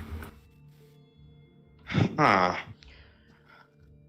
So Um, either you can Helps keep back, by the that way. for yourself, or you can give it to Sir Lucian to try and curb his nat ones. That's probably for the best, because I already have the Dark Shard amulet, so I don't really... Need another one. As much as Bobbit likes the clockwork stuff, she might forego this one just for now. Just as she comes back through the room, past the hallway, just throws it at Sir Lucian as she runs past. You kind of timidly hand it to him. Yeah, just Yeah. thump. Present! Throw! Keeps running. He takes it and he looks at it. He says, "Well, if you're trying to apologize for the mess you made of my booth, this will Bobbit. this will help." And then he puts it You around just his hear a neck. faint- You just hear a faint yell going, Bobbit's not sorry. And finally, What's it? this last room. So this is a large What ballroom. about in here? This is a large ballroom. There doesn't appear to be anything of note in here. It's just where the spy was hiding. The room that Nar'thall is in is a big empty room just off the master bedroom, but there is a large pentagram painted in a faded red substance in the middle of the Ooh. floor. This is presumably where the communications of the devils were made. Ooh. Finally, What do?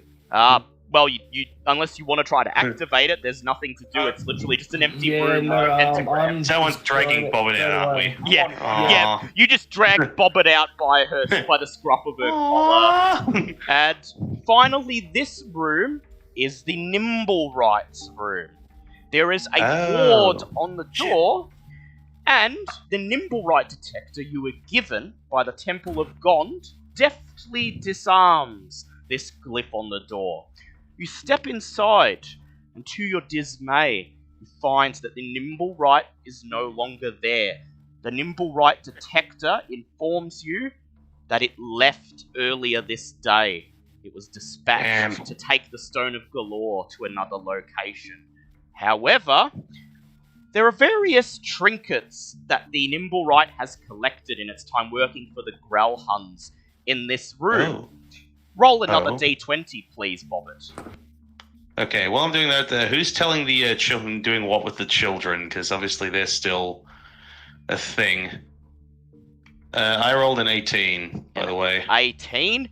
So that will be a vaguely glowing blue sickle-shaped sword.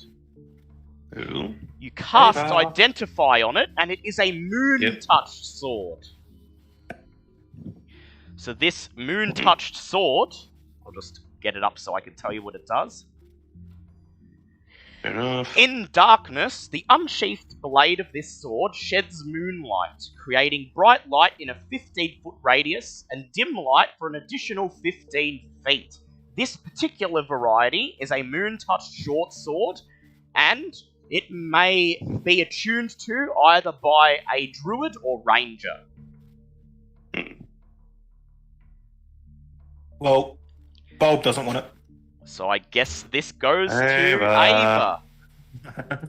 Upgrades, So people. Ava, you have a magical short sword that creates bright light in a 15-foot radius and dim light for an additional 15 feet. If you choose for it to. Sorry. Yep, sorry. Nar'thall, what would you like to say? Has the half orc bodyguard got anything on it? Just some standard armor and weapons. Okay. So, Bulb would like to take this moment to just say that the reason he looked like a lizard man was because he had a porcelain mask of disguise, which was a homebrew item that only makes your appearance change. So Yes, it gave me not no your bonuses or species. anything. It just made me look like a lizard man. Can Bobbit have a turn? It broke my radiant shortly energy. after you are done, Does Bobbit have I'll a get pieces? to the children in a moment. Shortly after you are done looting the house, you hear a commotion and voices coming from the courtyard, and you have a look and you see a city guard sergeant and 7 veterans following him. They see you standing out on the balcony and they call up, "Some of the neighbours reported rather disconcerting sounds coming from the manor. But, given that you were there, we presume you were the victors in the fight." Yes, you could say that.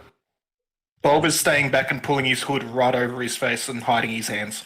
The city guard quickly secure the house. You do not even have a chance to speak to the children, but you do inform the guard members that they are there.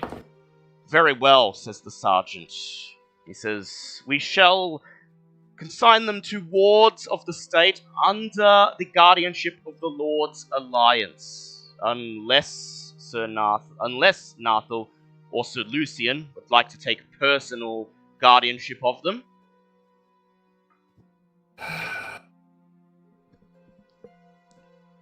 How big is our bar?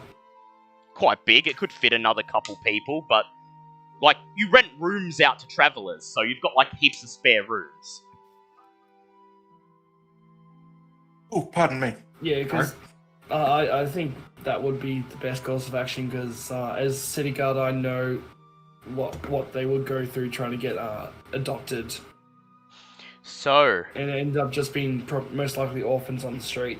you're gonna We're allowed. You have Bobbit.